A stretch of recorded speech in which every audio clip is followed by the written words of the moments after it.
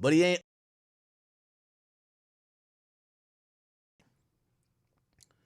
We'll see.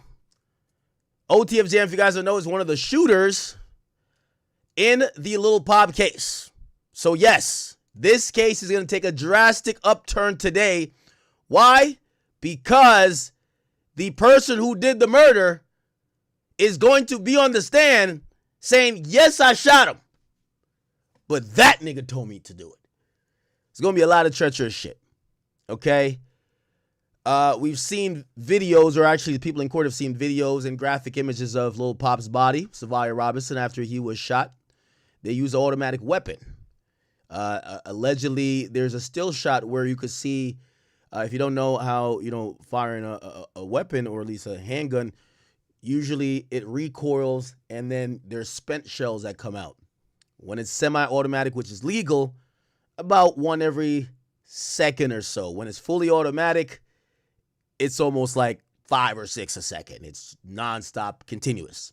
And apparently there's a still image where you can see 5 spent shells ejecting from the gun at a time. It just gives you an idea of how many shots that these guys, Jam, Keith Jones, and Lindsay, sent at a Cadillac SUV that Quando Rondo was in. It's unclear if Quando was in the car at the time. They had pulled up to a gas station right across from the Beverly Center. And apparently Quando went inside for some chips. You know that chips run. If you've been driving around for a while on a road trip, going into that gas station for some chips, some gum, niggas got hot breath. Clutch. That might have been the only thing that saved Quando Rondo's life. Unfortunately, Savia Robinson wasn't that lucky. Bullets struck him.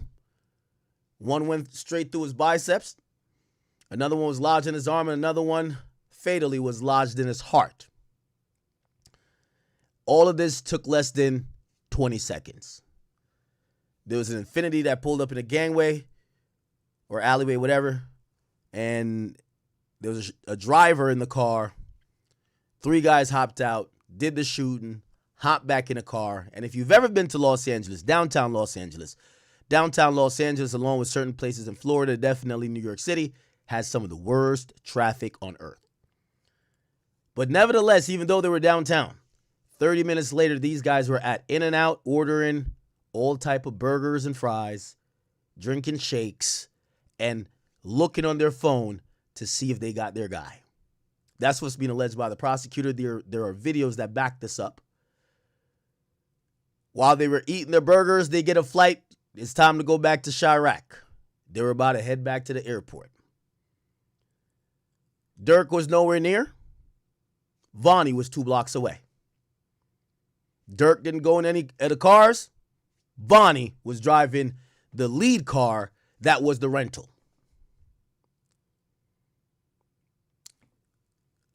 Durk was either at the Airbnb or doing whatever work he was doing as an artist, a recording artist at that. Vonnie drives the BMW that is equipped with GPS to some random place, leaves the car, and hops in an Uber from that same location and goes to the Airbnb that Durk was staying at. After being caught,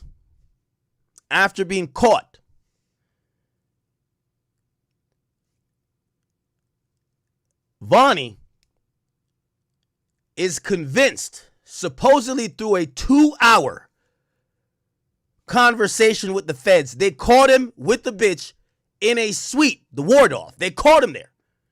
And they didn't just lock him up and take him to the station or take him into holding. They sat there. They probably had his phone tapped. We don't have proof of that right now. But they knew he was vulnerable. And allegedly, according to the paperwork, they say to Vonnie, "We got you. Here's the thing. You're the kingpin. And unless you tell us something else, you ain't never going to see the outside of a jail again." After a 2-hour talk, Vonnie, who many people describe as not a street dude, not a street nigga, not a guy who's used to being pressured and accosted by federal authorities or any type of law enforcement. After about 2 hours, which, by the way, this is what Brian Steele is saying. None of this is being recorded. We don't know if he's threatened. We don't know if they make him a sweetheart deal or well, the cops can't do that, but they could kind of promise him. We don't know what's said, but they keep him in the hotel room in 2 hours. And he says, you know what? Let me tell you about this man named Schmirkio. He's the one who's behind this. The cops got the guy they wanted. They got the person to flip, and supposedly that started the moment they arrested Vonnie. Jam! You know, we had Vonnie's father who came on here yesterday, and Vonnie's father basically was saying, fuck this nigga because he didn't give me any money. It kind of goes to the core of what all of this is. Unfortunately, when it comes to Chicago, and unfortunately when it comes to certain communities and certain groups of people, they say money's the root of all evil, but it's definitely true. Absolutely true, Chad. You have a father basically saying he forsakes his son because his son got all this money and didn't give him none. So he say, fuck him. When asked that, okay, let's say your son gets out of this, how could he be forgiven? Well, he got to pay his victims back with blood money. Okay, we say, all right, fine. All right, maybe he owes Lil Pop's family something. You hear the father even say on the line with me, well, I'm a victim too. Wait, you want some of the cash? How are we still talking about cash? But this is what it's going to come down to. And by the way, chat, you don't think Durk should have hired me? I'll be killing this motherfucking opening statement, huh? That's where we get to OTF Jam. So OTF Vonnie, who basically, by the admission of the agents who arrest him, they call him the kingpin. And they give him an out to say, we're blaming all this on you unless you give us somebody else to blame it on. After 2 hours, he came up with Durk. He's now testifying against Durk. OTF Jam, guy in and out of jail. Went to jail 2010, got out 2022, did 12 years. A guy who knows he's on his last strike. Like, if he goes back again, it's done. It's over. Guys took care of him. He came out. When Jam get out that jam, I give him 50 and he ain't got to ask again. A guy who wanted to be around, was loving the OTF thing, wanted to be a rapper. He was dropping music. A guy by his own admission, he says he's a decorated killer. It's not no one made him be a killer. He was who he is. He doesn't cooperate until he feels he can't get a lawyer. The guys ain't holding it down for him. Or it should be and he felt the guys ain't sliding for his issues, as maybe he tried to slide for theirs. His baby mama gets killed while he's in custody. He's realizing people are distancing themselves from him. We see what happened with Baby Threat. I like to call him Baby Bop. Give that boy a binky or something like that. Give him a pacifier. My boy's crying coming out of the car. I know about some murders. I got the murders. Just tell me about it. So that's what it is, y'all. OTF Jam gets locked up, can't get a proper lawyer. The guys ain't really communicating with him. They've been distancing themselves for a while. Apparently, he may have not gotten paid for certain stuff. His baby mama gets killed. Nobody's sliding. He also realizing that, later while he's locked up, there's audio that came out that's old, but it kind of shows there is no respect there. And he does the selfish play, and he says, I'm going to pick myself. He disappears in the system. He starts working with the federal government.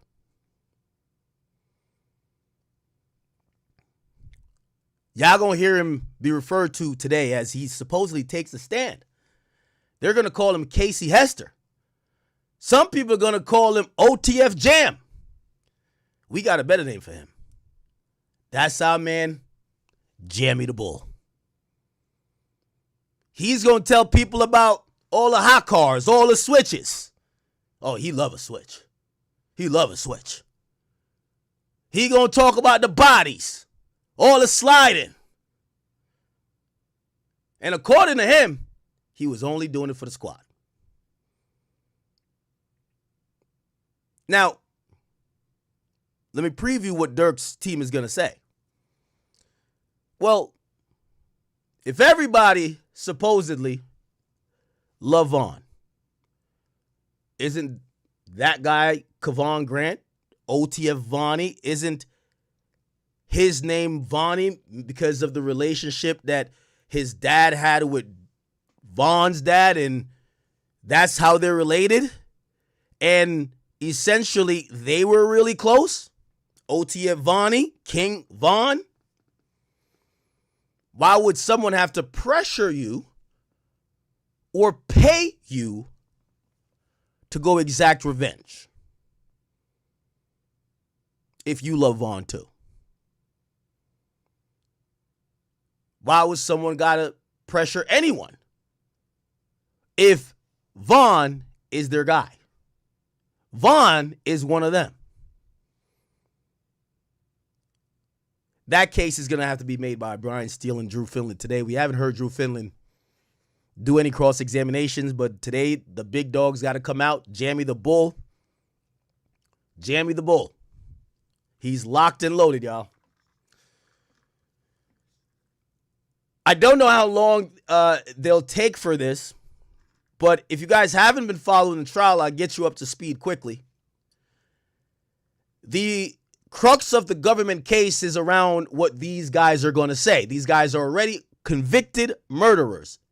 Jam pled guilty. Keith Jones pled guilty. And also Vonnie pled guilty. They're testifying with the hopes that their testimony could limit or reduce their sentence. The government has a lot of evidence that they're presenting. Nothing that is a smoking gun where Durk explicitly outlines an agreement. Hey, when you kill him, I'll give you this amount of money. There's no proposition. Hey, I got this if you smoke him. None of that. Of course, Durk just wasn't a fucking retard, but he made several mistakes that the government are trying to use. What do they have outside of the witnesses? They have a lot of circumstantial stuff. They establish motive. You were hurt. You even talked about possible self-harm when Von died. You say you were trying to keep it together. You said you couldn't enjoy holidays because one of your guys had passed away and nobody was doing anything. You were fucked up. The motive is there. You wanted revenge to be enacted. You literally said it. It's in text messages. Maybe it didn't come with an instruction, but it at least establishes motive. Now, this is where the conspiracy is going to come in. So you have a reason to want Lil Pop or Quando and anybody with Quando, which I guess is Lil Pop, dead. How did you do it? This is where the circumstantial stuff, I believe, it gets strong at times and it gets weak as well. On face value, don't book no hotels under my name. In one way you could look at it, you could be like, yeah, that kind of sounds like a guy who knows that there's a plan, is aware that something's happening, and he's trying to evade law enforcement. That's on one hand. On the other hand, this could be a crafty millionaire artist who is either saying, don't do this. This is me saying, no, I'm not with it. Or someone who is saying, hey, listen, for my business or whatever's going to happen, please have nothing associated with me. Remember, Durk needs reasonable doubt to beat this case. There's other things. Well, Durk flew from Florida with the guy who bought the gloves, the masks, and the person who got the guns, Vonnie, the guy who's also going to be testifying against him. Durk flew from Florida to LA on a PJ with him. You could look at it both ways. Well, Durk helped transport the guy because Durk isn't on the plot. That's one way to look at it. The other way to look at it is that Durk was living in LA. He was just going back to LA. Apparently, he had went to Florida to do a video for DJ Khaled. He went to do his work. and he was just returning. That's just regular artist shit. Vonnie worked for him in a capacity of a personal assistant, and it's customary that Durk would travel with someone who could, hey, could you go get me this? Could you go do this? Hey, I need to pick up these clothes. Could you get that? That's all that travel was about. Again, chat, I'm laying it out here for you because you could look at all of this both ways.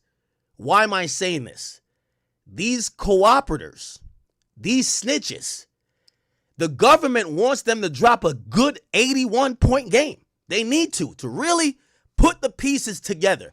Otherwise, it's a bunch of coincidences. Even if it doesn't look good, let's go another one. Durk trying frantically to board a flight that was going to leave the country. On one side, it looks like an admission of guilt. Oh my God, they caught us. I'm out. I'm out.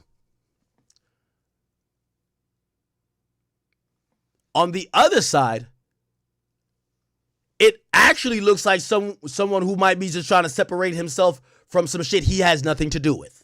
Or an artist just traveling for whatever purposes he might have. He was traveling to places he'd been before. You could look at it both ways, even if you lean over one side or the other. Durk had 27 numbers in a 2-year span. 27 new phone numbers in a 2-year span, meaning about every 2 to 4 months, he would get a new phone number. Also, he said in text, hey, I delete my text threads every day. On one hand, sounds like a guy who's trying to cover his tracks. But on the other hand, listen, celebrities get their numbers leaked all the time. Okay? Not only that, you have people who just want to stay off the radar. It's not an admission of guilt. Could look at it both ways. Could look at it both ways.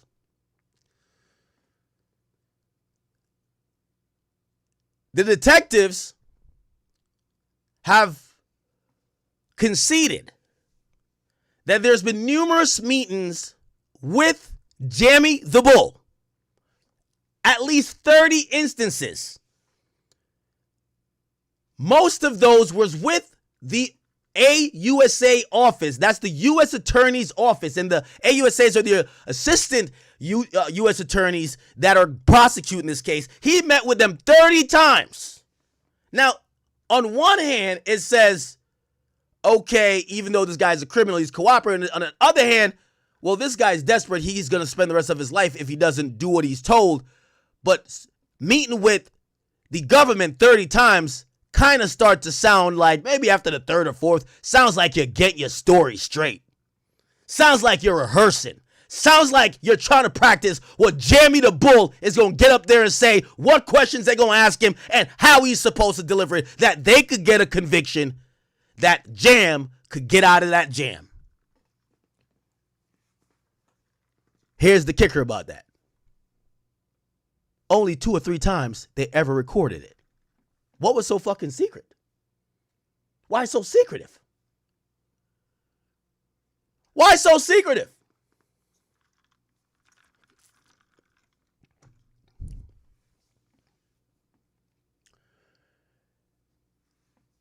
The next issue.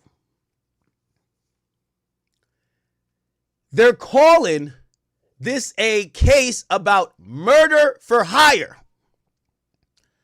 Yet there's not a clear defined money trail of where the money was promised and where the money was delivered. When did Jam get paid for this? By the way, the $50K had nothing to do with this. He got the $50K before the murder happened. He got that $50K coming out of jail earlier that year. So when was the bounty paid? Who paid it? You're going to hear them try to say that Didi tried to hook it up, try to figure out payment. With all due respect to Didi, what about Durk? Did Durk directly send money? Even if Didi sent or tried to orchestrate payment, how do we know Durk was sending the money. And maybe not Diddy himself. Not saying Diddy did. So we don't know about payment. We don't know of a promise of payment. We don't know of an attempted delivery of payment. And we don't know of a confirmation of payment either.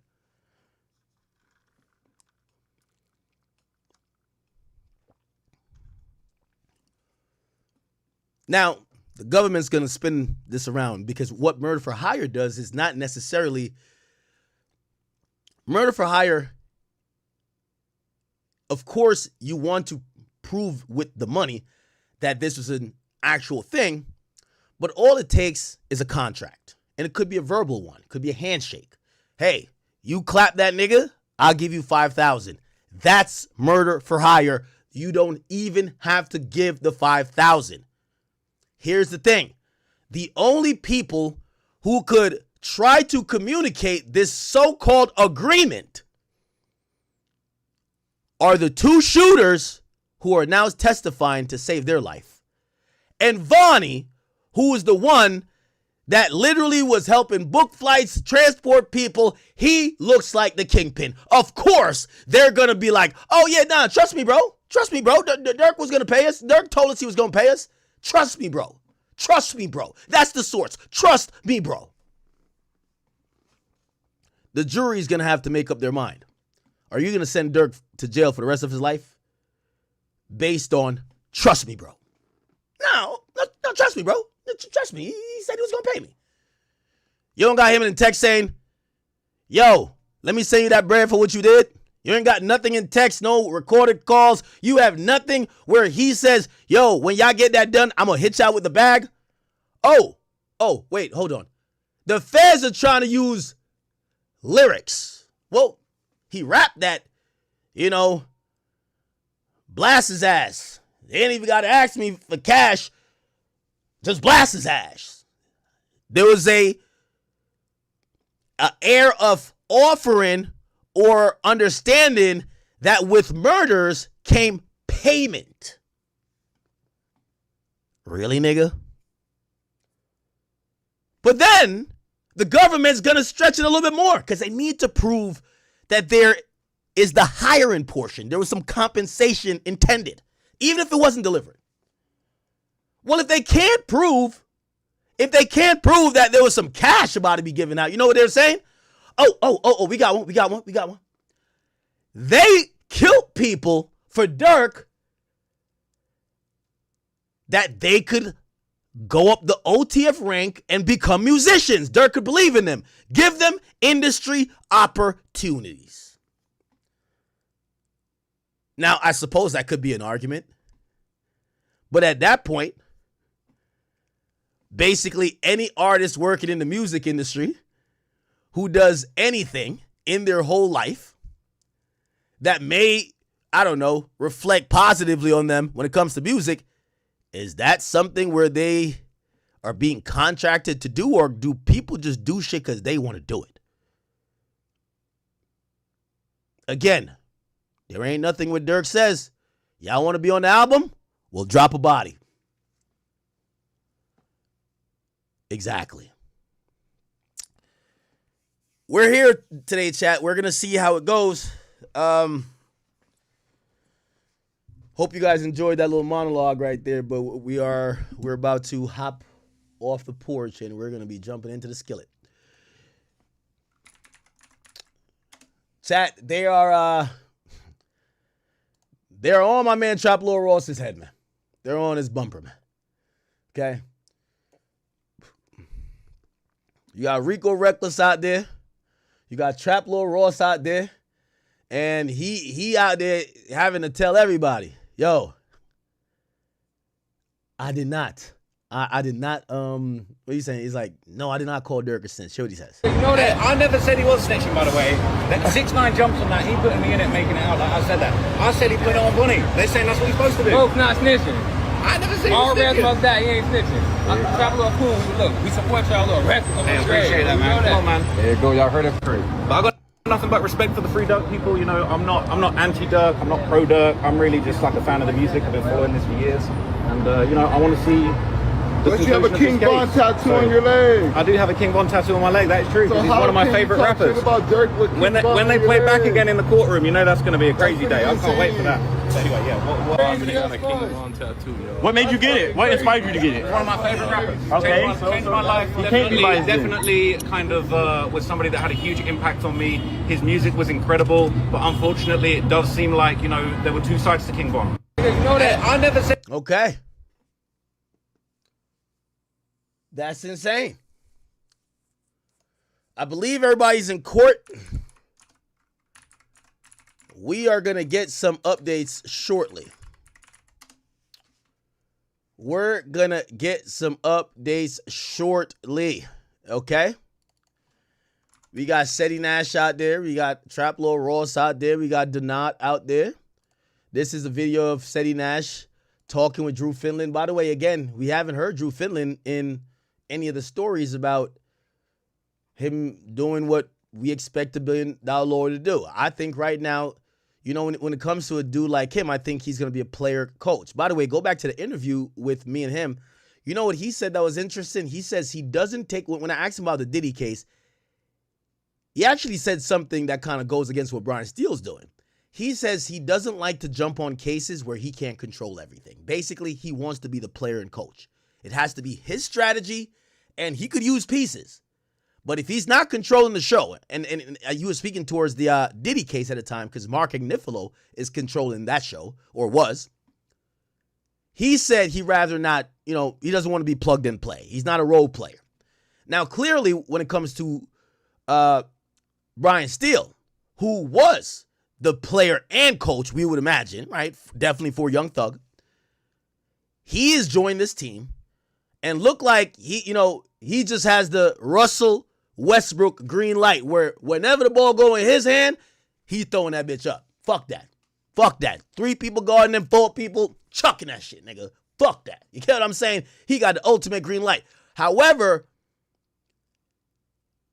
I'm pretty sure he's collaborating with Drew Finland for the overall strategy, but it still seems, based on how this legal team is built, that the last and final word, the direction, will all rest upon Drew Finland.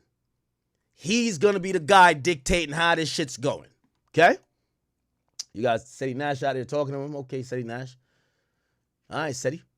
Okay. Okay. Seti's tall as shit, huh? Here we go. Hey, man, day 3 outside the courthouse, and I got to make some observations before we get started.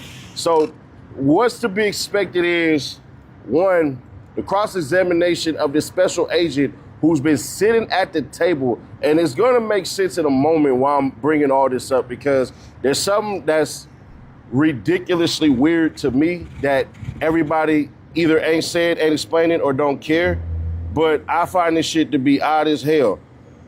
The judge said on day 2, yesterday was day 2. The judge said on day 1, I don't want people who are supposed to be testifying in the courtroom. Now, it was made clear to me by a lawyer that was in there, if they want to take the credit, they could post on there and say, I'm the one who told you that. It was made clear that dude was not a lawyer. That's number 1. Number 2, not only was dude not a lawyer, dude is a special agent whose craft is basically breaking down scamming and scheming and all this stuff. So when he came on as somebody who essentially had 14 years of experience, dope as shit as far as his field. He read off an impressive resume. And what he had on is what ultimately pissed me off and forced me to make this video. Dude had the Allen Iverson braids, not the regular straight backs, you feel me? Not the Genuines or nothing like that. Not the Tyler Perry straight backs or nothing like that. Cuz had the whole entire everything. You see what I'm saying? He was zigzagged up in there and everything. And the reason I say that is because it was an image he was trying to portray as to say he was an expert of the culture because he's of the culture. That dude ain't from the culture. And I know he's not from the culture because he got asked about Newski. Durk said, man. Thank you, Seti Nash, for this, because no one explained it like that. Even Trap Lore was like, yeah, the agent just didn't know who Newski was, which clearly tells everyone they may have just only investigated this Pop thing, but they don't really know the lore of Durk, and they don't really know all his past to really have the understanding to interpret some of the stuff they might be seeing. Like, for example, they're seeing certain lingo and they don't really know the backstory. They're seeing certain things. It might be going over their head and they're just going off of one thing because they're thirsty to solve that one crime. But in reality, you got to know everything to really put everything together. And apparently that comes out that the agent didn't know when they mentioned the death of Newski, which is a critical component to even this case. It's critical because Durk experienced loss of a close relative early on. And in Chicago culture, the term get back and also this revenge killing stuff started from then and trickled down. And even though Vaughn was killed in another city, a lot of these things became the narrative of how these guys move, who they recruited, or not, let's not say recruited, but who they hung with, how they moved around. And if you didn't understand that, So he says the guy is a black guy who's the agent, the federal agent, and he comes in like he's Allen Iverson with the braids. So that depiction of him is going to give people the idea that, oh, this guy, oh, he's a nigga, so he definitely know what's going on, right? You expect the nigga to know, oh, you know the whole lore. But Seti's saying, no, we don't. I'm feeling the way about Vaughn like I felt about Newski. If you don't know, Lil Durk had a depressive episode about Newski. He cried and shit. The same shit that Quando Rondo did is the same shit that Lil Durk did. So I'm gonna take a shot at Take Capone in a moment, wait for this next video, and it's not a negative one, but bruh, you gotta see what I see because you don't see it how I see it because you're a different person. We'll get to that in a minute. But what's important about that is dude did that and said that shit, and then the feds try to sneak it in there, objection, hold on, you can't do that, and the judge sustained that. So if this dude talks about Newski being Durk's cousin, how you gonna say that and you didn't know? And he admitted that he watches some of these bloggers in here this is a rumor, admitted rumor that he watched some of the bloggers in here and basically said some of them is doing a good job. That don't strike you as odd? Hey, man. So this is not going to be good for bloggers and journalists. If you have a clueless detective up there, let me just say this in media in general. The idea that the bloggers are never supposed to know more than the cops. I know the regular fans and street niggas love to say the bloggers are the feds. That's not true, or it's not supposed to be true. The police, who that's their actual job, that's their 9 to 5, they got power of subpoenas, they got all type of investigative tools. They're supposed to know way more than the general public and even the media. I guess what Seti Nash is hinting to, this guy might be clueless. Like, he don't really know what's going on. And maybe he's used some YouTubers' videos to figure out what actually went on. And that might play in Durk's favor because it's like, wait, did you kind of get all this theory from Reddit, nigga? Like, wait, hold on. What the fuck going on? I hope this thing ain't come with some Reddit shit. If that's the case, and Durk's lawyers could bite on that and kind of, cross-examination of this guy is going to be important, right? Because you want to make sure you hammer this home. Oh, this guy don't know what's going on. Hey, day 3 outside the courthouse, and I got to make... Okay, real quick. Trap Lord Ross is sending off some tweets. Oh, man. Shit's going down, chat. It's going down. He said he's getting bullied into deleting tweets. Oh, my God. What's going on at the courthouse? Here we go. He says, Brian Steele just told multiple lies during cross-examination. Wow, okay. Now, the Smirkio fans who look at Brian Steele as Superman is not going to like whatever he's going to say. Let me just fully read. Brian Steele told multiple lies during cross-examination. He claimed... Now, here's another thing, too. Just off of what Seti Nash just said, there are a lot of people that actually believe the feds, not only agents or police officers or detectives, they believe that the AUSA or district attorneys in state cases, they look towards people like Traplo Ross. They look towards Reddit. They look towards academics to actually figure out who the criminals are. Which, by the way, that sounds crazy. But if you believe that narrative, This is why you see why Trap Lord Ross is getting so much pressure at court. Because if Trap Lord Ross is calling out Durk's defense team, and let's say these guys are clueless, they're going to be like, oh, shit, what the fuck? Oh, yo, Trap just said he lied. Wait, yo, get back on Reddit. Get back on Reddit, y'all. Let's figure out the lie that we could go confront the lie and get a one-up. So I see why they're kind of, I see why the people who like Durk are mad at Trap a little bit. And this is kind of an interesting one, because if you actually do believe that the feds are leaning on the media, you want the media to be completely unbiased. But being unbiased completely, you can't call out Brian Steele for a possible line, but you can't say Free Smirk either, right? I think people want pro-Durk media members, but ones that don't criticize his lawyers or whatever. Anyway, Trap says, Brian Steele just told multiple lies during cross-examination. He claimed Quando Rondo anointed Lil Tim as King Tim after killing Vaughn.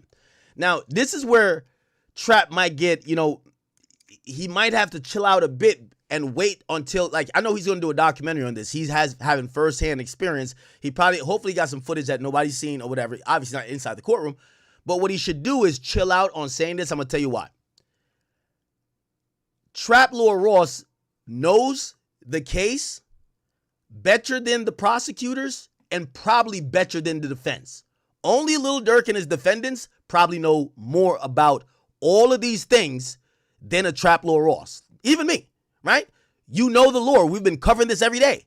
So what happens is, even if you see something that's incorrect, right? When you sum it up later, you could obviously do what you do, but, you might not want to sound exactly like you're doing a redirect for the government by saying false, here's the real info. This was a random Savannah rapper who did this, okay?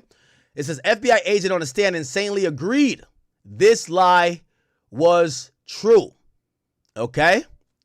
So apparently, Brian Steele said that, Quando, I guess he said to the agent, didn't Quando Rondo call Lil Tim King Tim? And the agent said, yeah. Remember, the agent is seeming clueless. He don't really know a lot about a lot. He just know the investigation stuff to these charges. But apparently he agrees and said he also said multiple times Lil Tim murdered King Von. He says false. The murder charges were dropped and the killing was considered self-defense. Now, this is Trap, I love you, but this is where you got to chill a bit. The word murdered is not only a actual charge, it's an act. Okay? To murder someone doesn't mean you have murder charges. By definition, and we just look it up, if we're going to argue over, semantics and nomenclature, murder definition. Well, I guess he might be right a little bit. Because if murder is seen as the unlawful intentional killing, well, to some, I guess it depends on who's saying it, right? Some people still feel like it was unlawful, even though technically the government hasn't made a stance on it because they didn't prosecute him. Yeah, I guess I wouldn't get mad if someone said he murdered him. You know why? The government officially never cleared his name. They only declined to prosecute. That's all. Decline to prosecute does not mean that they don't think you did the crime. They just feel that they wouldn't win the case. They have never ruled that Lil Tim could never get brought up on those charges.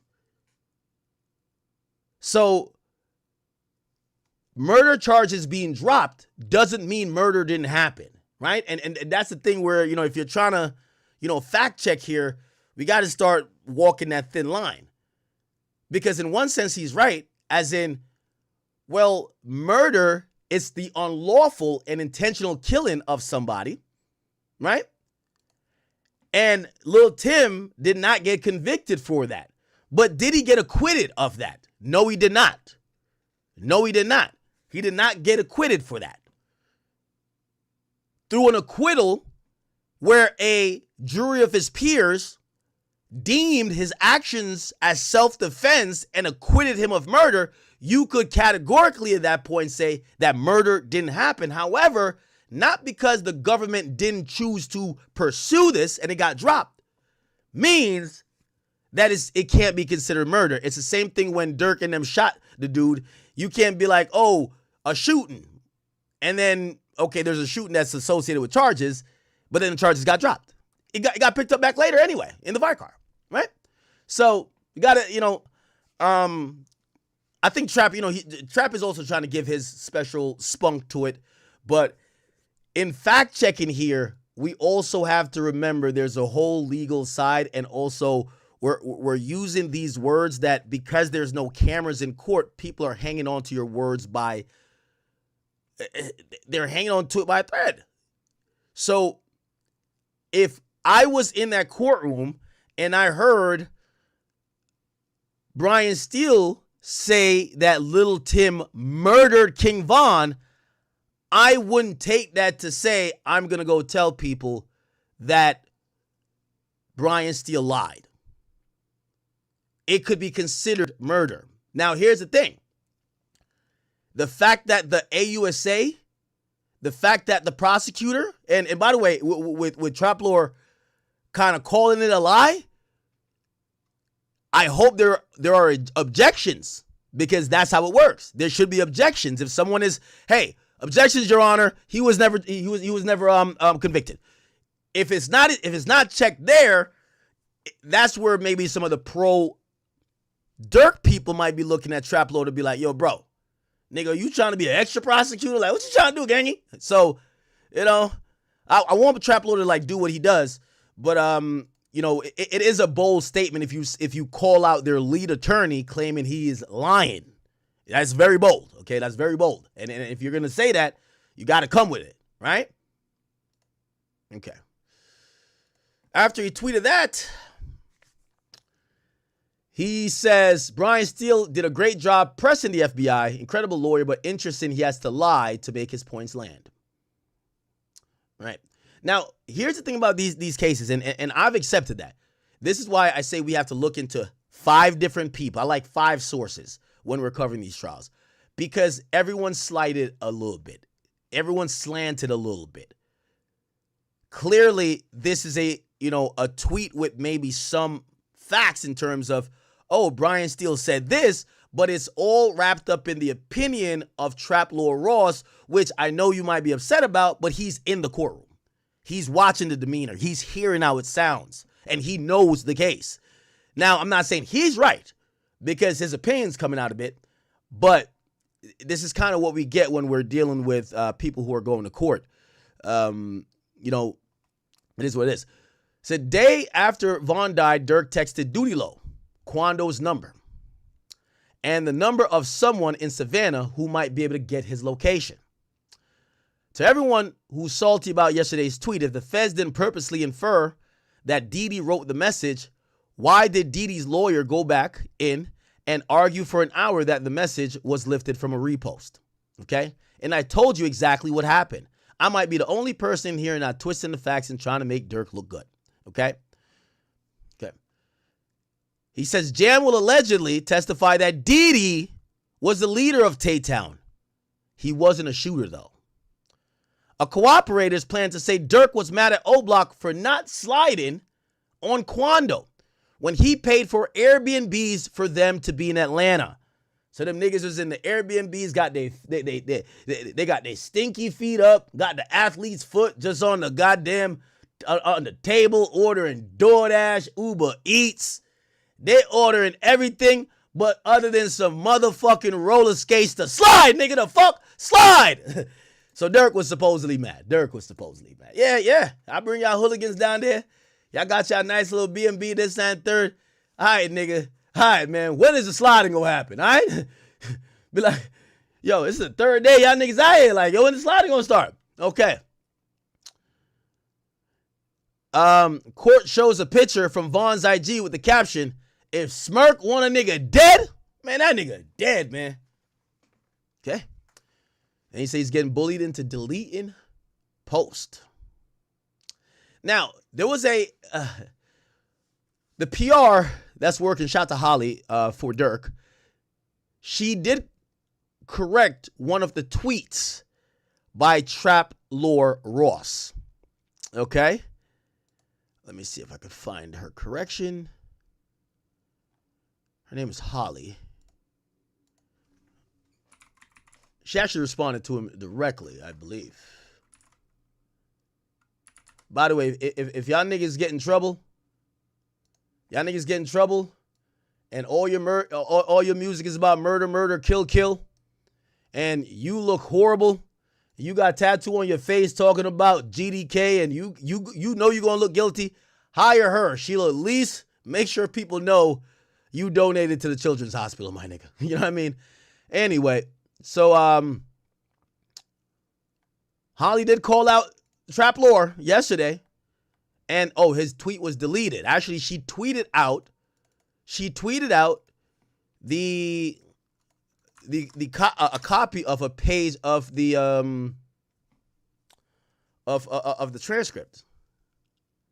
And this seems to be about the Quando Rondo thing. So this kind of became a big deal yesterday. We didn't get too much into it, but apparently this was a big deal.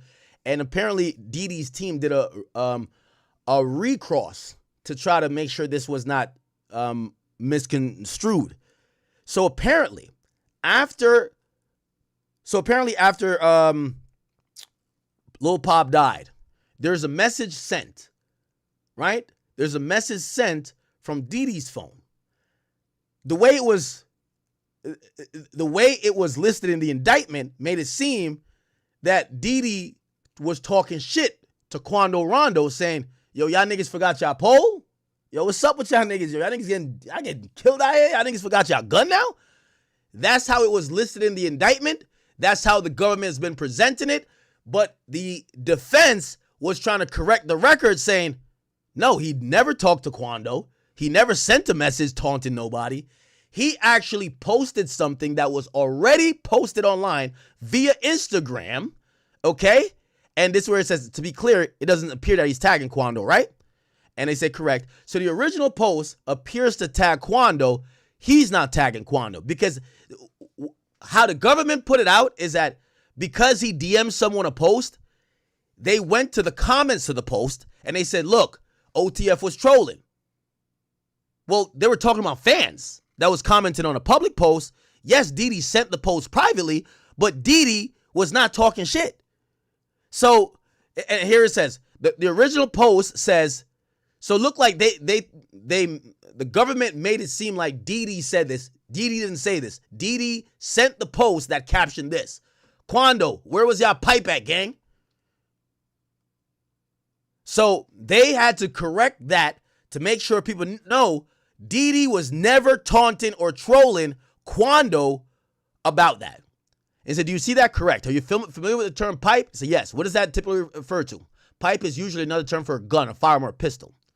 Said, okay, and does Dee Dee appear to have commented of any particular on this message to Lil Varney? Do you see that? The answer says yes. The question is he playing crazy? Okay, we probably got to read a little bit more on that. But basically, he did not ask Quando, you forgot your pipe. So it's okay. Listen, you know, we're here in independent journalist land. We're gonna work out the kinks. And to all you other old, antiquated, bum-ass niggas, listen, we've covered a million cases. If there's something wrong, if, you know, we got to shapen up and ship it out or figure out how to get the reporting correct all the way, we'll get to it. We don't need y'all bum-ass niggas. Straight up and down, okay? Trap Lord will get in line. He'll figure it out. Seti Nash will figure it out. Trust me, these people, they work harder than the rest of y'all bum-ass journalists. We don't need y'all. And if we do need one of y'all, shout out to our queen, Lauren Conlin. She's on standby, even though she's said that Taylor is going to be holding us down too. So we got some people that's going to be helping us out with additional information to make sure we're being very accurate. We want to be very accurate with everything. All right, chap? Perfect. Okay.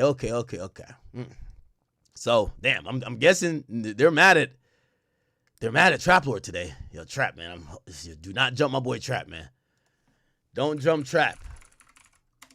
Now, Trap, here's the thing, too, about calling out Brian Steele, quote-unquote, for lying. If there's no objections, if the agent on the stand that's a government witness is answering the questions, you don't have to be the whistleblower. Oh, now I called him lying. Brother, you're reporting on the case. You don't have to edit. It's a little bit of extra editorializing, you know what I mean? If Brian Steele lies, it's for the government to catch it.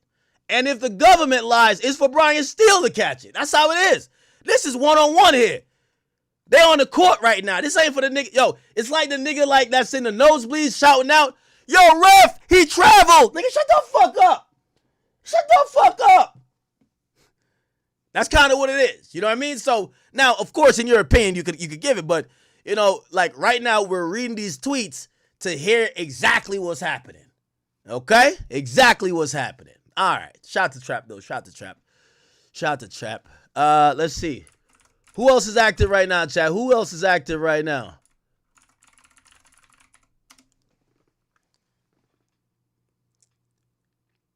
They tell me Jeremy the Bull is working. He's stretching. He's ready.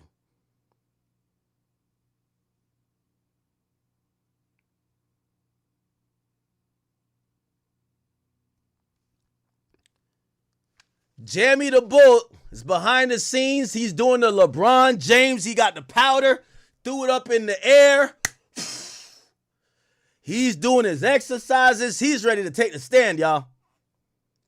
He's trying to put somebody in jail for life. Yeah.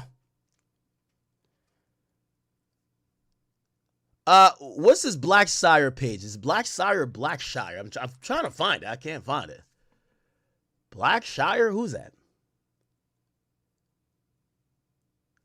Well, you know Cousin Tino there. Shout out to Cousin Tino. Shout out to Cousin Tino. Everybody know Cousin Tino, right? Y'all know Cousin Tino. One of the gangs, right? Okay, you got some stuff. Okay, here we go. Ooh, perfect. Cousin Tino with the tweets.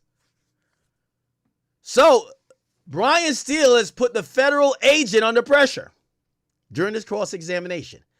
They heavily focus on a Redman video, okay? Lil Tim, Quando Rondo, and King Von, and what the federal agent could not determine for evidence. All right, so here's a breakdown. Brian Steele brought the agent back.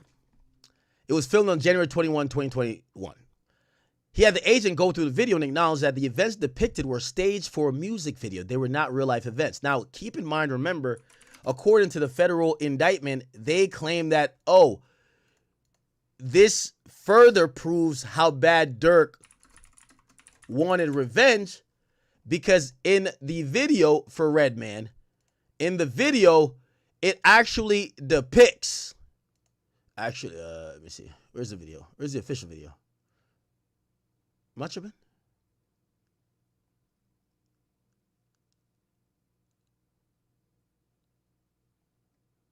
Wait, where is it? The official video. Anyway, they were basically saying that they were using a lookalike of Quando. Okay. So it says the agent agreed that it was a music video. The stages were seen. The scenes were staged, and the shooting was a part of the video production. Steele asked if the video was ever officially released. Agent said no. So there was an unreleased video. Okay, so it was unreleased. My bad, Chad. Unreleased. So it's an unreleased video. Where is it? Is it this? I don't think this is it. Anyway, in that unreleased video, the unreleased video showcased like they're hunting down someone who looks like Quando. All right? Steele asked if the video was ever released. Agent says no. He explained that during the investigation, he searched across the internet and was unable to find the video ever being officially released. So who created the concept? And so, well, Steele started digging into the investigation itself. He asked whether investigators spoke with the producer, the videographer, and the record label, basically saying that, I know you think that Durk is so obsessed with Quando, he's making his music video about Quando by using like a lookalike, but that's not how music videos go. A music video usually has many elements and many people who chime in. The record label chimes in, the videographer, the director, you know, shit, maybe even the producer of the beat might chime in on what the treatment is for the video. Agent said no, they didn't ask anybody else. So Steele said, did you ever follow up to determine whose idea was it to do that in the video? The agent said, nah, I didn't do that.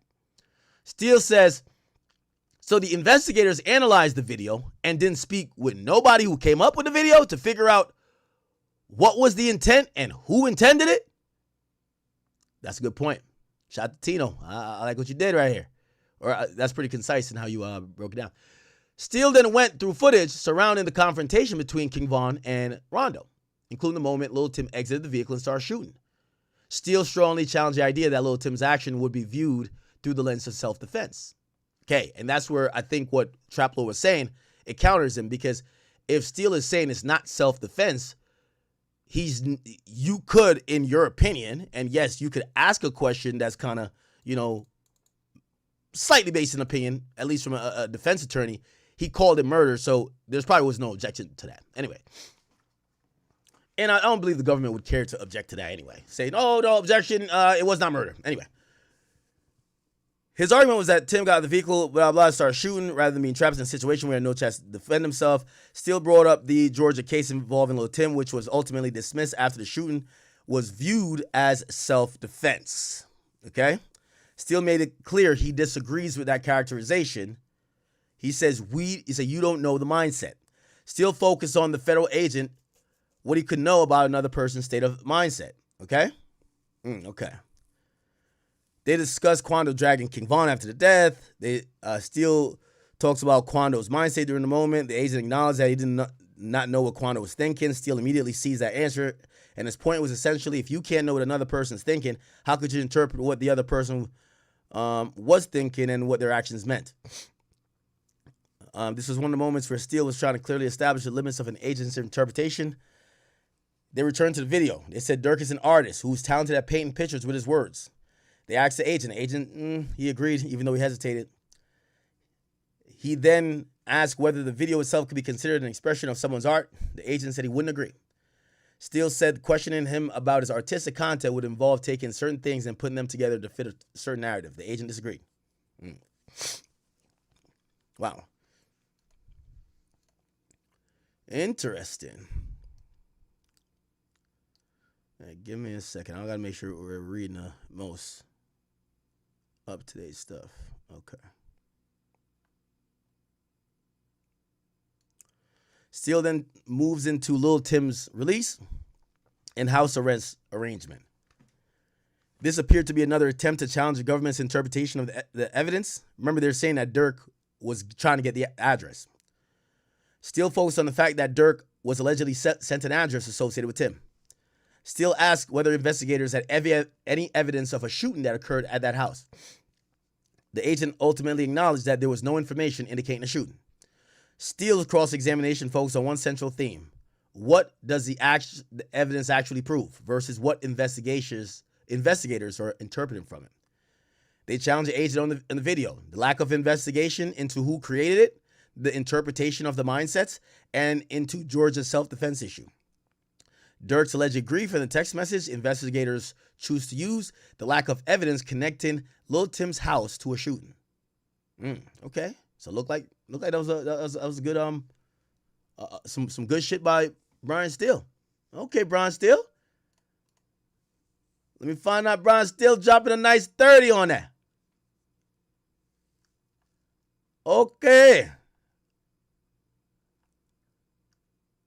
Rapper Honcho showed up for day 5. Make sure crew number 1, do it right, and you won't have to do. Okay. Man, this nigga need to go suit up for the Philadelphia 76ers, man. I ain't gonna lie, man. That nigga tall as shit, huh? That nigga tall as shit. Okay. So the celebrities are still trickling in.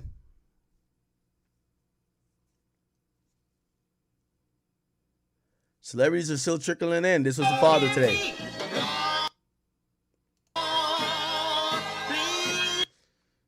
Yeah, this was Durk Pops. Here live, we here day 5. Day 5 of the Lil Durk trial. It's been a it's been a journey in this trial. I'm not gonna cap to y'all. Yesterday was a long day. We thought we always gonna be able to see OTF Jam take that stand and like start telling his side of the story, but the prosecution had a whole other plan. They changed it up on us. They continue basically cross-examining a detective that they had on stand from. It was basically Monday he first got on stand, and they continued doing that cross-examining of him.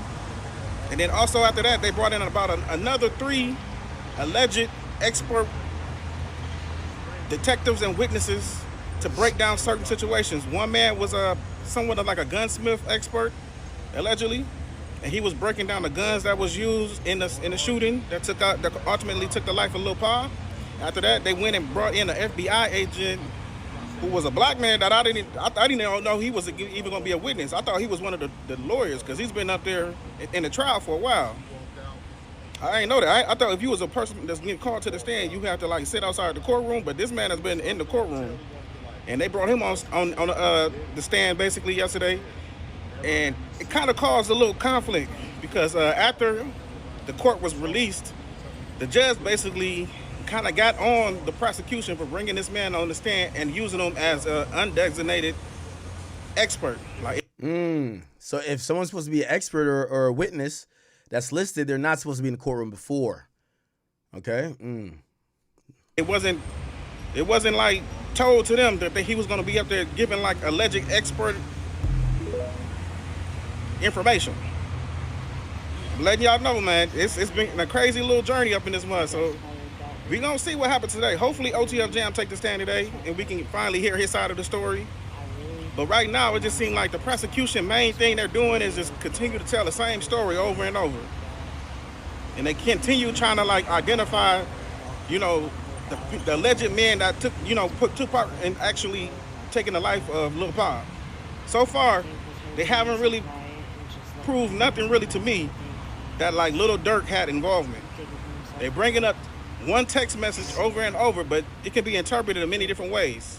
Doesn't seem right. He just said don't book flights under his information, basically. And we kind of got a little bit more context, basically, to what that meant.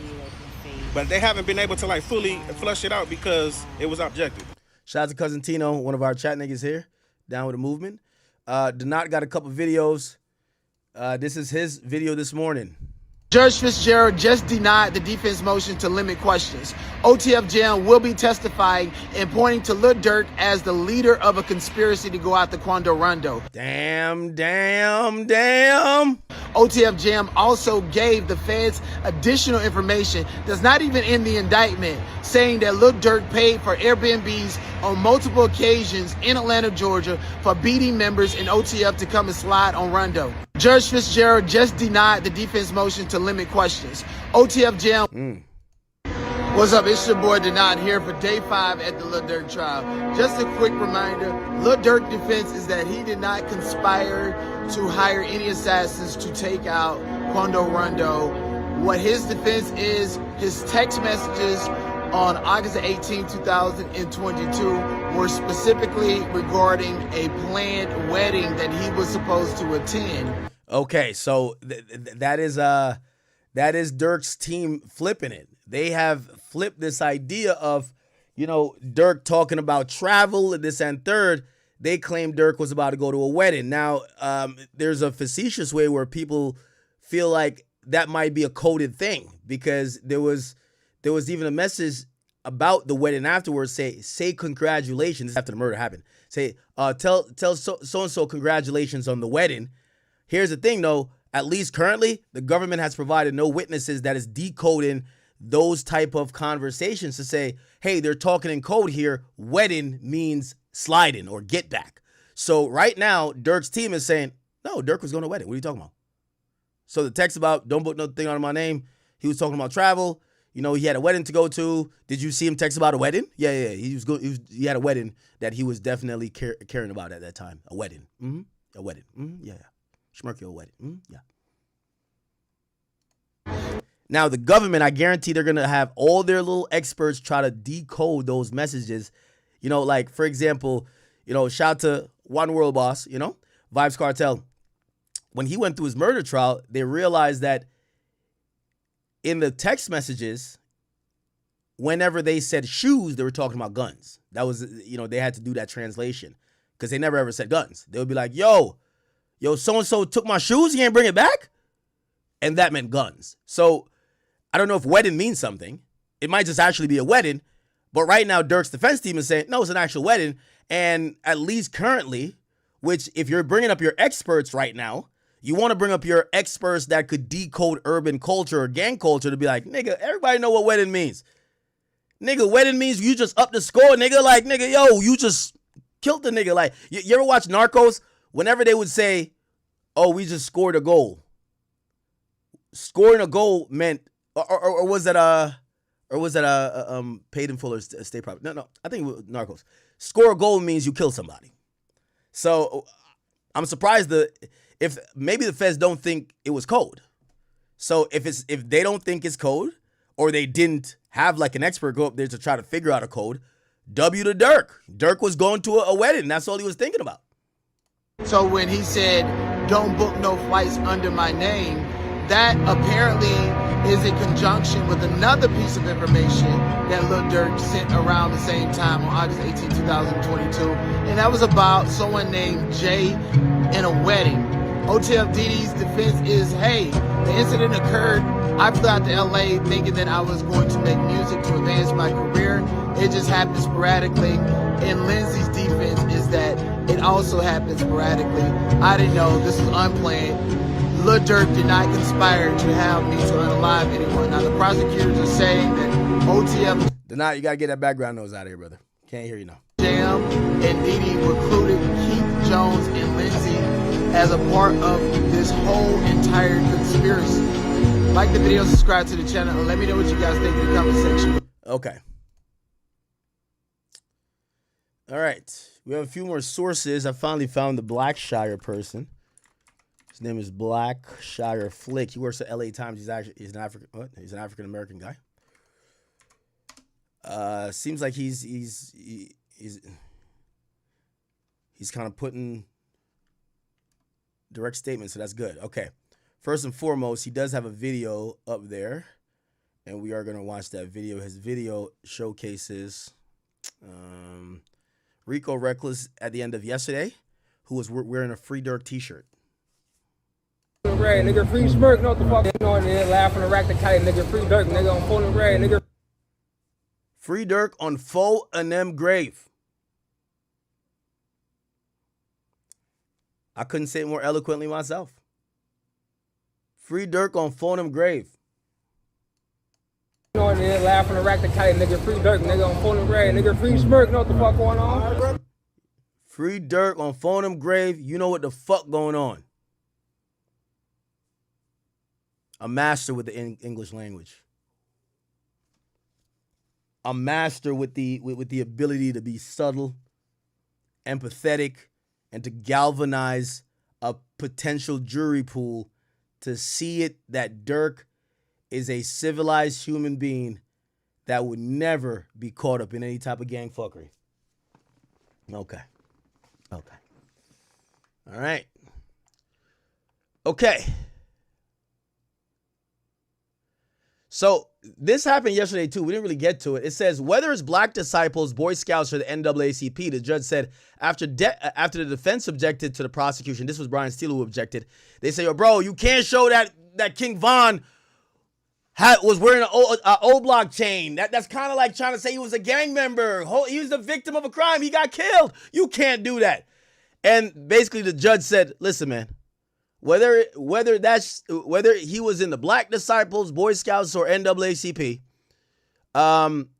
you can mention an affiliation of Vaughn. Vaughn is not a victim, or he's not on trial for this case, and he's also dead. Okay, prosecution showed us. So this is from yesterday. Prosecution showed a screenshot of a music video for End of Story with Quanah Rondo and Lil Tim. The prosecution mentioned that Lil Tim is wearing the same color clothes he wore when he shot King Von. Prosecution said, and wasn't one of King Von's songs called Crazy Story?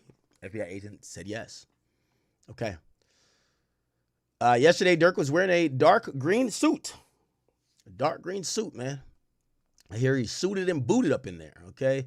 According to Armand, he said Durk in there looking a little bit cute. That's what he said. That's what Armand said. He said you're looking dapper. Okay, dapper. You know that word? Dapper. Anyway. Okay, there's a moment that Durk, Brian Steele, and Drew Finley were all listening to the prosecution after the jury left. Durk had his hand on his chin. Steele had his hand on his tie, and Drew had his hand on his head. A Kodak moment, but cameras are not allowed in federal court. Prosecution also played an audio from Lil Durk where he said, "Man, tell them niggas to go tell them niggas to get on the phone with Lil Mo. Ain't no call smirk and squash the beef on Lil Mo. We can set up a boxing match, me and you. But your homie Quando, he could die." I keep telling y'all, hey, I rock with Quando, but when y'all say that Quando was having the worst time of his life, Durk was having niggas shoot at him every 60 days, nigga. The 1st and the 15th, nigga. Every 60 days, Durk was, again, allegedly. Damn. And apparently he says, yo, definitely a street nigga.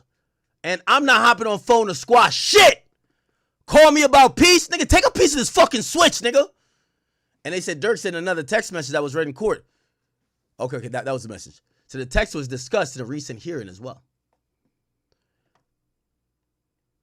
So there's a reason to get into gang activity. Oh, he's a black disciple. What it sounds like to me is a gang war. This is not a gang war. They can't now backdoor and use whatever they're interpreting. That's what Steele's argument was to the judge. The prosecutors also showed, okay, now this is this morning. Holy shit.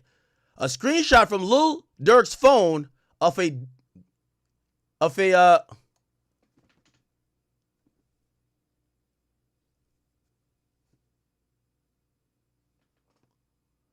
college kid post where it said Quando Rondo shot in Georgia. The shooting happened at a gas station at Blackshear, Georgia on May 2nd, 2021. Okay. Prosecutors showed footage of an unreleased Redman video. The detective said Banks is shooting an individual that oddly looks like Mr. Bowman. That's Taekwon Bowman, which would be Quando Rondo. Steele says, I'm going to observe. It says he stalks and he shoots him in the video. Steele says, I'm just going to object to the word oddly. What do you mean oddly? The judge says, it's striked. It's striked. Okay. They showed another TMZ video of Quando today in court. And Savia Robinson, mom, walks out the court. They play the video again. Again, it's still of the same scene where Rondo is hysterical as they pull the body of Savia Robinson out the SUV. I don't know if it's blurred in court. The video we have seen is blurred. And basically the parents, I think they warn the parents every time when they're about to show the body. Steele on cross. It says, wasn't Quando laughing at Von's death? Didn't he call Lil Tim King Tim? And he put that on social media? But Durk didn't do this after the death of Mr. Robinson, did he? So there is, okay, so I get that point. They're saying that Quando laughed at Von after Von died, but Durk never laughed at Pob when Pob died. Now, granted, you could, see, this is where you editorialize a little bit, Trap. You could get into it, be like, well, if you can't get the main nigga, then you better get his guys. That's kind of like, even though I think that song might have been before, but he was always kind of like, hinting towards, somebody went. Fuck that. Somebody went. One of them ones. Yo, Yassi, why you calling me, girl? I am on stream.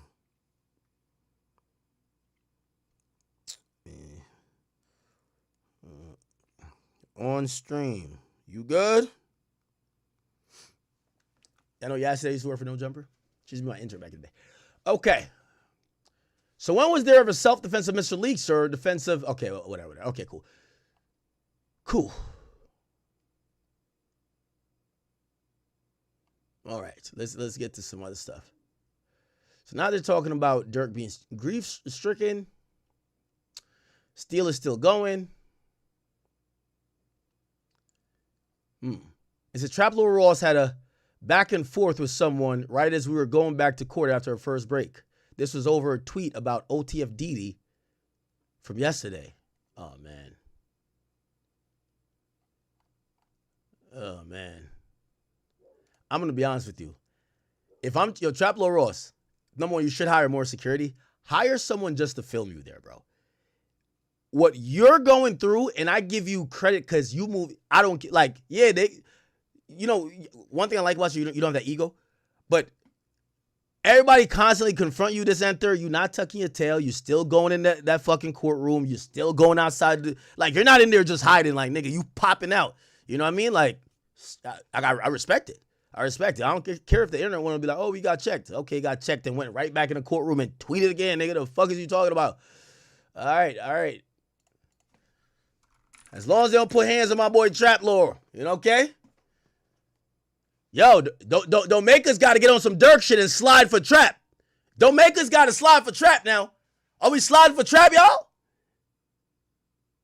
Who gonna be the OTF jam if we... Let me stop. Okay, all right. Yeah, I think that's why we didn't get an update from Trap Lord yet.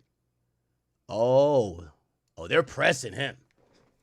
Yeah, the updates from Trap Lord, they got him on tweet duty now, nigga. He can't make a video. They're on his bumper. They on Trap's bumper right now. Yeah, last tweet then. Yeah, they on his bumper. They on my boy bumper. Okay, we got a few other people to look into. We're gonna keep Michael Blackshire on the on our regular list. We went to Donat Seti. We're gonna go to you in a second, even though this Seti even post anything. But our new, we're gonna call her. She's like Lauren Jr. Okay. Anyway, she also has some updates. Here is what she has. Let's get into this chat. Okay. Make sure I can see everything. Here we go. Okay. Okay. Perfect. So I'm going to read what she has. Okay. It said, Farmby testimony revealed the following text between Durk and others. There's a screenshot in Durk's phone. Messages discussing Timothy Leak. That's Lil Tim. Being released on bond after the murder. Someone presumably Durk says they did that fast. The second texter writes that Leaks was bragging about his release will wake them up. Presumably, Durk responds, can she still get that address? And the second texter says, she waiting for you to tell her what to do. So it looked like, location alert. It's time to get the low. Yo, who said Durk wasn't sliding? Allegedly. He ain't do nothing. Okay. A video was shown of an unreleased video. That's a Redman, which Durk sees news articles of the death. Then he retrieved a gun and shoots an individual in clothing similar to what Leaks was wearing. Oh, so they're saying that looked more like Leaks, which is that looks more like Lil Tim rather than Taekwon Bowman, which is Quando. Okay. The messages are shown of Durk, Wilson, and Salisbury in a group chat. I think David Salisbury. This is Duty Low. So Duty Low's name is now in this. In a group chat where they're discussing that OTF Jam was going to tell the feds soon. Now, we need a timestamp on this because there's no way they would have, if it can be before the murder, it has to be after the murder. But they're saying that after a while they discuss, Jam finna go tell the feds. They said Durk wrote, man, this bitch ass nigga finna tell soon. The threat, D-Ski. He wrote, man, he think he could break us down. And Durk wrote later, man, on phone him grave. Okay? Do it for D thing. As long as we don't break, man, that nigga could tell him whatever. Fuck it. All right? Bet. Quick highlights from Steel Cross. The most tense moments when Steel describes the brutal killing of King Von. He describes Quando as Dragon Von, who was shot like a piece of trash. Famby replied, I don't know. Rondo's mindset. Steel countered, so you don't know nobody mindset but your own, right? The detective said, yeah. Steel says, so why Leaks charges was dismissed for shooting King Von then? Farmy says, because he believes it was self-defense. Later, Steel made things emotional. He stated he hoped he was not making things personal, but asked if people felt grief when losing someone close to them. Farmby says yes. He wasn't making eye contact at this point. Steele then asked investigators if they were taking personal feelings in private conversations that were raw to prove their own narratives, meaning that things that didn't have the meaning, they were putting their own feelings onto it and creating meaning.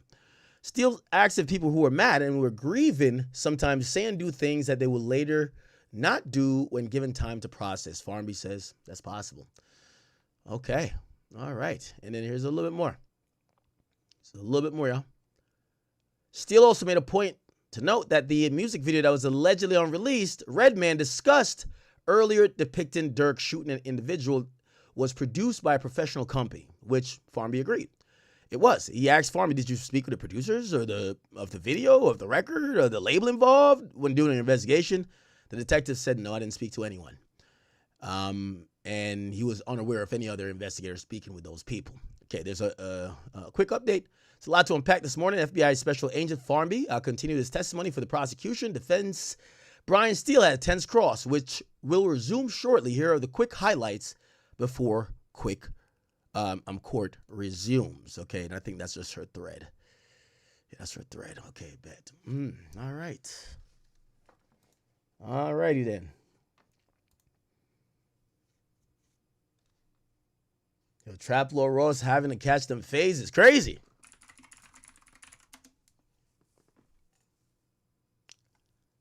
Yeah. Yeah, they slowed up them videos from Trap Lord Ross now. We ain't getting them videos like that no more. Yeah, it's the last tweet, man.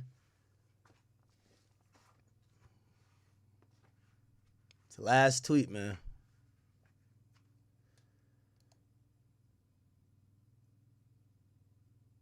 Let's see about Seti Nash. Let's see about Seti Nash.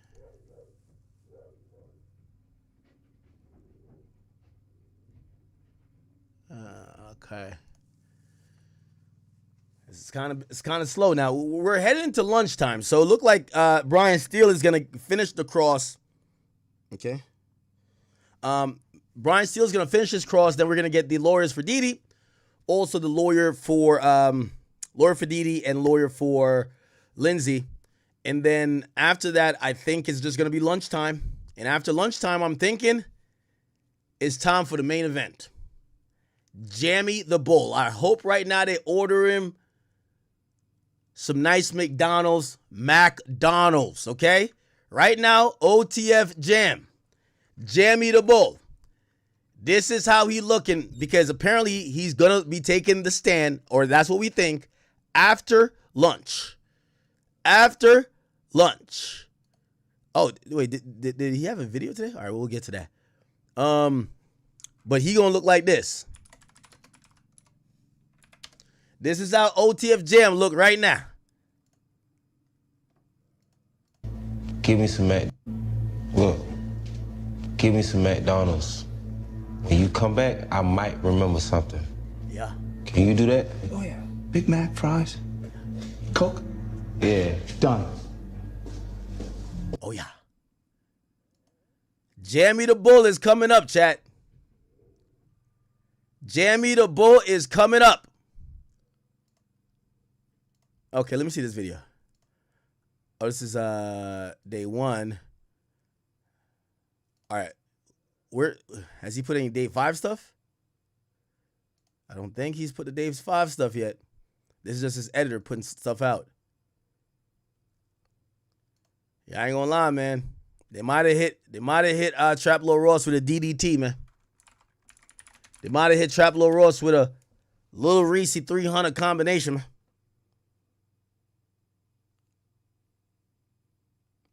Could somebody do a wellness check on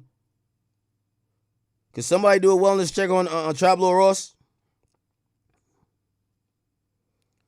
Could somebody do a wellness check on Trap Lord Ross, y'all?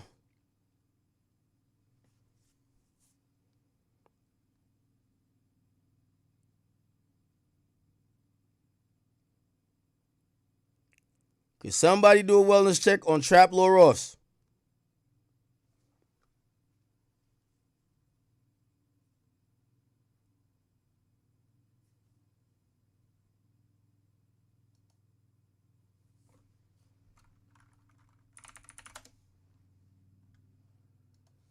Let me just Google his name, man.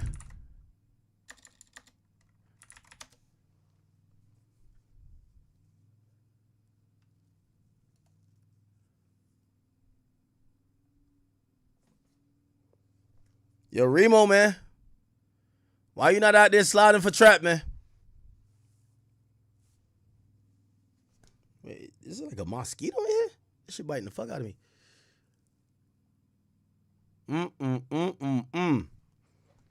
It's crazy work, y'all. It's crazy work. Can't even lie. Crazy, crazy fucking work.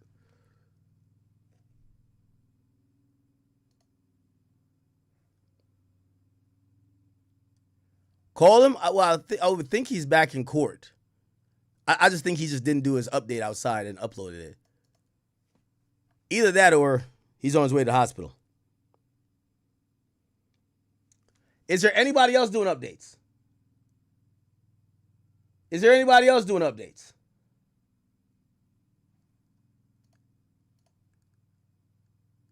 Y'all better not beat up my favorite bloke. Not my favorite bloke. Y'all better not touch him.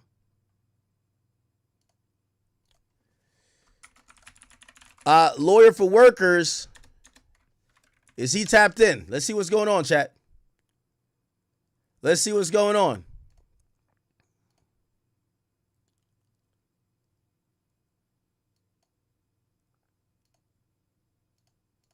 Happened on day 2 of the Durk trial. By now, you've seen my videos, hopefully, about the text about don't book no flights. A lot of other text messages were introduced. I'm going to break them down for you. Also, we got the evidence from the phone that was seized from the home invasion that the judge said would be allowed into evidence. That evidence wasn't that damaging. It was a couple of thumbnails that showed like posts about Quando Rondo being shot at back in 2020. Not the LA shooting, but a shooting back in Blackshear, Georgia in like 2020 or 2021. And ultimately what the defense was able to get the federal agent to admit is that, look, all we were able to get from this phone are these thumbnails. We don't have the text messages. We don't even know if it was attached to any type of conversation, who sent it, how it was saved. We got nothing on it. There's a couple thumbnails where he has pictures on his phone of social media posts discussing a shooting at Quando Rondo a year or two prior to this murder for hire. Look, these are viral posts that the government admitted, the witness, that they could have been auto-saved. We have no idea who sent them. Anybody could have sent them. I don't think it's going to be a big issue for the defense. Then we got the text messages that Durk was sending to, I think it was a guy named Jason Smith. Interesting, all of these messages are coming from Jason Smith's iCloud because Durk had gone through 17 different phones, which the defense will obviously point out like a celebrity very well might, and was in the practice of often deleting his text messages, which again, the defense would point out a celebrity very well might. And so you couldn't get any of this stuff from Durk's phone. It all came from the Jason Smith iCloud account. We saw all these text messages following the killing of King Von. There's stuff in there that the government, puts a lot of faith into. The defense, I think, is going to be able to argue around it. Durk has a text, "I can't let this slide. Him dying turned me into a different kind of animal. Just wait on the get back." And look, that could be interpreted as somebody grieving. It's 2 years prior to this murder for hire. The real text message was the one that we talked about earlier. Hey chat, real quick, and I hate to almost damn near advertise in the middle of this, but kick.com/academics. This is our one of our most important platforms, but it's the only platform we're not hitting 100K on. We only got 86,000 followers. We got to get that to 100K. I don't care where you watch on. Right now, we got 26,000 people throughout all platforms. We got 14,000 people on King Act right now. I need everybody to go make an account on Kick, and I don't care. Only subscribe to me. It's okay. Just hit the follow button. We got to get this to 100K. We can't look like a peasant out here. Okay? We got to get this number up to 100K. By the time this trial done, we got to be 100K everywhere. Okay? Please. Anyway. All right. Okay, let's get to day 3 with Lawyer for Workers. Also, remember he did kind of start beefing with 6ix9ine, didn't he? Oh shit, that was kind of... Yeah, him and 6ix9ine got into it. Okay. All right, here we go. Oh, no, he doesn't have an update. He doesn't have an update for today yet. 6ix9ine did get into it with him. Did you see this? Y'all niggas need to stop listening to this nigga right here. This nigga is not a lawyer. He gets everything wrong. Mind you, remember when he said Tory was gonna come home? I want you to know, this nigga follows rappers around for free. He books his own hotel. Now, Mo flexed on 6ix9ine. He says, I closed a $10 million settlement this year. I'm making millions. Stop playing with me.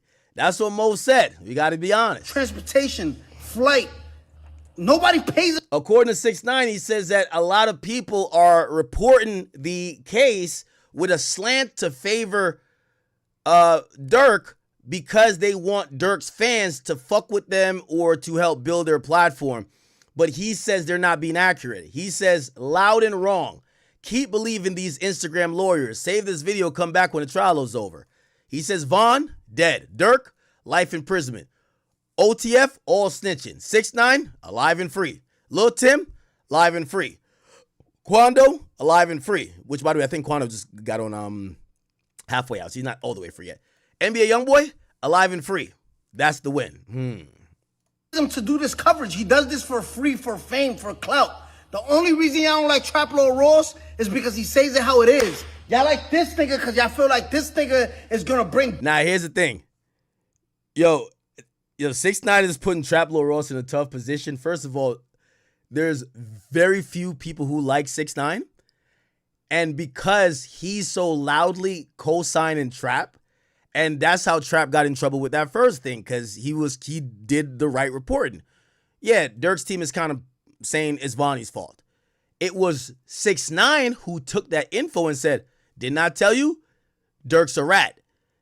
But he used the video of Trap Lord Ross, so everyone started to think that Trap Lord Ross basically said he was a rat, which basically now you have 6ix9ine signing you up for ass whoopings that you don't want to get. And then now 6ix9ine is openly co-signing you, but they hate 6ix9ine. So if they can't catch 6ix9ine, you heard what Durk said.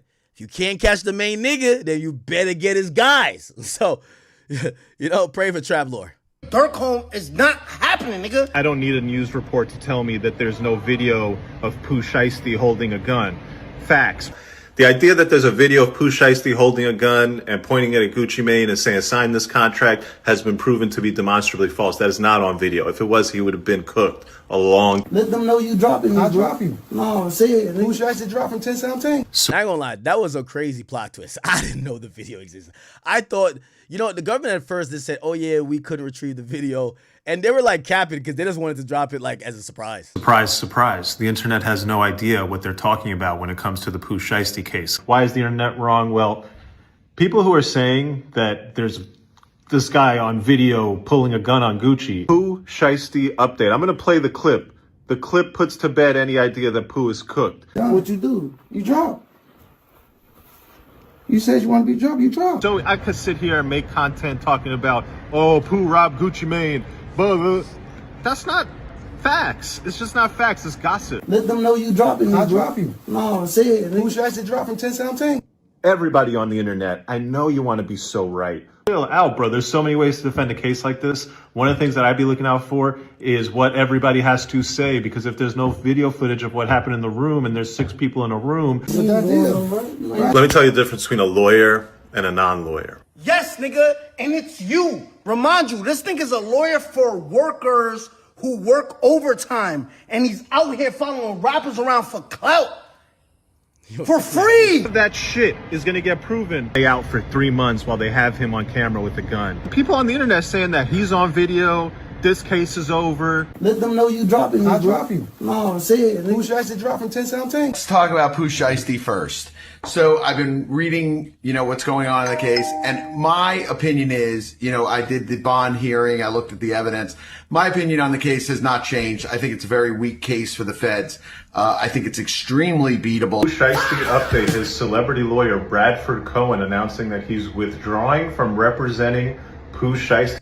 Y'all niggas need to stop listening to this nigga right here. This nigga is not a lawyer. He gets everything wrong. Mind you, remember when he said Tory was gonna come home? I want you to know, this nigga follows rappers around for free.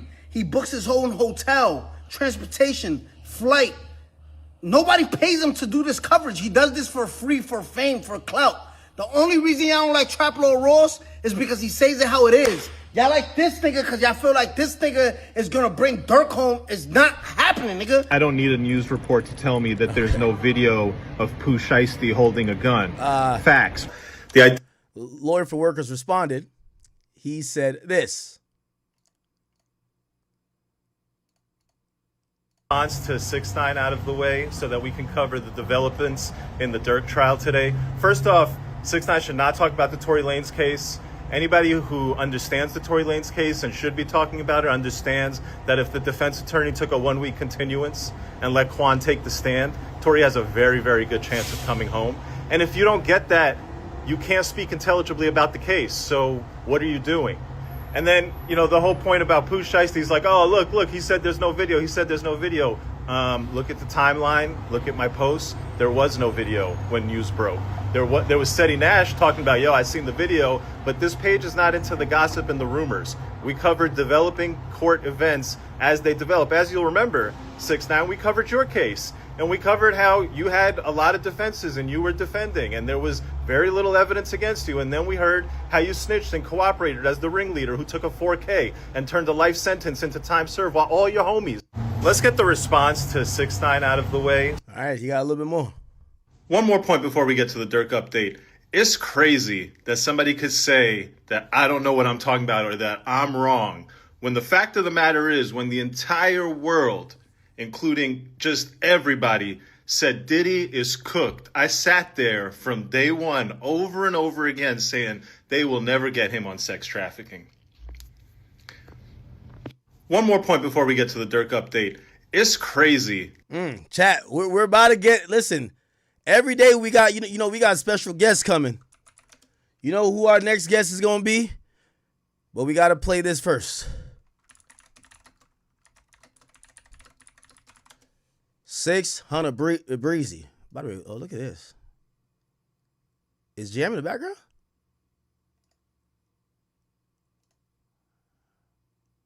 All right, we'll look at that in a second. Anyway. 600 Breezy is going to call in soon, chat. We're going to get 600 Breezy on the line. Today is snitching day. You know they call it chaining day? Today's snitching day. Niggas trying to earn their 5K1 letter. They trying to come home to their baby mama. The nigga who been fucking their baby mamas put on notice after they sing like a Tweety Bird today, sing like Aretha Franklin, sing like goddamn Mariah Carey. They are going to be on the way home. So if you've been fucking Jam's new bitch, if you've been fucking Vonnie's bitch, if you've been fucking Keith Jones bitch, after they do the performance today, get your last couple fucks in because they get back on the streets. These niggas is coming home. Sorry, nigga, they coming home. They are telling like a motherfucker. Now, before this happened, a year ago, 600 Breezy, okay? Well-reputed savage out of Chicago, okay? A nigga nobody play with. We seen him stand on business. He was one versus a bunch. Stood on business. Never fold, never told. One of the realest, clearly a Chicago legend. His name ring bells. His reputation is on blemish. Never seen no hoe shit. Never no told shit. And yeah, he was asked a year ago about all this. This is what he said. He spoke about OTF Jam. This is what he said. Shout out to Black. Shout out to Black. I mean, he has Drew Finley representing him. Yeah. Once again, someone who represented you, who I know. So he's got the best lawyer. By the way, if you don't know, you know how they call Deesky the threat? Well, this is a Chirac Max Payne, okay? If you know, you know. This is the Chirac Max Payne. Trust me. Nobody was playing with this nigga. The Chirac Max Payne. Here you go, though. You can get. Yeah. And, I mean, this guy's serious. So, if anyone could beat the case. And look, I think it's going to be hard to completely. Well, this is what I said, because I need to stay consistent in what I've been saying. You know what I'm saying? Like, we don't know getting off. So the question is, are they going to cooperate to avoid life sentences? I mean, somebody died. Everybody's already, they gone. Yeah. You know what I'm saying? Durk probably the only one that can walk away. If, you know what I'm saying, they really like, no, he had nothing to do with that, y'all going off of iCloud and this and that and this and that and rah. He could have, they do have a text message of him saying, oh, don't put no flights on it. It could have been for a show. It could have been for anything. Like, you know, it was for a wedding. Durk was going to a wedding. He was the best man. The fuck? I'm saying, like, we don't know. You know what I'm saying? But it's like they don't really have shit on Durk. Like, but he was the man with money. Right. That's how I look at it. He was the man with money, so we just gonna put it on him. But it's like but it's the it's the feds. Like, the feds was like 98% conviction rate. Well, okay. Keep in mind, this is not an accurate number, the way people present. Case falls apart. Okay, he also said this. He said one of Durk's co-defendants could lie on him.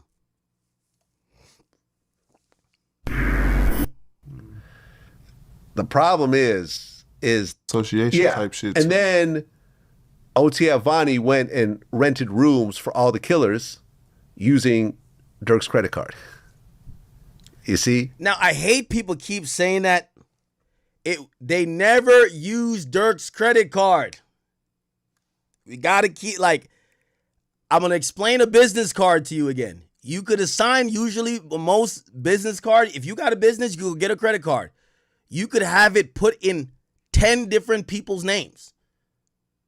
Now, granted, all the charges comes back to the company. But Durk probably had a card in his name. Vonnie had a card probably in his name. Jason had a card in his name. So when Durk tells him, don't put none in my name, these aren't the brightest of guys. And also, here's the thing. The Jason guy, who's not they list him a co-conspirator. He's going to be unindicted, and he's going to help the government. He's going to say, I didn't get what Durk was saying, so I felt he was just saying, don't use my card. Use your card, but the only card I have for a business purpose is a OTF card or astronaut sounds card, whatever you want to call it. So technically, and I'm kind of surprised, I'm surprised the government hasn't struck back at Durk, because Durk actually is not clearing that up. I'm going to tell you why he's not clearing it. Durk's team is not clearing that up because, once again, let me just categorically state this. They never use Durk's card. It's a business account. It's an Amex business account. It's assigned to who are employees. On the card, it says OTF, well, not OTF, it says Astronaut Sounds, and it's not going to say Durk Banks. It's going to say Kavon Grant or whoever uses the card. So when he gives the instruction, don't use no card in my name, his team is not pointing out that they didn't do that. You know why? Because they're trying to use the angle that, they did book something in Durk's name, and that shows that Durk wasn't controlling the plot. Durk told them no, they went forward anyway. In reality, Durk didn't say, don't book nothing with my business card or my business name, right? Durk says my name. So again, these guys who are, their idea is going to be like, we were booking stuff for work, so of course we got to use the company card. But technically, they're not using Durk's card, but Durk's team won't clear that up because it's in their best interest to show that when Durk gave an instruction, it wasn't followed. So he's not making a distinction. I'm actually surprised the government hasn't came back around and be like, no, they did listen to you, Durk. They used your company card, but they used it in their name. So their name using the company card. So it's technically not in your name. You know what I'm saying? But the government is allowing that so far. And some of the dudes who are, like OTF DD, OTF Boogie, all have OTF in their names once again. So I think the lesson here is you really have to pay attention to who you surround yourself with. At this point, you see, I never kept it.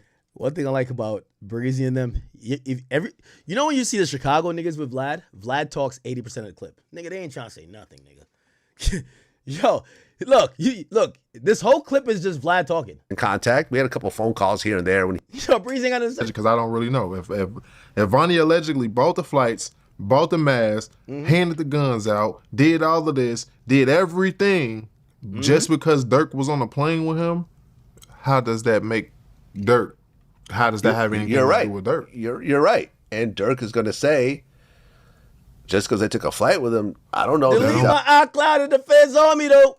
Killing people. Right. How did Durk not delete the iCloud chat? Nigga, he literally laid out the plan.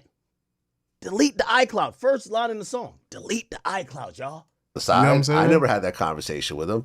There's no money being transferred. Mm-hmm. If there's a murder for hire, where's the money part? Because a hire means payment.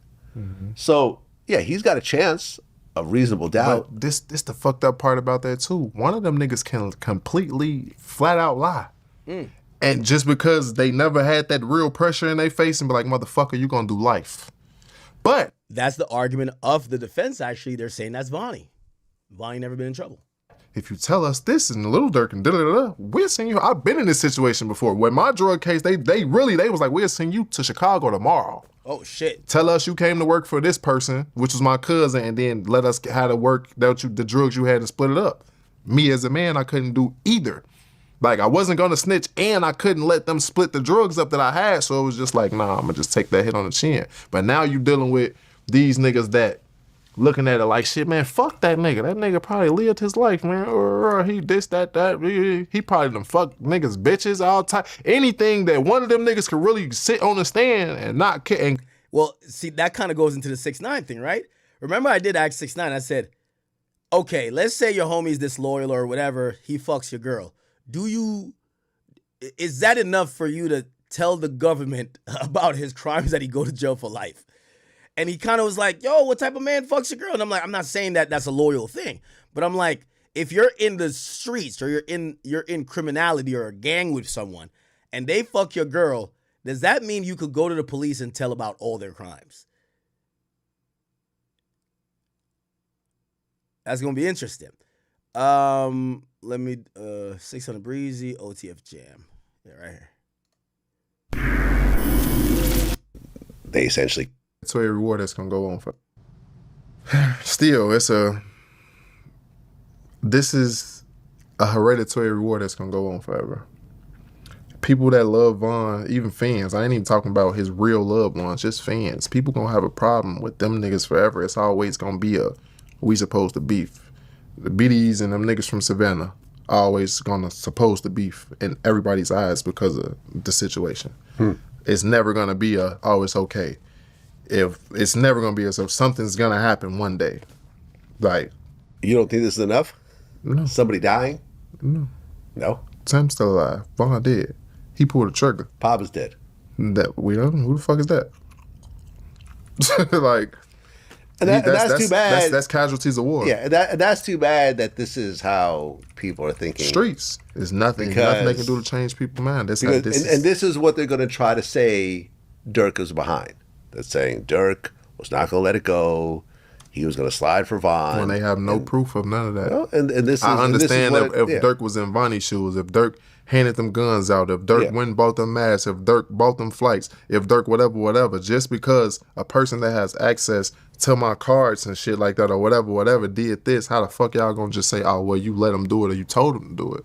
That's not true. I get it. That's not true. Like, you know? And if everyone stays quiet, I think Durk has a great chance of beating it. No, but if all those guys all point the finger at Durk, all of them, like, is OTF Jam really involved in this situation or not? See, I'm glad you brought that up too because I'm a little confused because at first there was like OTF Jam, and then you stopped hearing his name. I know Jam personally. Oh, really? Like, okay, personally. So, my mom's side, that St. Life Evans, St. Lawrence, all that shit, Evans Mob, his squad, all that shit like that.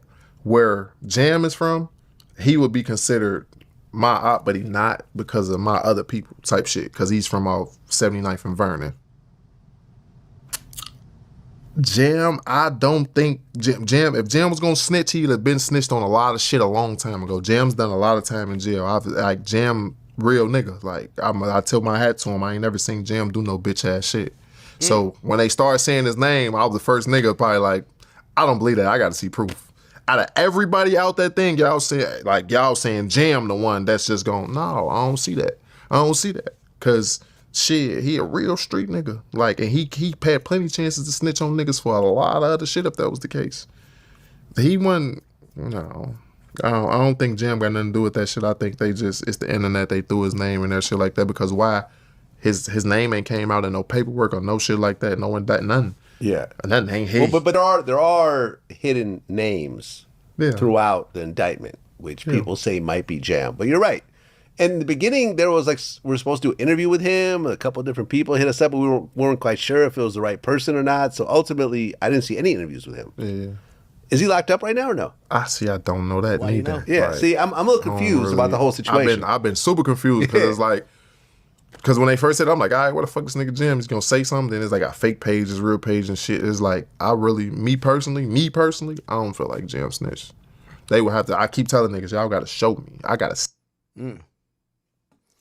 I think we got 600 Breezy ready. Yo, Remo, what's the word? Yo. You get me? Yeah, this Breezy up, buddy. I'm in. Breezy, what's poppin', nigga? What's up, Ack? What's up with you, man? I ain't seen you in a long time, brother. I know, man. It's been a while. I mean, I seen you pop up in the media recently. Man, I just looked the other way, man. But how you been? You know, I ain't trying to get in no girl shit. You know, there's always gonna be some baby mama drama. Just a little baby mama drama. There's always some baby mama shit. I got too many of them. That's my fault. I should have kept this shit to myself. But you know, it come with this shit, man. It come with this shit. A lot of niggas ain't getting no pussy for real, so it's cool. Hey, are you keeping up with this trial? This trial is kind of getting wild now, man. Apparently, bro, yeah. Do you know who Jamie the Bull is? He's taking a stand today, bro. And like, you know, I know you probably seen this shit too. Act like I was one of the niggas that spoke like highly of the nigga, and I'm disappointed, bro. Because we just played it. Like, bro, I'm so disappointed. Like, I might cry if I see him get on the stand today and watch that shit just a little bit as a gangster, just to see another previous gangster. Like, and you said it right, Jamie the Bull. That's he. Like, it's no way, bro. It's no way. I don't get it. His name in the streets was golden, nigga. Okay. Golden. And you really go. Could you break that down though? Because you said it with such certainty when you interviewed with Vlad. You're like, you were basically saying, nah, not Jam. What makes you kind of get the demeanor that this would be one of the least likely people you think would get up there and start doing the telling and hollering and explaining, moving as a federal informant? Why do you think that? Because I don't want to be on no what's the nigga from Philly name? I seen him do it. Like, I don't want to be on no shit like that. I seen him do it. Back in the day, because you know, but he did this day like 12, 13 years or something like that. I Back seen in the him day, do it. in my teenage years and early 20s, bro, I seen him be a gangster. I seen him do it. Like, I be a gangster. Like, that's all I'm going to say. I seen him be a gangster. I seen him do gangster shit. So... Okay, but I think it's important for us to talk about, and you know, I also watched the part of the interview where you said, you know, you had caught some situation and they wanted you to put it on someone else and you just couldn't do it as a man. It's one thing about doing gangster shit, I think you would agree, but then another thing about either standing accountable for it or at least taking a risk that maybe you could really, you know, go down for the rest of your life, but you're not going to take the, you know, the back door out the case by saying, all right, let's all blame it on somebody else. Did you think that this was not in his nature? Like, yes, he does gangster shit, but did you think that he was a stand tall nigga? Yeah, I thought he was, nigga. I thought he was Shaq size, bro. It's just me and you. I thought he was Shaq size, bro. I never expected this because back to what you was just saying. I've been in a situation where them people put you in a room and slide you pictures of like, oh, we don't really want you. You low man on the totem pole. We want this nigga. So if you give us this nigga, shit, we'll make this shit go away. Or you scratch up like that. It's some shit like that. And I've been in that situation like, nah, you gotta think that first time I hired one, nigga, I was facing 20 years. I ended up getting 10, but with the drug, the laws and shit, it ended up getting cut in half, cut from 10 to 5. Then the drug laws passed where it was no mandatory, and I think the parole board every 10 months and shit, like, it's shit like that. Like, as men, bro, we know what we signed up for in the streets as gangsters, bro. Like, we signed up for that shit. So when it come down to it, we throw rocks at the penitentiary every day of our life. So when it come down to it, nigga, take your rap. Take your rap. Durk ain't get, so I don't, this all allegations. It's allegedly. Mm-hmm.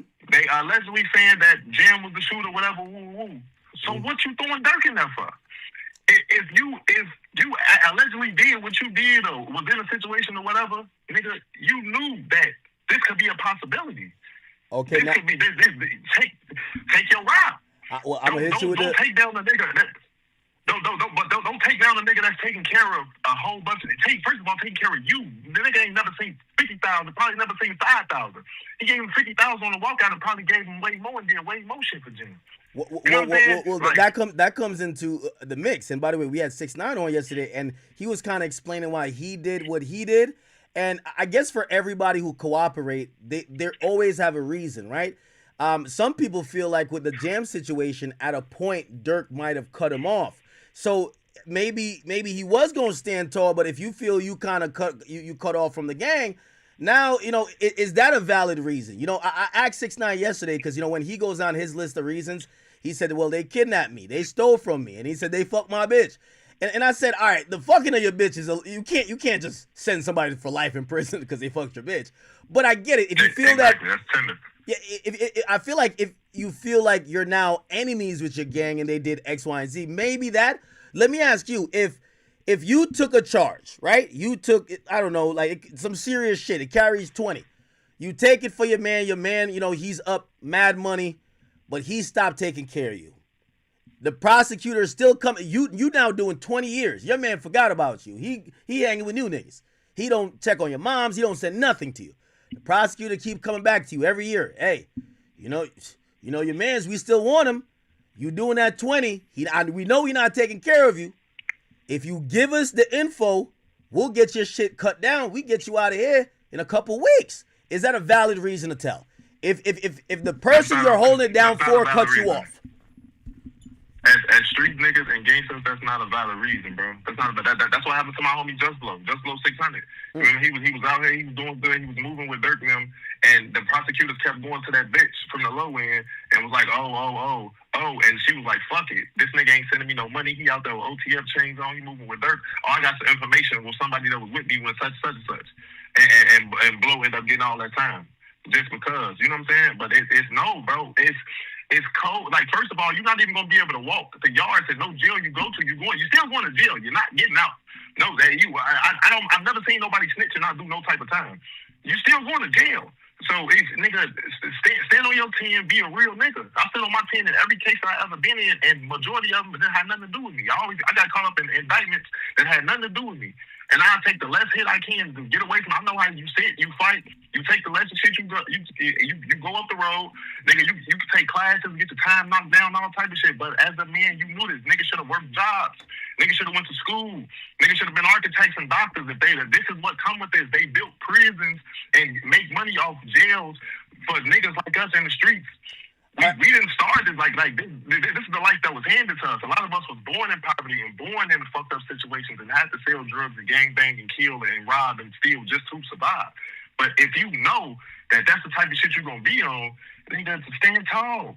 Like, cause you like in jail politics is even crazy. There ain't no snitches just roaming around in that. Snitches, fags, and fucking and molesters and shit. People with sex cases, they do not walk the yard. They don't come out they cell. They don't do none of that. They get extorted. They have to go to PC. They build in PC jails now just for niggas like them. You know what I'm saying? Like, it's never gonna be. You're never gonna hear me be like, oh, just cause a nigga stopped taking care of a nigga and he did something for him. No, when you get out, go get up with that nigga, or send your people to get up with him while you in there. Let him know, oh, I took this rap for bro and he ain't doing right. Not, oh damn, I just said a few years. I done said 10, I got 10 left. This nigga ain't taking care of me no more. Shit, I'm finna come home and this shit all over. What you coming home to? You ain't got no friends, you ain't got no family, ain't nobody gonna fuck with you. Especially with this shit like with Jam and Durk. This Durk we talking about, bro. This is Durk we talking about, bro. This is like the fucking. I want to label him like damn near like the Michael Jordan of Chicago. Then there's D-Rose, like we speak in NBA, he's one of those, bro. Like and what these niggas is doing is foul because Durk didn't pull a trigger. Durk didn't tell none of these niggas personally to do none of that. All the evidence is on Bonnie. All evidence points at Bonnie, so why throw Durk in this? What y'all gonna get out of that? Yeah, because you know why? It's jealousy, it's envy. Niggas don't want to see another nigga live their life while they say like, damn, man, I slid for the guys. I did this shit for woo, and now I'm finna sit, man. They done gave me 40 years. They done gave me 100 years. They done gave me life, and bro, I'm just finna still be out making music and popping it. Nah, bro, you signed. No, didn't nobody force. Ain't nobody tell Jim, yeah, bitch ass nigga, we gonna kill you, nigga. Get in that car. We ain't gonna do none of that. Ain't nobody do that. He wasn't forced, bro. He made that decision as a man, so he's supposed to make that decision to stand tall and take his rap. Okay, Not get up there. Oh yeah, I'm gonna become a. Let me play devil's advocate. Yeah, go ahead. Let me play devil's advocate for Jamie the Bull. When Jamie get back to the cell tonight and he watching this video, because I know he probably got a nice little iPad up in there and he's watching this and he's like, man, Breezy don't understand because Breezy never got locked for a charge that don't got a date. So even if you were facing 20, you knew you was getting out. The shit that he's caught up on, it says life. There is no, oh, when I get out, I'm going to get up with you. It ain't no, let me take some programs. You heard what they said to that nigga down there in Jacksonville? That's some sweat equity till he dies. So maybe it's a different feeling when you're facing life. You know, I get it. Maybe 10 years, you'd be like, all right, fuck it, whatever. They're going to hold my family down. I'm going to still go back to the hood. I'm good. You know, 20 years, it's a little bit longer, but, you know, depending on how young you are or whatever. Now when they say no chance of ever getting out, maybe you're like, hold on, man. Maybe I could jog my memory about what happened that day. What do you think about that excuse in terms of telling? I don't think that's an excuse. You know, I just went down in Pennsylvania on that bullshit state RICO. Oh, bullshit. yeah. Wait, how much was you facing on that? My nigga, they 20 plus 20 plus 5 plus 10. It's crazy, right? All because of over some weed. Yeah, over some weed, so it never was a serious. So they threw it out there to scare me. They threw those numbers out there like, yeah, this charge carries 20. That's how the judge gonna play it. Like, you're not gonna get this, but I gotta tell you the max of these charges. This one carry 20. This one carry 20. This one carry 5. This one carry 5. This one carry 10. So collectively, nigga, even when I went to sentencing, the judge was like, you know, I don't have to agree with the DAs, you know, like what they offer. I don't have to. I can say fuck that, and I can give you the max if I want to. But I already knew it was like I basically got locked up for doing a pop-up shop out there, bro, not knowing the shit was illegal, bro. It was some light shit. Other niggas had some big shit going on. I was low man on the totem pole. I set myself. I know how this shit go. I've been in jail plenty of times. I set damn near the whole year until they offered the shit that I knew I could get. I took 1 to 2 years, bro. Got fucking 2 months off for good time, and I got a year of parole, bro. It's shit, bro. There's nothing but. When you first saw the numbers, though, you first saw the numbers. 20 plus this. I'm not thinking about telling no nigga. You never thought about it once. Because no, not at all, bro. Because nigga, you gotta notice with Jam. The shit in Iowa was worse. You got to notice with Jam. Like, I think Jam's demeanor is, nigga, I'm a gangster outside and in jail.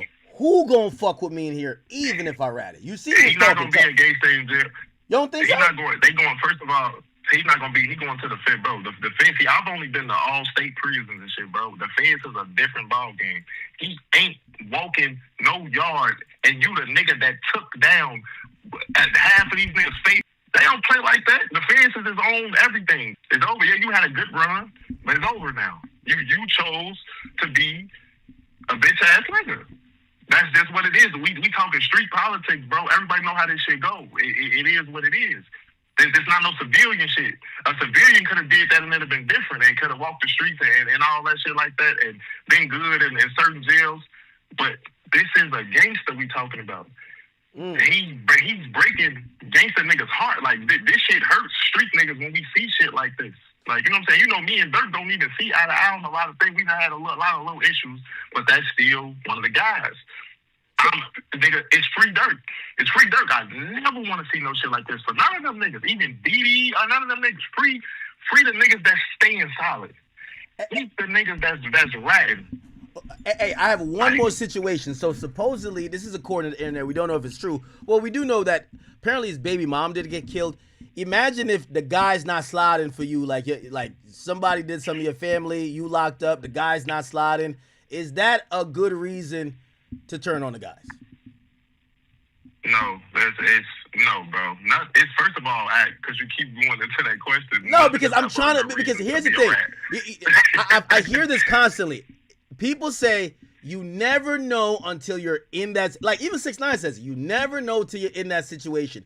And I'm trying to like put every situation that is probably, because you even say, I can't even believe Jam is doing it. So I'm trying to explain his situation and maybe how he came to that mindset. And I'm trying to ask you, with all his situations, to see if maybe you could say, you know what? Maybe then, like, you know, man, I'll try to figure something out. But see, I can't think from a bitch ass perspective because that's not the person I am. That's a bitch ass perspective. For a nigga to say yes, like that's not. I can never think like, oh, I should tell, or what if I told, or this or that. No, if I did some shit. Like, you know what you're getting yourself into. When you pick up a gun, you know it comes with this much time if you get caught with it. If you fire that gun, you know it comes with time if you get caught with it. If you kill somebody, if you do an attempt murder, you know the possibilities of the things you do. You know, you see me like, it ain't had, I done went down on multiple drug charges. I know what the fuck I be doing. I know what I signed up for. I'm doing shit to feed my motherfucking family.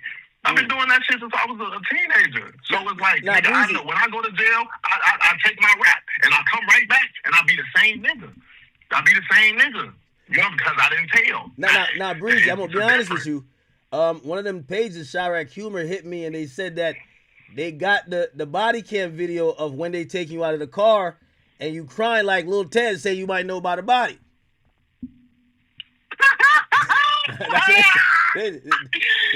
You lying like a motherfucker. You're lying. Hey, look, did you see that video? No, I'm playing, of course. I'm joking, of course. But hold on, did you see that video? That was crazy. Yeah, that's crazy. He was like shit like that scare me though, because it could be niggas that you think just a stone cold killer, or a nigga you might have seen stand over a nigga do all that. And just because he thinking, I don't want to go to jail, I'll tell you anything right now, please. This people don't understand. The police don't know nothing until you tell them. So wait, they've never locked you up. They've never locked you up, and you get a little bit emotional. Maybe you was on your way to go get some pussy, fucked up your whole day. You're like, you know, gangsters cry when they get locked up. The only time I ever cried in jail was when one of my closest homies got killed while I was in there type shit. Other than that, I don't. I know what I signed up for. I've been getting arrested since I was 14, bro. For numerous shit. I know what it is, bro. Jail ain't what people it's not what it is in the movies. Niggas ain't getting raped. It ain't it ain't no weird shit going on like that. Niggas is trying to go home. Niggas even niggas with 17 years, 20 years, niggas like, shit, I got outdated. Shit, I'm popping out. You see my homie Beans just did, what, 17, 18 years? This nigga came home, he looked the same, he acted the same, he talked the same. He did what he put his work in, he went to jail for it, he came back, he the same nigga. And his name is golden in the streets. And niggas will do anything for him. You know why? Because he stood tall. He didn't do no bitch ass shit. No, it's never been a time that I ever been locked up and I thought about like, bro, that shit in Iowa when I was seeing that they slid my cousin's face in front of me and other people and was like, just tell us you came to work for them and we'll let you go. That was my first, and I just left court with them saying 10, 5 and 7 or some weird shit. 30-some years collectively. My first time, first offense, first felony. Like, I still didn't feel like, oh, yeah, I'm finna get these niggas up and I'm finna go. That's just how they play. They throw big numbers out there in the beginning to scare people to get niggas to rat.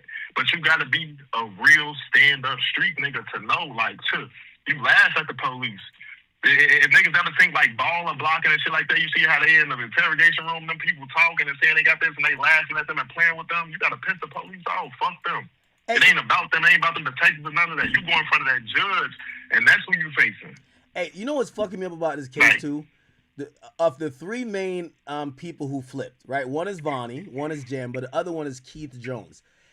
2 of them are shooters. It's not even like some niggas who they were like, man, I really didn't want to do this, but I was in the car, so I'm flipping. It's the niggas who did the murder. Like, the niggas who clapped them is the ones who flipped. But look, I would think those are the realest niggas. Right?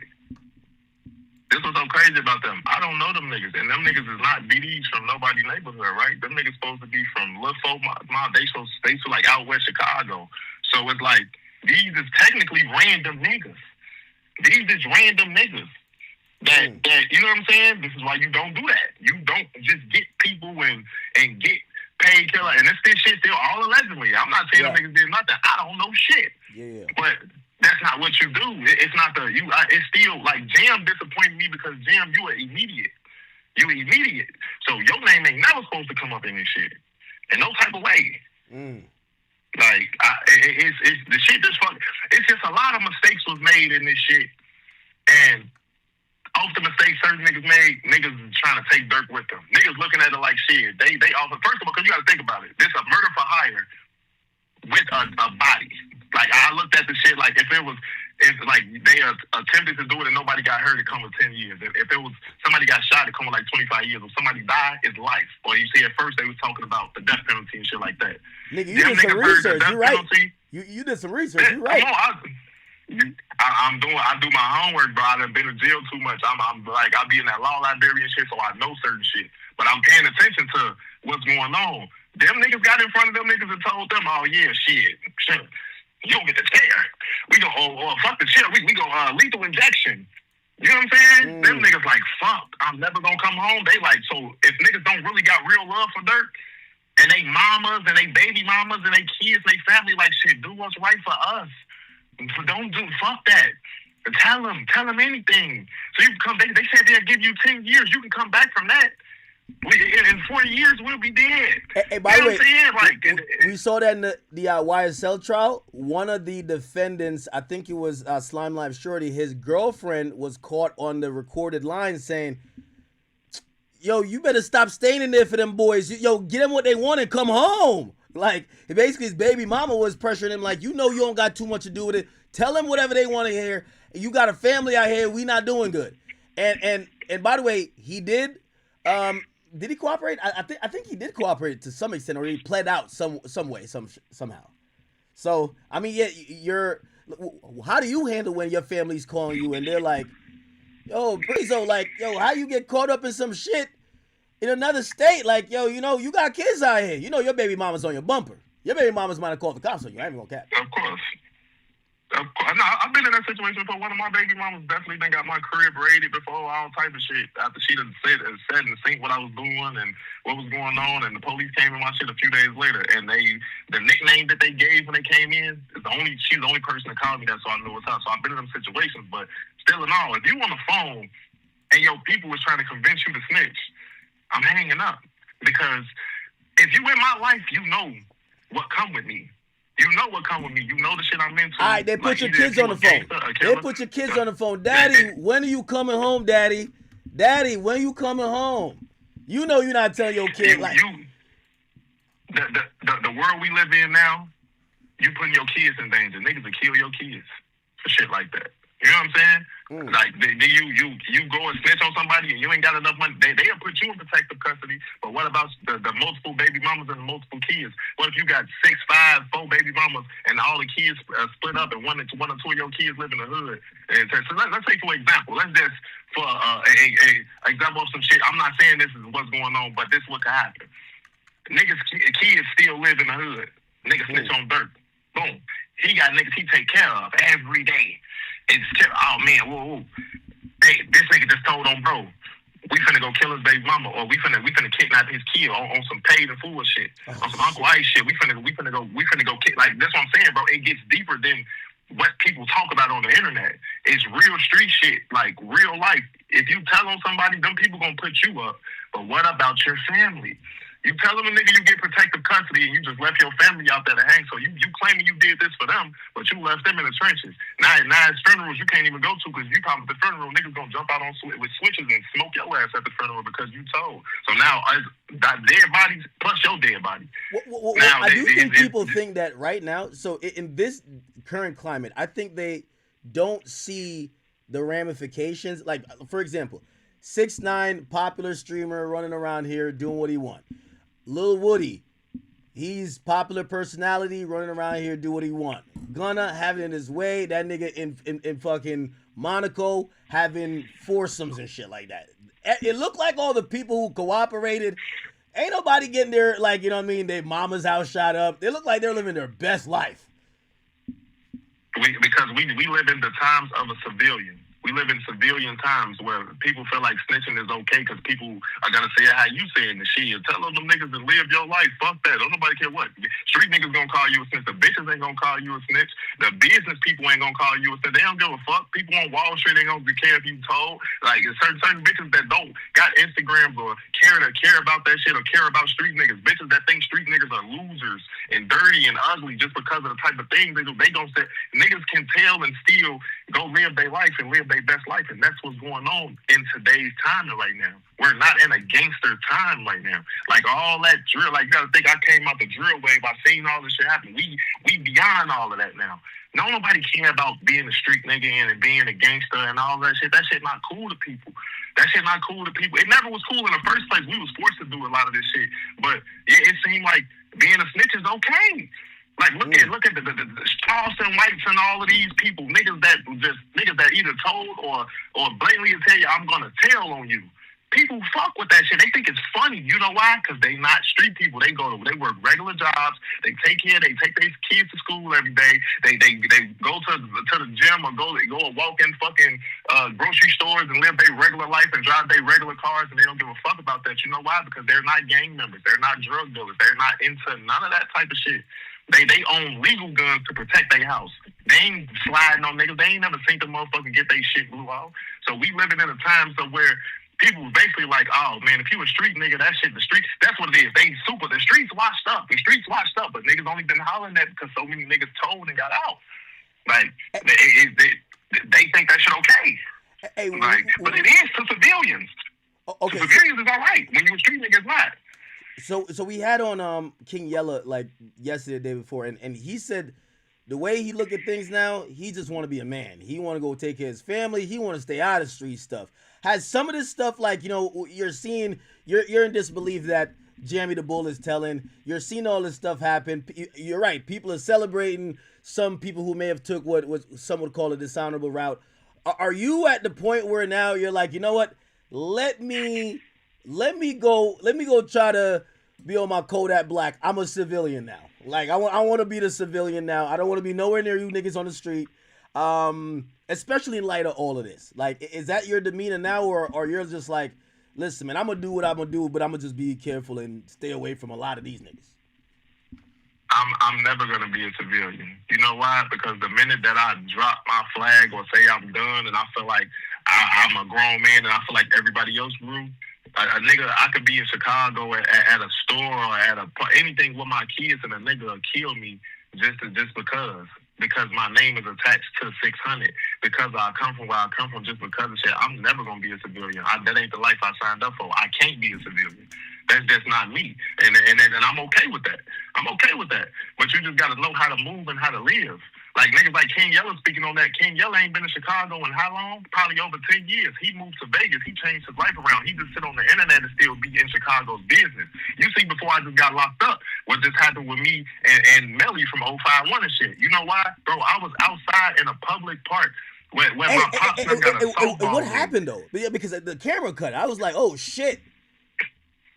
I would have copped it's down. I don't gotta. No, I don't cop no pleas, man. I ain't gotta talk about it. That shit there. They showed the extended version and everything. It's there. Niggas know what happened. I ain't gotta talk about it because it was some street shit. But okay. Like, you know, I was out there on some because people keep trying to get me to like, man, breathe. I was doing an interview talking about peace in Chicago and what we can do for the kids to get this and that and to make things better for the next generation. But as you can see, as I'm doing that,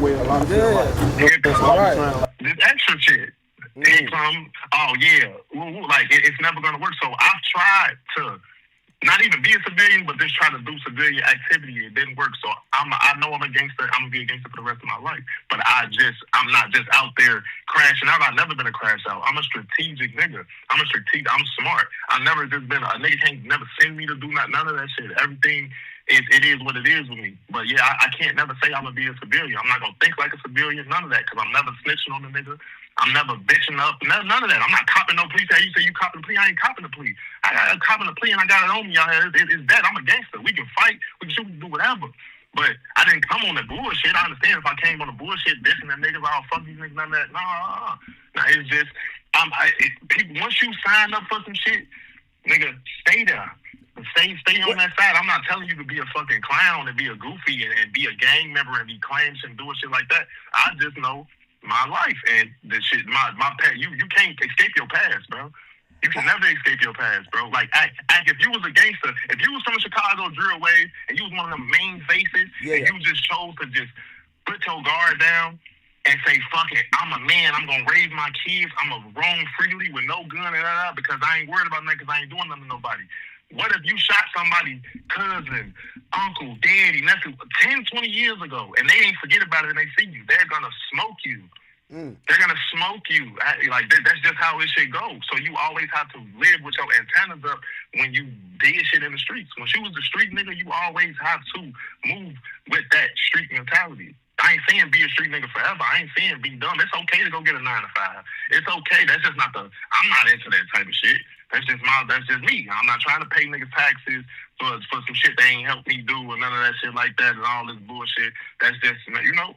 But it's okay to get a 9 to 5. It's okay to like shit. I left all this. There's a lot of niggas from my block that got jobs and doing the right shit like that, and they did shit to people. You know what I'm saying? I'm proud of them. You know what I'm saying? But they face was so under the radar they can do that.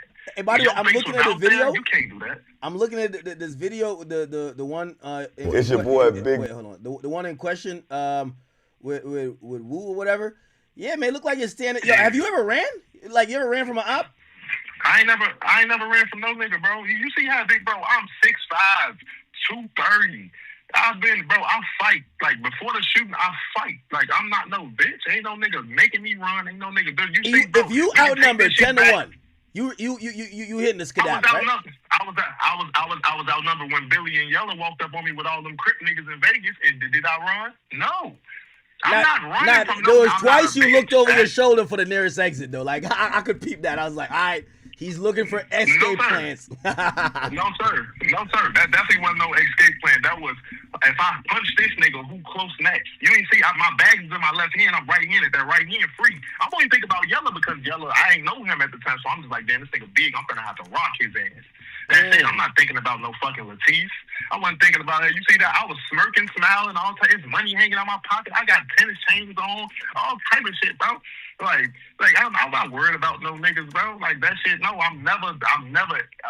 Breezy and bitch can't go in the same situation, bro. That just ain't never been me. A nigga ain't never hold me, bro. It's just not gonna happen.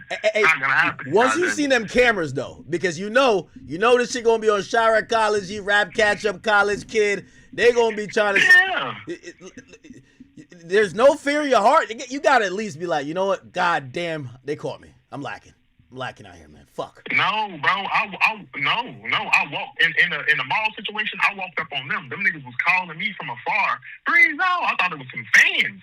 I walked up on them and then realized who it was and see the other niggas, but because it was really like a 10-on-1. But once I'm tied in with a lot of the Crips from the West Coast, so once them niggas sent me, that nigga said, "Hey, cuz," and made the Crips fall back. Now it's a 2-on-1.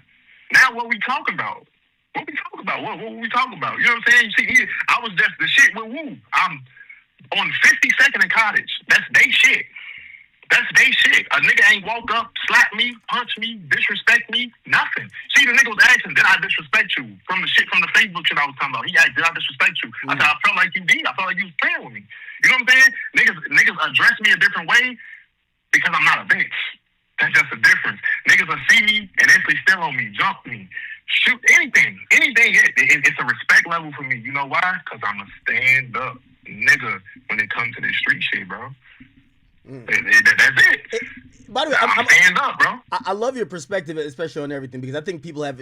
We see also the proof. Hey, let me ask you this one question, because people say this about Durk, and I wonder, do you understand his thinking or you agree with this? Because they keep saying, "Yo, Durk, you was up 30 million, man. Like, why are you still even around the street shit? You supposed to go live your life over there.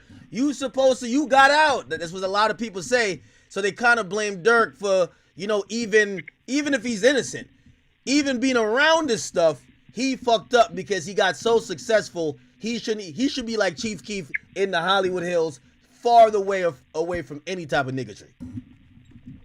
But this the thing though. Durk didn't do shit. He wasn't around nothing, bro. In this situation that happened, this shit happened in California. Durk didn't do anything, bro. This shit happened in California, way long, a long way from Chicago. So this not a Chicago situation. It ain't like Durk was standing on blocks. Durk did what he come back and show love to his people, and then he get the fuck on and go live his life. Durk was living good. Durk wasn't just in the trench. He'll shoot his videos in the trenches, or he'll pop out every now and then for a certain days. That's to show love to his niggas, to let them know, hey, I made it off the shit that we doing, and I didn't leave y'all. It ain't like he was just in a mix, like, oh yeah, ooh, we out here, we killing niggas, we this and that. He wasn't doing no shit like that. This situation is a fucked up situation where he just got caught in the mix because he's the man with the money. He's the 30. He got 30 million. This, that. He got money. So the feds don't care about shootings and killings, none of that, unless it's money. The feds is a money place. They care. If ain't no money involved, the feds don't want it. The feds don't want it if there's no money involved, bro. You can't really name no cases where they just locked up. The feds came and grabbed niggas for gang indictments and wasn't no drugs being sold and wasn't no millions of dollars involved. You know what I'm saying? Like, they want to pick this shit up if it wasn't Durk attached to it. Like I heard he wasn't a part of the original indictment. Like, I don't know how true that was. I heard he wasn't a part of the original indictment. You know what I'm saying? The original criminal complaint didn't have him listed. They had him at co-conspirator 1, then they superseded it, yeah. Exactly. So now that's because they got in the mother niggas' face and they all Durk. Just tell us Durk. Just tell us Durk, and right now you'll get 10 years. You get 17. You get 15. Just tell us Durk. And the niggas bitched up and did that. I don't feel like Durk was doing nothing wrong how he was moving. Durk didn't live in Chicago. He visited every now and then. Durk wasn't doing no super stupid gangster shit. He was being a rapper. He's being a rapper. He just was still showing a little to his niggas. It's hard to just leave your niggas and say fuck them, especially when you built your whole lifestyle off what you and your niggas was doing in the streets. Like, look at all the rappers that got a name, the street nigga rappers. They still got their people around them, or they still go and tap in with their people in some type of way. Like, once you get on and just say fuck niggas, now you got a million niggas in interviews and doing all this. All that bitch ass nigga can't come back over here. He ain't good in this hood. He can stop claiming this shit. He don't do nothing for bro. He ain't pay this nigga bond. He ain't put money on this nigga book. They can't do that with Durk. They can't do that with Durk. But this situation wasn't no Chicago shit. They got him on. It was really some out of town shit. But still, this shit has nothing to do with Durk. Nobody still ain't showed me nothing that showed that Durk got something to do with this. Nigga, just because niggas was right, okay. If partners to him, if you're a part of the jury, well, I agree with you. I think you laid out a great case for why Durk is innocent. But someone's gonna say, and this is what the prosecutor is saying, well, the shooters and Vonnie is saying he told him to and he funded it. What would you say to that? Guess what? Hey, what's stopping them from trying to save their own life to throw away the man that they really want? They don't care about them niggas. Who is them niggas for the fans to want them and take them off the streets and feel like they did something? They gonna throw them away and nobody gonna care, bro. This shit is about Durk.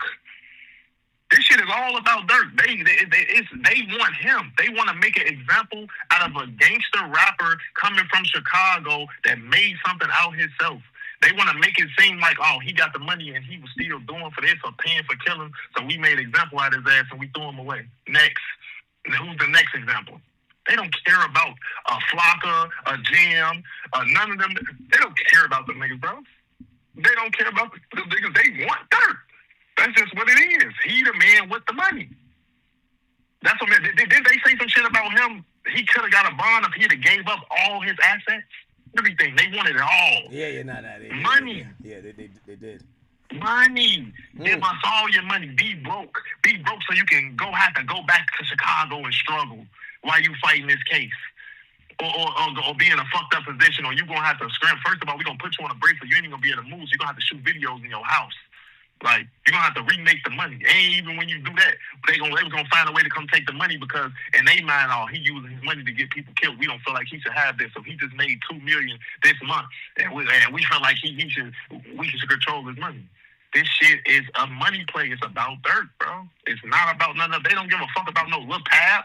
They don't give a fuck about Rondo. They don't give a fuck about them niggas. Them niggas is from Savannah, Georgia. They from bumfuck somewhere. They don't give a fuck about the niggas. They don't care. It's all because Little Durk. That's it.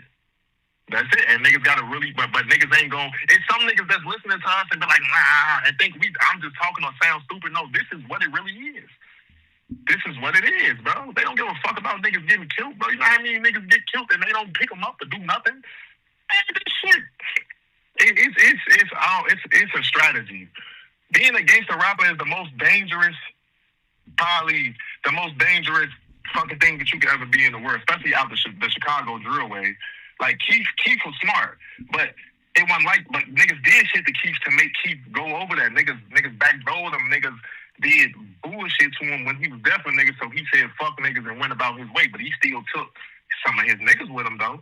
He still come to Chicago for his shows and take niggas. He still had Front Street. He still had a few pieces from 600 with him, all type of shit. You know, cause niggas still love him and he still love them. It's vice versa. But he did what he was supposed to do. He got into different shit. He make different music.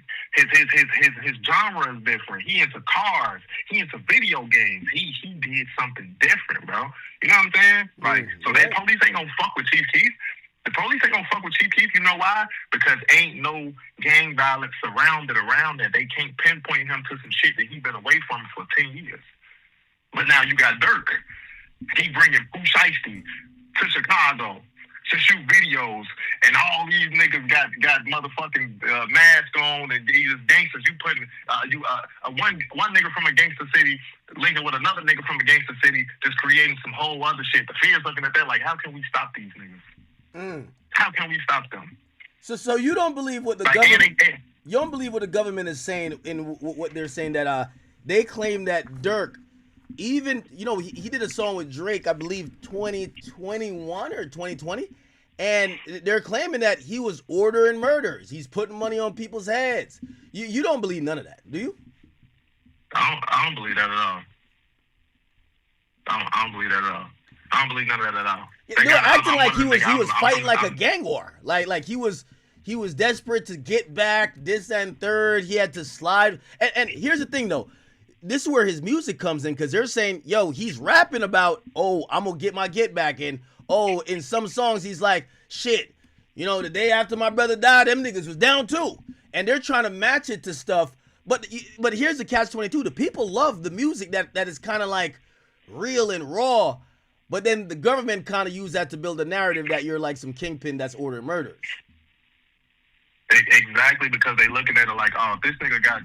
First of all, they just throwing that out there just because he got a street nigga that's still around and got money now.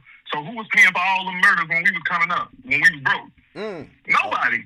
Niggas should get killed. You feel me? Like, I'm making a lot of sense right now. You feel me? That's a good point. That's a good point I think the defense should make. If y'all are claiming that the money made these murders or this murder happen, look at the pattern and history of murder when everybody was broke. How did those murders happen? You got a point there. How did it happen? Because it's the streets. That's what happened. There's no control over that. But don't try to sit there and put it on the nigga. Let's look at it like this. If Drake was from the Toronto drill wave, if there was one, boom, he the biggest artist. But his niggas killing. But before he was hot, a whole bunch of bodies dropped. But now that he got the money and now bodies drop, he's paying for it. Drake's paying for the killings because of this. No. Don't do that now. Don't, just because a nigga made some money and made something out of himself, you just can't say, oh yeah, ooh. They don't have no. That's why it's all they got right now is the niggas that's saying, oh, Durk told me to do this or he paid me. Ain't no proof in that. They using bullshit messages and shit like that ain't got nothing to do with nothing. Nothing to do with nothing. Him saying don't put it in my name. That shit didn't say don't put no flights in my name. They don't know what he's talking about. All that man said was don't use my name. He didn't say don't put the flights in my name when y'all go out there to kill them niggas. Yeah. Like they taking, they're reaching. They reaching. They reaching. Let me ask you this question, because and I asked Nemo this as well. About 5 years ago, you had posted on your story, you were like, man, I'm pulling up to Savannah, Georgia. Given everything I went there. You did? I went there. I can send you shit with Snapchat filters. You know, you can't make that up that say Savannah. You know, my baby mama from Savannah. I done been out there with my baby mama, my kids, all type. I done been in Savannah multiple times, bro. But we ain't gonna talk about all that. Yeah, no, like, you know? I guess the question I was asking is, given how the feds are trying to interpret everything, they're interpreting "Don't Book No Flights" in my name as, yo, they're basically, everything they see, they're interpreting that someone's a crime boss. When you think about that and you think about, you know, back then, whatever you posted that you were going, do you regret at least posting it to the internet? Because there could have been some federal authorities who said, you know, all right, we don't really got shit on Breezo, but if we get him, maybe we could get him to give us something on another motherfucker. But we're going to use the fact that he posts some shit online. We're going to just make it like, oh, he's part of some shit. Do you kind of regret, like, being that open with, like, you know, certain shit online? The only reason I regret being that open about shit online, because that wasn't me. It was emotions. When that post was made, Bond was still alive. We didn't know he was dead. You know what I'm saying? We didn't find out he was dead till a few hours after that. So it was just the emotions of, oh shit, I'm already down south. They said, what just happened, bro? Oh, we finna go, you know? But that was stupid of me. That was dumb as hell. That was retarded to even post that. And then, so what if 2-3 niggas would have died in the next few hours? Guess who they was coming to pick up first, just for questioning? Just because I said that. That was stupid. Yeah, but that was a vulnerable moment. That was a vulnerable moment. Some niggas fuck up. So even off that, even by me doing that, if I wanted to do some shit, it can't shake. You know why? Because I done blew up the spot. I done told niggas what's going on. That was stupid. That was dumb. You know, I'm a man. I admit where I'm wrong, get where I fucked up at. That shit was retarded, bro. But it was emotion. That's Bond, bro. We love Bond. We needed Bond, bro. Real life, Bond loved 600 like 600 was the O. Bond really hung on our block, so that shit hurt to see that happen to a nigga like him who went through everything that he went through and came up to be what he is, bro. Like, you know what I'm saying? He went out there, like, I would have respected it more if he went out at home. You know what I'm saying? In Chicago. Not to no miscellaneous random niggas, like, and he was really that. So, yeah, bro, it was a fucked up situation, but yeah, like, nigga, I get what you're saying. I get 100% get what you're saying, but some niggas fuck up and some niggas make mistakes. You know what I'm saying? That you can't come back from. So it'd have been a situation of like, what if I was, I'm about to go out here to LA, this nigga come on them in LA, woo, we on their ass, and then this shit happened. Niggas get shot. They was gonna come grab me first, even if I ain't had nothing to do with it. You know why? Because my dumb ass got on the internet and said some stupid shit. So that of course they gonna just go get him and tell him he's facing a death penalty. He's gonna give them up. That's how they think, because that's what niggas do. That's what niggas do. Like, they'll pull their time at him and throw him in a cell with nothing. Lock him in that room, barely give me any phone calls, give him these bullshit trades. You don't realize and sit and think like, oh, this the rest of your life. This the rest of your life right here. This. There ain't no right getting in cars, riding around, going to fuck bitches, getting money, winning jewelry, eating real food, like, being with your family, being with kids, all that shit is taken. They gonna put you in a small community full of criminals for the rest of your life. Niggas tell. That's what they do. That's just not me, bro. My name in the streets got me really far in life. So I just can't agree with niggas that make those type of decisions to snitch. That's just not. It's a code of conduct. Niggas signed up for this shit. Niggas should have went there. Like I said, they should have went and been civilians. They should have got good jobs. They should have been good people. It's niggas in my neighborhood that's good people that ain't never been into nothing. And we love them the same as we love the other niggas and see them and they can hang out with us and all type of shit. One of them days when the list busting on 600, a lot of them people be civilians. They ain't never did shit to nobody. But we love them the same as them our brothers. You know why? They ain't no bitch to us because they chose the right route. Niggas didn't have to. A lot of niggas come from good families and had money and good houses and all that and just wanted to be in the mix because it seemed cool on the internet. But what people don't understand is most women, like niggas, most people would think, oh, I'm going to get the bitches if I'm a gangster. A lot of bitches don't want that. A lot of bitches don't want no nigga that's going to fuck around and die and go to jail. They want the nigga that's going to pay their bills and make it home to them every day. Yeah. Like, it's a big difference, bro. But like, this shit is crazy, man. Just watching this shit, watching this shit unfold. Yeah, I'm hurt for Durk, though. I'm hurt for Durk. I'm hurt for Durk because it's fucked up. It's disloyalty. The niggas was disloyal. He really was putting money in niggas' pockets and taking care of them just for them, like, you know, like still allegedly. I'm not saying they did nothing to nobody. Yeah. I don't know what happened. But if they did that, why throw him in there when he gonna be the nigga that's gonna make sure y'all was straight off the decision y'all made? So it's like, yeah, I did this shit for the guys. Yeah, I'm finna take 30 years. I'll be back when I'm 60. But, you know, it sounds stupid, but yeah, I'm gonna be the man in the feds and I'm gonna be the man in the streets. Some niggas live for just that. Some niggas just live for just that, bro. You don't give up nobody else. That just ain't right. Do you feel like you could ever detect, like when you meet a nigga that might come from where you come from, you feel you could detect, you know, Young Thug had said back in the day, he said I could detect when a nigga could snitch or is gonna snitch. Do you feel like you have that superpower? Hell no. Hell no. Look, you see me just speaking highly of Jam. Yeah. I spoke highly of Jam and said I don't think no. Not the nigga that I know, he wouldn't do it. And that was coming out, oh, he's gonna test the stand. He's supposed to hit the stand today, right? Yeah. Shit, in a couple minutes, he's gonna be on that bit. You can't, you feel me? Like, now if he get up there and do some, and recant, whatever, because we ain't seen no paper, whatever, we don't know what he said, we don't know how it said, whatever, but if he get up there and play with them, like, no, I never said that. No, I never, that'd be different. That'd be different, because now it goes back to what I said. I got to see it to believe it. I got to see him get up there and say the wrong shit and say certain shit. Just like, damn. But you never know. You never know because you don't know how he thinking. Like the way you was saying and the way you was talking. You don't know how he thinking. You don't know how he like, damn, I already did. I spent half my life in jail. Man, fuck these niggas. Damn. Man, these people put me in protective custody. They finna put me up, give me a couple dollars. I'm finna go live my life in motherfucking Wyoming or Oregon in a small town somewhere, change my name, grow my hair, all this shit. You never know how you thinking. That's just not how I'm gonna think. Yeah. That's just not how I'm gonna think, bro. To each his own. Yeah. But we done seen these movies and we done seen how this shit go. What's that one fucking mob movie where the nigga gave up his people and at the end they fucking he ended up in somewhere in a small town. He snitched for nothing. Remember his bitch, he told his bitch not to get on the phone and say something on the phone, and she talked over the phone and the police came and got them, and this nigga damn, what fucking mob movie? It's a mob movie, bro. I don't know. It sounds familiar. No movie comes to mind, but let me say this.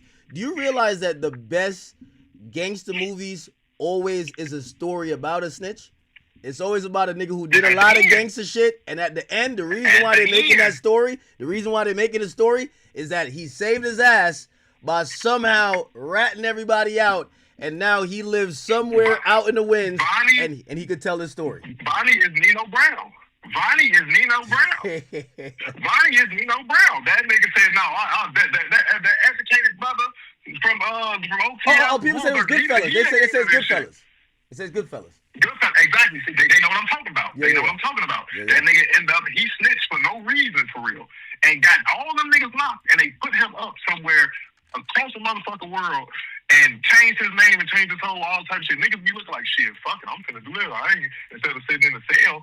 There's a Boston movie. There's a Boston movie about a guy named Whitey Bulger. I love that too, because he was snitching the whole time. Yes, I love that movie. Yo, you get to realize, like, sometimes the niggas who's the toughest, they are the biggest snitch. I'm gonna be honest with you. Yeah. Like, because they'll do it on the street. They're like, they don't give a damn. God damn. Exactly, bro. Hey, when are you coming on the East Coast, man? Me and you gotta have a sit down, man. We gotta do an episode. I'm on the East Coast. You know, oh, where? I'm on the East Coast. You know, I just got out from Pennsylvania, so I'm on parole. I'm over here for a year, so I get out. Oh shit! Yeah, I'm on the East Coast. All right, yo, Remo, connect us. Connect on sex. I got y'all. Yo, Breezer, I'm gonna hit you back later. Jam just about to take the stand like right now, so I'm about to like just read what the fuck you been saying. But this shit go get crazy. Apparently, the first update came out, chat. They said Casey Hester first spoke to investigators May 2023 at the Stateville Correction Center, and that's what the FBI director has confirmed. But I told y'all, Jamie the Bull, he's doing his stretches. He's about to drop 45 on niggas, man. I ain't gonna lie, this shit gonna be bad. Oh my God. Fuck Sorry, up, man. Yeah, all right, well, yeah, man. Hit me later, Act, man. We finna tune in and then we oh man. I'm telling you, this shit heartbreaking, bro. Yeah, heartbreaking, bro. Heartbreaking, man. It's fucked up. Free Durk, though. Free Smirk, man. Free Smirk. Of course. Innocent man. Innocent man. Free Smirk, man. Free Smirk, man. But say yes, yeah. Just hit me later, bro. Hit me later. I'm going to tap into this shit right now. All right, peace. 600 Breezy, man. Chicago legend. Chicago legend. You know what I never did? I never did. You know these little lists where it'd be like, yo, rank, be like S tier rank. Like, you know that chart that ranks people? Yeah, this thing right here. What's it called? The tier list. The tier list. I got a few of them to make for Chicago. You know, right? I got a few of them to make for Chicago. First of all, I got a rapper tier list to do. I got a Chicago rapper tier list to do. But then I got a Chicago, I ain't gonna call it savage tier list. Just a real nigga tier list. The niggas who just add up every points. We ain't never seen him get hold, no running, stood on business. Niggas wasn't pressing him, checking him. You know what I mean? Like, we all know. It's a whole list. We covered a lot of people. Anyway. All right. Jammy the Bull. It appears it's about to happen, but we did have an interesting update. Yo, they are going crazy on Trap Lord Ross. Apparently, Trap Lord Ross has now announced that he might have to stop tweeting. Apparently, during one of the breaks, he came out of court, tried to do an update, and he claimed that Durk's team was shouting in his face. He says, I might take a break from tweeting. Durk's team is acting very unprofessional. They were screaming, delete the tweet, in my face outside the courtroom, leading to the court marshals having to step in. It's very disappointing, and it's intimidating conduct towards the press in this case. Now, as much as he's going through that, and by the way, it appears that look like, I think Remo sent him another security guard extra quick. I ain't gonna lie. Apparently, he's now been flanked by 2 security.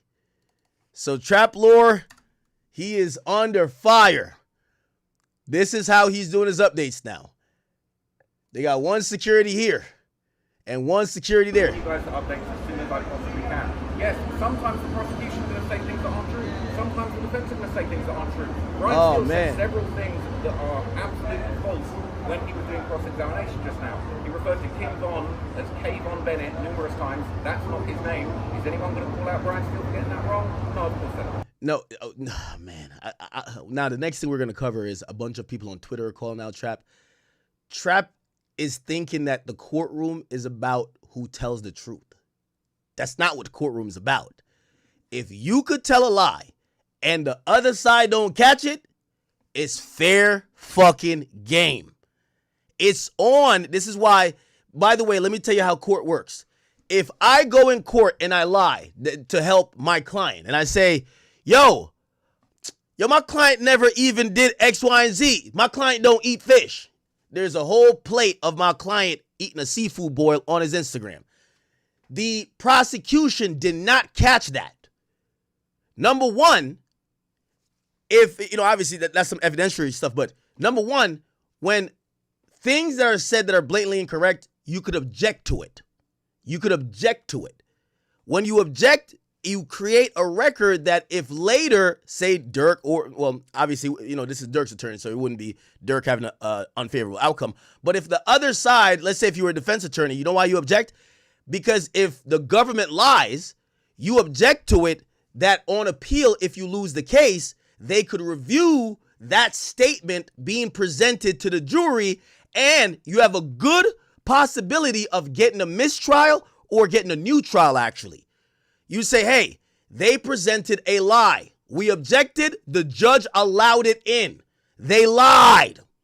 They lied. Yo, I need that. Yo, can I get somebody send me the Funk Flex? He lied. We now call that the Charlemagne. That's the Charlemagne drop. That's the Charlemagne drop. Funk Flex.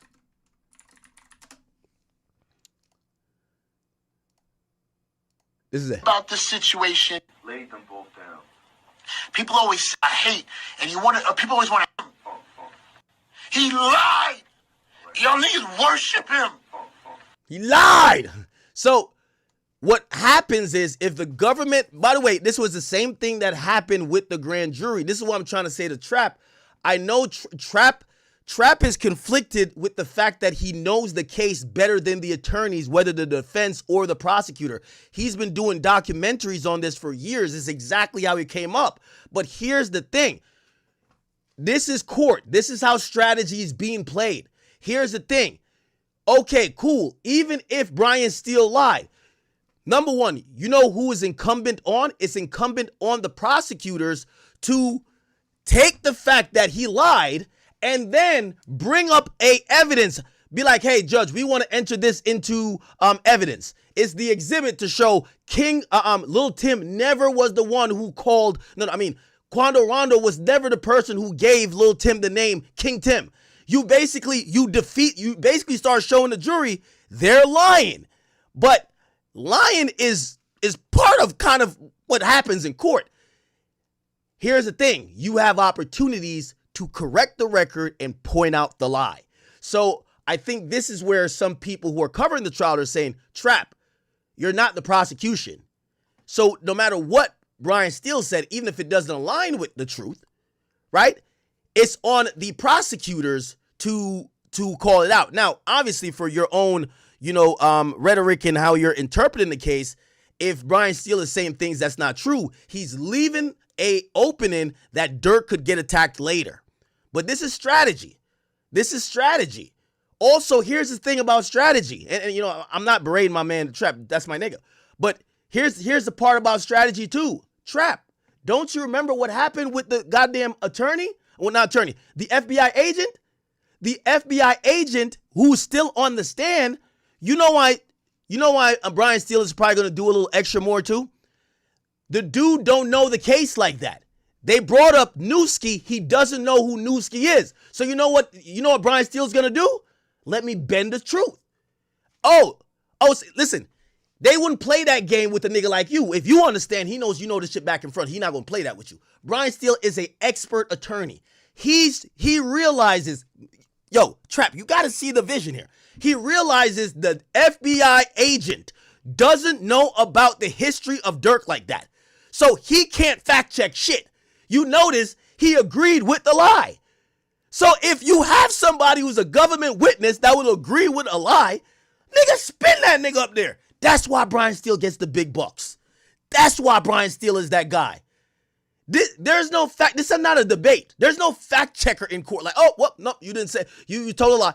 It's what the jury is gonna hear, and the jury according to the instructions, they should not know it's a lie unless it's called out. And if the government ain't that prepared to expose it as a lie, it goes in the record, and the jury looks at it like it's the fucking truth. So this idea that he's kind of being a stickler on Brian Steele is lying, nigga, that's part of nigga. When you hire your defense attorney, nigga, you know damn well you killed that nigga. Your defense attorney gonna be up there. He never killed that person, ladies and gentlemen of the jury. Exactly, he's lying for you. That's how it works. It's court. It's not about what you know. It's about what you can fucking prove. Remember that. I need this drop too. It's not about what you know. It's about what you can prove. This is court. It's not about what you know. It's what you can fucking prove. You got one problem though, Jake. You got no witnesses. Who your fucking witnesses, huh? And remember, Brian Steele is not no rookie in the game. Brian Steele, one of the best, well-studied. Listen, Brian Steele don't watch every one of your videos and my videos about Durk getting up to speed. This is why he gets paid millions of dollars. Same with Drew Finland. That nigga knew it. Bro, go watch my interview with Drew Finland. He literally said, we've listened to your videos at work. Why do you think a legal firm is listening to academics' videos at their fucking law firm? My nigga, they work with rappers.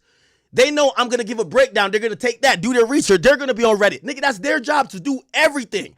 So here's the thing. If you think that Brian Steele is lying because he's dumb, he don't know what's going on, nigga, he's kind of doing a little bit of misdirect because he realizes the FBI agent they threw up there is a fish out of water.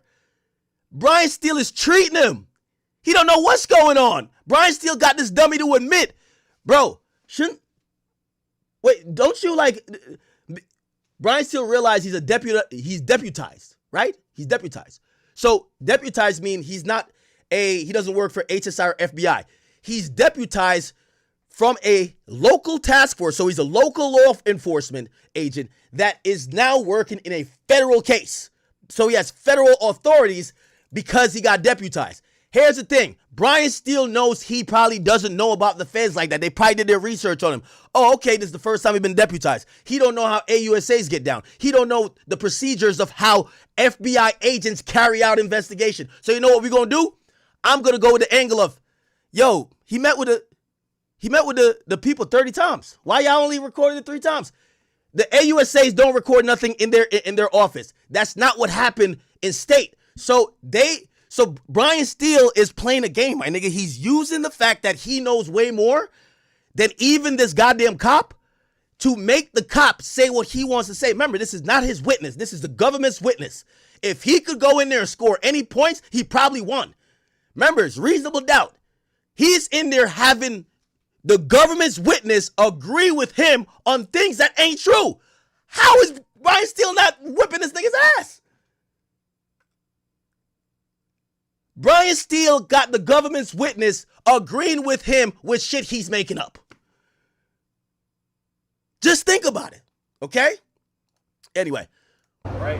He made a bunch of other mistakes. He said that Rondo had crowned and anointed Lil Tim as King Tim after the killing of King Von. No, he didn't. It was a random other rapper from Savannah, Georgia that put that out after King Von died. And then he also said numerous times that King Von was murdered. It was not a murder. The prosecution made it very clear. Okay. Now, unfortunately, they are calling out Trap Lil Ross. My man Bradford Cohen, he's called him out. And this is what Bradford has said. Bradford responded to, here we go. Bradford, let me see. He responded to 2 things by Trap Lil Ross. Okay. He says they couldn't say something in the open and they didn't expect the evidence to already show. There's a little thing called discovery. Okay. Give me a second. I'm going to show you.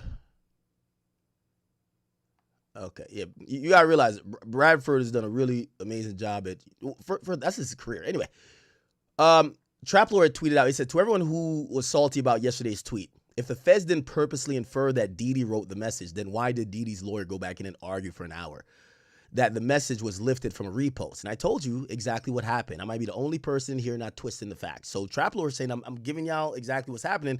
And Bradford says, I think if you objectively look at the case, the defense is making points that you're failing to concede. This is why people think you're biased. Now I could admit I am biased to a certain degree because I have been in trial with the government and I know their BS and how they work. So I guess Bradford is saying you're biased, okay?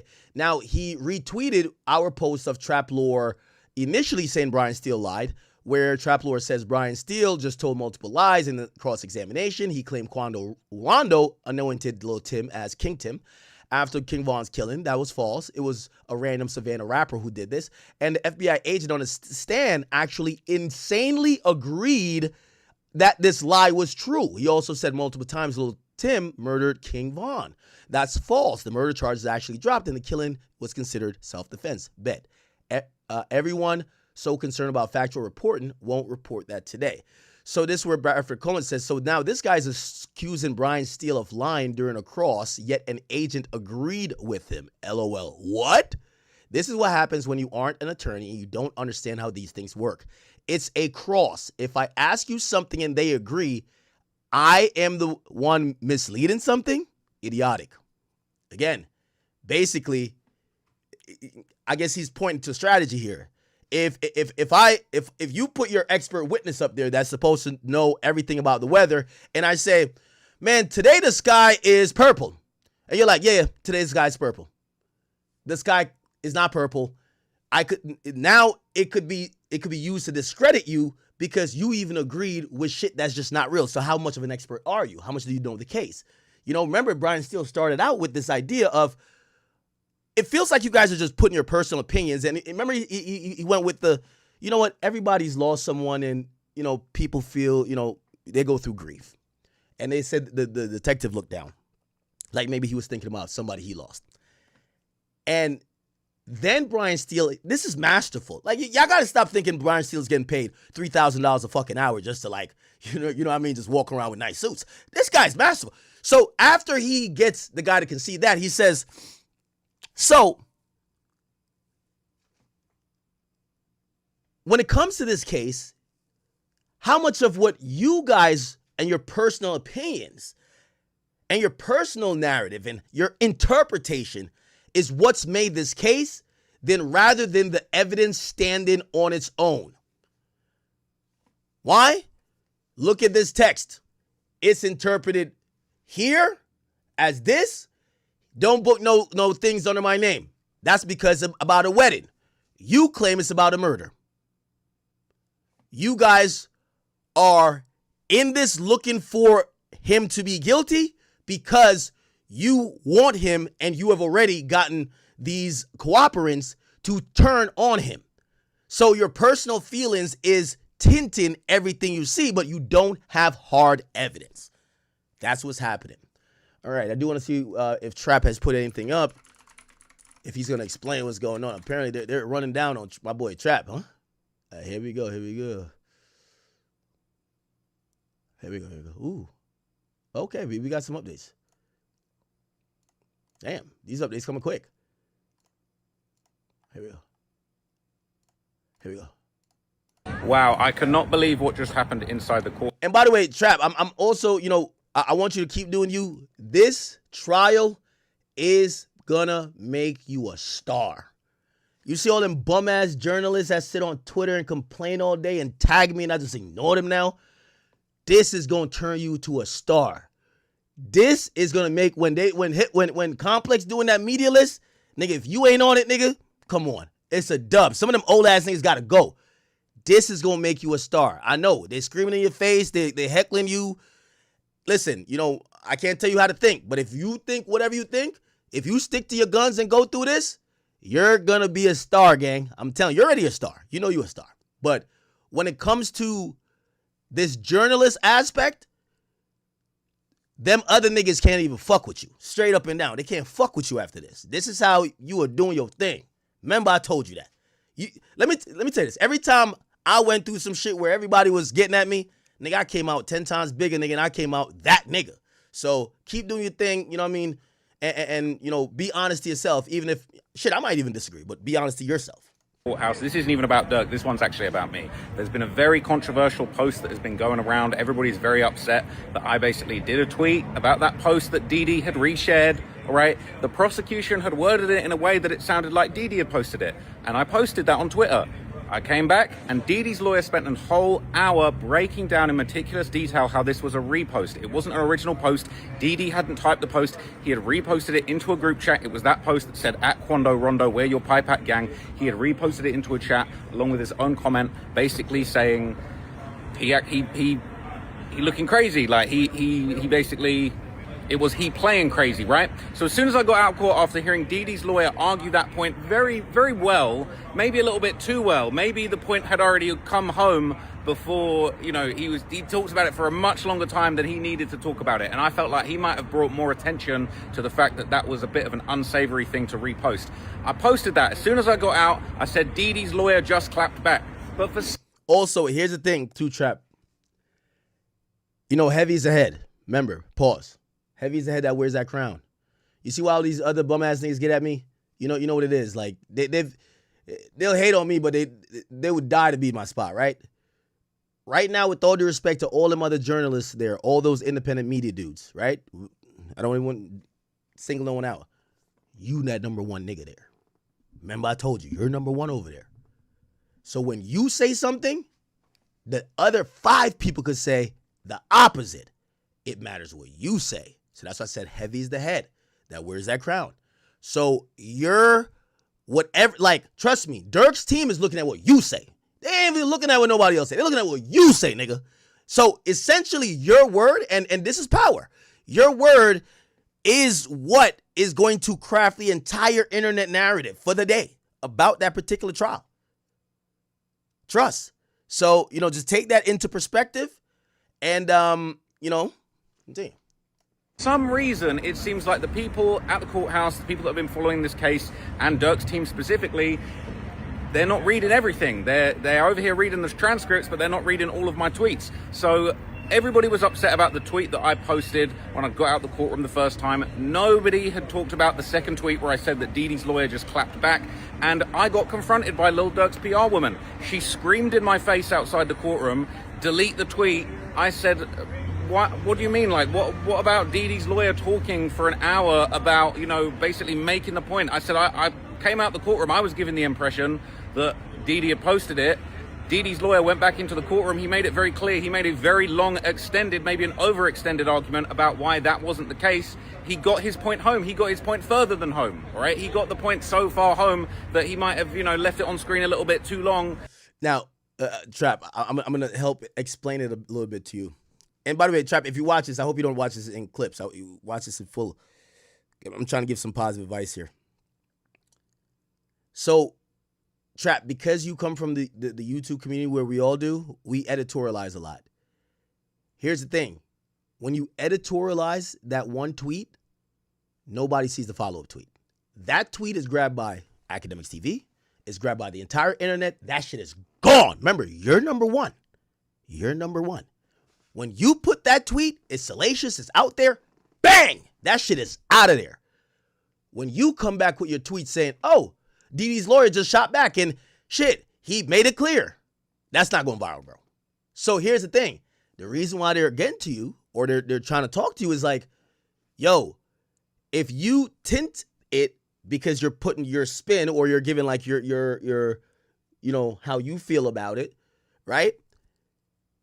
The one that goes viral, we can't even catch up with the one you're going to do later on the cross or redirect to get the correction. And yes, there is a part of it. Durk has PR work in there. Yes. They do feel like it matters. I'm telling you, you are more important than you might think. Because at this point, we probably have, I think we have the biggest online broadcast of this. How many people do we have in here now? We have 32,000 people watching, okay? We got 20,000 on King Academics, 8,000 on the Academy, and damn near almost 5,000 on the Kick. We're getting our info from you. So you're educating your audience. We're sourcing you. So the information is just spreading. So that's why I think they're putting a lot of pressure on you, okay? Now, granted, on my side, I want to take what you say and then also go listen to it from 3 other sources that we could kind of get like a mixed bag of whatever. Also, we're getting, you know, I have the transcripts for the last 2 days, but there is a lot of pressure on you because I ain't gonna lie. Whatever you say, if you say Brian Steele is lying, nigga, that is viral. Oh, the Superman defense attorney for Lil Durk is in court lying. Nigga, that is going to be remembered as this case goes on. And made things look a little bit bad. Durk's PR person said, I'm not talking about that. We're not talking about that. So they're just ignoring the facts. They're pressing me over stuff that's like incomplete information. I'm just coming out the courtroom, giving you guys the updates as soon as I possibly can. Yes, sometimes the prosecution are going to say things that aren't true. Sometimes the defense are going to say things that aren't true. Brian Steele said several things that are absolutely false when he was doing cross-examination just now. He referred to King Von as K. Von Bennett numerous times. That's not his name. Is anyone going to call out Brian Steele for getting that wrong? No, of course they're not, right? He made a bunch of other mistakes. He said that Quando Rondo had crowned and anointed Lil Tim as King Tim after the killing of King Von. No, he didn't. It was a random other rapper from Savannah, Georgia that put that out after King Von died. And then he also said numerous times that King Von was murdered. Was not a murder. The prosecution made it very clear it was a self-defense killing. Yes, he was charged with murder, but it was not proven as a murder. So no one's going to talk about Brian Steele literally getting up in the courtroom and lying. People want to get onto me for making a tweet and then basically updating you when I heard from Dee Dee's lawyer. It's insane. Wow, I cannot. Okay, let's keep. We're gonna run through his updates real quick. We got 6 of them. All right, so a couple of really interesting things just came out of the courtroom, and it kind of relates to some of these alleged gang connections that have been brought up. So they kind of teased some of the things that it sounds like maybe OTF Jam or, you know, some of the other cooperating witnesses are going to say, and they basically hinted, we might be hearing some of that testimony today, but we basically heard an update that apparently one of those folks is going to call Dee Dee the leader of Tay-Town, not a shooter. There was someone that kind of inferred that he was a shooter, and basically they're saying no, they're going to claim that he is a leader of the Tay-Town set. apparently another participating witness that is cooperating with the government is basically going to say that Durk was mad at members of O Block for not protecting King Von at the time of the shooting, okay, which is interesting because that kind of is going to contradict these claims that apparently, you know, King Von had said to Vonnie before he passed away after getting shot, why didn't you protect me? Why'd you let him shoot me like that? Now, what's crazy is apparently OTF Jam overheard a conversation with Durk, members of O Block, DD, and Booney Mo, basically saying that apparently Durk had actually paid for members of O Block to have an Airbnb in Atlanta, and he was mad that they didn't slide for Von when they were at that Airbnb in Atlanta. It's crazy. So another thing that was interesting, obviously we're hearing all this stuff about Durk said don't book no flights in my name, and they're trying to say, oh, you know, Durk didn't know what was going on, like them flights ain't have nothing to do with him, there wasn't more details. Now this wasn't connected to the murder of Lil Pab, but apparently there is text between Durk and that same guy who was ordering his flights, Jason. By the way, another interesting tidbit, I'm just pausing this for a second, but I wanted to show you this. So the prosecutors read a text this morning from Duty Low and Lil Durk from 2020. And apparently Duty Low says, yo, keep your head up, man. I know your pain. I'm with you. We drilling about this shit. You're going to hear probably like a conversation of people going to say, well, why isn't Duty Low charged? Because Duty Low is kind of on the messages kind of saying, yo, bro, yo, niggas getting, you know what I mean? Duty Low is unindicted. He's unindicted. And actually he showed up to court outside. Okay. All right. Also, yes, Casey Hester, a.k.a. Jam, first spoke to investigators May 2023. All right. And so it looked like Jam still hasn't taken the stand yet, chat. Still hasn't taken a stand. FBI agent used Cellbrite to retrieve text message shown in court of Durk going back to 2020. Prosecutors also shown a group text in 2023 that included Durk, Didi, and Booney Mo. Steele says, a rat, a snitch. Could they give false information? And the FBI agent says, it depends on the person. Steele says, and you know you have to be careful with people like that, right? When I say like that, I'm talking about Jammy the Bull. I'm talking about Mr. Jones. And I'm talking about OTF Vonnie. And it looks like the cop kind of agrees. So I ain't gonna lie to you. This basically, Brian Steele is taking advantage of this FBI agent. This FBI agent, he getting to do whatever he want to do in terms of if he want that nigga to admit something, he puts it in a certain way, or he uses information the guy can't speak to.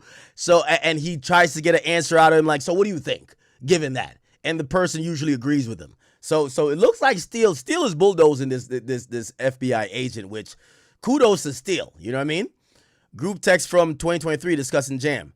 He gonna tell soon. Didi says, man, you think you could break us down? Loyal says, Feds be talking to everybody. Durk says, man, as long as we don't break, man, they can talk to anybody. Anyway, back to Ross. Back in December the 3rd, 2020, after Von died, where Durk was saying they need flights blood.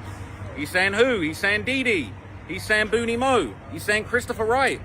So another thing that came up was that they basically kind of went back and forth and showed some of the stuff that King Von was posting when he was still alive. Now, Von actually posted an Instagram of himself and Lil Durk when he was alive, and it had a pretty crazy caption. It said, if Smirk want an N-word dead, then an N-word dead on O, you know how I'm coming. If you got it, I got it. If I got it, you gave it to me. Durk's one of my top 5 people alive. I love you. Now look, that don't prove anything. King Von made that before he was even dead, but it just kind of like builds up this close relationship between, you know, Von and Durk, and the get back and the slide in and the footage of Von getting killed, which was obviously shown previously. Now, we then moved on. This detective gave a lot of information, but we then moved on to cross-examination. And look, I am a little bit upset. I'm a little bit salty that Brian Steele said a few things that I know not to be true from my research.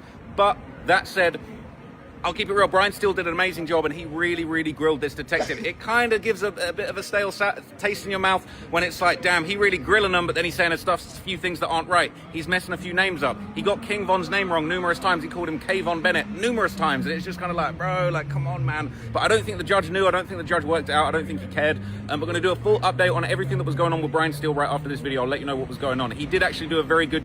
Okay.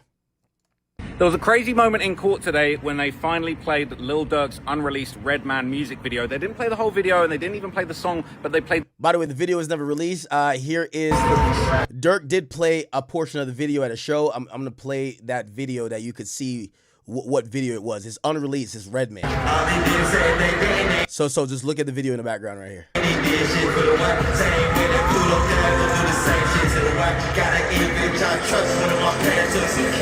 So you see Smurf.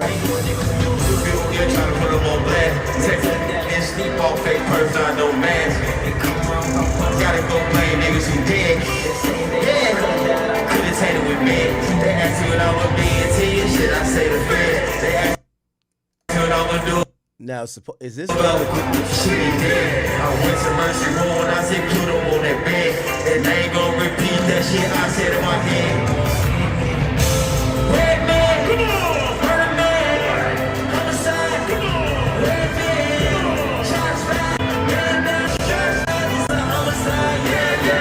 Okay, yeah, and it kind of shows Durk supposedly picking up a gun. They don't play the whole video here, but that's supposedly part of the video. It shows Durk shooting a guy who supposedly looks like Quando. I don't even know if that guy really looks like Quando, but that's what they're talking about. The intro with sound, and I'm not gonna lie, it was looking like a great video. It was looking like a big budget video. They had an actor that looked just like Quando Rondo. He was dressed in the outfit that Lil Tim was wearing when King Von got killed. I believe the video was made by infamous video maker Jerry Production, who's produced a lot of videos for Durk as well as Von. I'm not gonna lie, the video looked fire. It looked big budget, but obviously what was bad was it showed Lil Durk sliding in the back of a van with what looked like a Mac, but like, you know, sort of like a mini machine gun type gun, pulling up on this Quando Rondo lookalike, shooting him dead in the street, shooting him on the ground, standing over him, pulling off his mask and revealing that it was Durk that did it. Now, I'm not going to lie, the video looked fire. I wish I could have watched the whole thing, but obviously it wasn't a great look for the jury. And what made it even worse is it had all this dramatic kind of movie style score music in the background. And if I'm real with you, it really built up a vibe. It really built up this kind of terrifying murder, true crime vibe in the video that I'm sure Durk is probably regretting from when he made that video. But it was very interesting because Brian Steele kind of clapped back. He said that this video is art. He pointed out that Quando Rondo had also made a video where they depicted Durk getting shot and killed. It was interesting because they showed a screenshot of the Lil Durk lookalike in the video. That was shown by the prosecution. But weirdly, they didn't show the music video for that. So weirdly, the prosecution didn't actually bring up the video now because I kind of know a little bit too much about this case. I know that it's the song Soul Reaper, right? I got a few there. I just looked it up and double checked. But it's the song Soul Reaper where they had a Lil Durk lookalike and they didn't even bring this up. I'm surprised they didn't bring this up, but Lil Pab, the actual victim, is in that video killing Lil Durk. They didn't bring that up. I'm surprised they didn't. But regardless of that, that was shown as part. Yeah, that's another advice I'm going to give to Trap Lore. Your knowledge of the case. This is not a documentary. You know, you can't bore the jury with every single detail they're not going to care about. This is about you gave your narrative of why he's either guilty if you're the AUSA or why he's innocent if you're the defense attorney, and you need to bring evidence that just matches your narrative. You don't need to tell the full story. Okay? You just need to make sure your story's good. Or if you're the defense, you can poke holes in their story. That's it. We'll go to Trap Lore Raws for the 6-hour breakdown. Of when they showed the Quando Rondo interview with Angela Yee in the back of the Rolls Royce, and they pointed out he's in a Rolls Royce. Look at the headrest. They didn't say why, but they're obviously going to introduce the evidence later on that Durk had lyrics where he's talking about that Rolls better be bulletproof. We're going to shoot at the stars. But anyway, Brian Steele kind of brought forward a bunch of stuff to basically say, look, you didn't question Quando Rondo's art when he had a lookalike that, you know, a Durk lookalike that was killed in the Soul Reaper video. You're judging Durk's art. He said Jerry Productions, a very accomplished video maker. You know, Durk didn't necessarily have anything to do with this video. They said, you know, the video wasn't released. He didn't really land on any of those points, but I think what he was trying to infer was that Durk didn't know. You know, everybody knows that Durk was having these problems about, you know, what had happened with Von. There's a scene in the video where Durk's looking at his phone and you kind of see all these news articles about Von popping up. But I think what Brian Steele was trying to infer that, like, someone else, maybe Jerry Production, had come up with the concept of the video based on everything that was going on. And perhaps, maybe Durk wasn't happy with the way he was depicted in that video and decided not to release it. But unfortunately, they got that video from someone in his team's phone and they were able to show that intro where he kills the Quando lookalike in the courtroom, and just the spooky music they added to it, I would say definitely made it worse. But Brian Steele did a great job of arguing against it, and I'm about to tell you everything about Brian Steele in another video. There was a crazy moment in court today when they finally played Lil Durk's unreleased Redman music video. They didn't play the whole video, and they didn't... Next. All right, so we just heard a couple of really interesting updates from the court about how Durk and them were treating OTF Jam. Now, obviously, they worked out that he was apparently getting ready to snitch. We've heard more about these messages. You know, they're basically saying Jam getting ready to snitch, clear as day. They were cutting him off. There was apparently a conversation we heard about previously where, you know, Durk and them had taken him into a bathroom stall at a music video shoot and said to him, you making it hot, you catching bodies, you getting the feds on us, you need to chill out, you might need to leave town. And then there were a whole bunch of back and forth messages that we saw where Jam had apparently said, like, hey, why is everyone scared of me? Ever since that day, nobody want to be around me. What's going on? Well, now we heard even more details from the conversation, and it seemed like Durk was kind of cooking Jam. This was a little bit more context they added. He said Jam just ready to snitch blood, clear as day on Lil Mo, and then he basically said, wait, what'd he say? He basically said something along the lines of like, blood not even down here, but he F with Lil Tay, he different. They said he pulling a GD move. So Durk acting like all the GDs are the ones who be telling. Obviously he's got a big gang war with the GDs, but they're not allowed to talk about that today. But then Durk went on to say he a real goofy. Now, DD then sent an image into the group chat, the OTF group chat, that was a screenshot of a chat that he'd had with Jam. Or basically he had showed the screenshot of it and he said, Jam said, what's up? Is it fuck him? Let us know what it is. Jam want to talk to you. Stand on lawyer so he can be there on the 20th. So it sounded like they weren't sure if Jam was already telling. Jam was asking for a lawyer, asking if he was going to stand on it, saying Jam want to talk to you, all this kind of stuff. And then the prosecution revealed that at this point, apparently during this conversation, or basically on August the 24th, 2023, Jam was already in custody in Chicago. And then there was another reply, Durk saying about Jam. They said he going to tell soon. And then Didi replied he thinks he can break us down on Mom for real. And then apparently Didi had said in description of Jam, he a Alpo ass dude, obviously in reference to the infamous snitch over on the East Coast. And then somebody in the chat that was called Loyal basically said, beware of everyone, not just Jam. And then after that, there was some more back and forth where that person went on to say at this point, for real, weird ass people.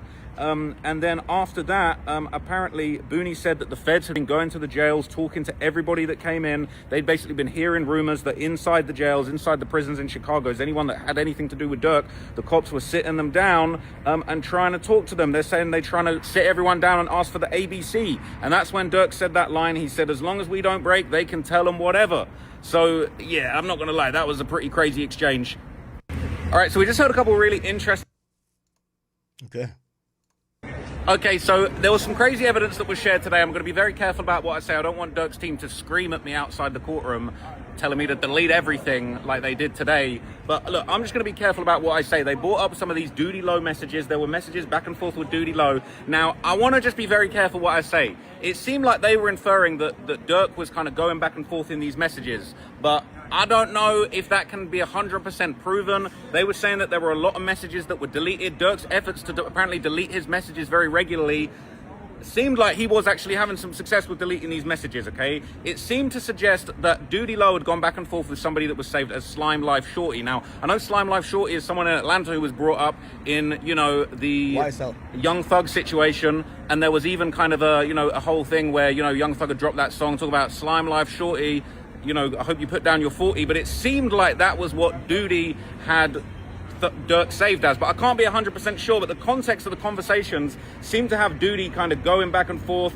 with Durk. They basically seemingly had a bit of a celebration. So what was interesting, right, was apparently Duty Low had done a reaction, like a laughing reaction, to a message that said no, which was right after Quando Rondo was screaming on the street no over Lil Pam's body. Now, they had basically recovered that reaction, but what they didn't have was the original messages. So we don't know for sure, but it seemed like it would have been a reaction to Durk's message saying no, but we don't have that. And then basically we saw this back and forth with Duty Low, and basically before anyone says Duty Low's telling or he's cooperating or anything like that, the feds basically said that they had numerous warrants for numerous iCloud accounts with Duty Low. It was hot for Duty Low, and the feds were onto him, and clearly they I don't know how they did it. I don't know if he even know they got it, but they got all of his iCloud info from his phone. But basically, they went back and forth. Duty Low had apparently said to this person that was saved in his phone, keep your head on, Slime.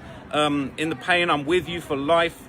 That was Duty Low and Durk. Sorry, no, this was the person said to Duty Low, keep your head on, Slime. I'm in this pain, I'm with you for life. I'm drilling about this shit.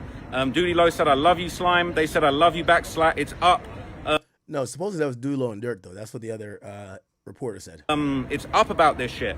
After that, this person was messaging Duty Low saying, where you at? I'm at the crib. Duty Low saying, call me. And then that person that saved the Slime Life Shorty sends Duty Low Quando Rondo's number. And he says, Quando's number. They said it's one of his phones. And then the next day, there's a message back and forth where that person that saved the Slime Life Shorty, that it seemed like it could have been Durk, but not 100%. By the way, breaking news. OTF Jam. Jammy the Bull has taken the stand. We're going to get updates in a little bit, but Jammy the Bull has taken the stand. Jammy the Bull has officially taken the stand. It's going crazy now, chat. It's going crazy.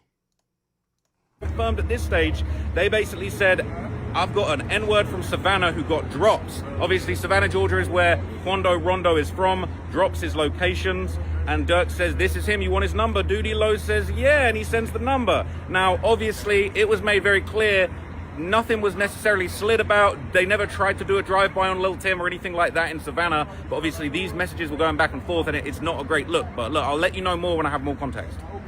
Okay, so there was some crazy... And I think we have one more update. So we finally saw Brian Steele cross-examine this kind of big detective, and look, Brian Steele put on a very, very good display. He grilled him about all the times that, you know, these interviews were conducted. Loads of interviews were conducted. They weren't recorded. And look, I'll be real. Brian Steele told a couple of lies, made a couple of mistakes. He said that Quando Rondo was the one that crowned Lil Tim as King Tim after King Von died. That's not true. That was another rapper from Savannah. Nothing to do with Quando Rondo. He was an associate. He was an affiliate. But as far as I'm aware, immediately after King Von died, Quando Rondo wasn't the one saying, free Lil Tim, hold up, wait, it's King Tim. He also referred to King Von as K Von Bennett numerous times, which I thought was just like, you know, not really having the best grasp of the case. But at the end of the day, that's not really... I feel like we heard this already.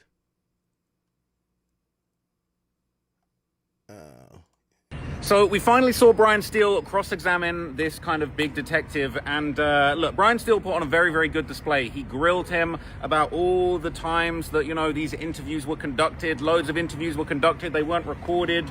And look, I'll be real. Brian Steele told a couple of lies, made a couple of mistakes. He said that Quando Rondo was the one that crowned Lil Tim as King Tim after King Von died. That's not true. That was another rapper from Savannah. Nothing to do with Quando Rondo. He was an associate. He was an affiliate. But as far as I'm aware, immediately after King Von died, Quando Rondo wasn't the one saying, free Lil Tim, hold up, wait, it's King Tim. He also referred to King Von as K Von Bennett numerous times, which I thought was just like, you know, not really having the best grasp of the case. But at the end of the day, that's not really making a huge difference.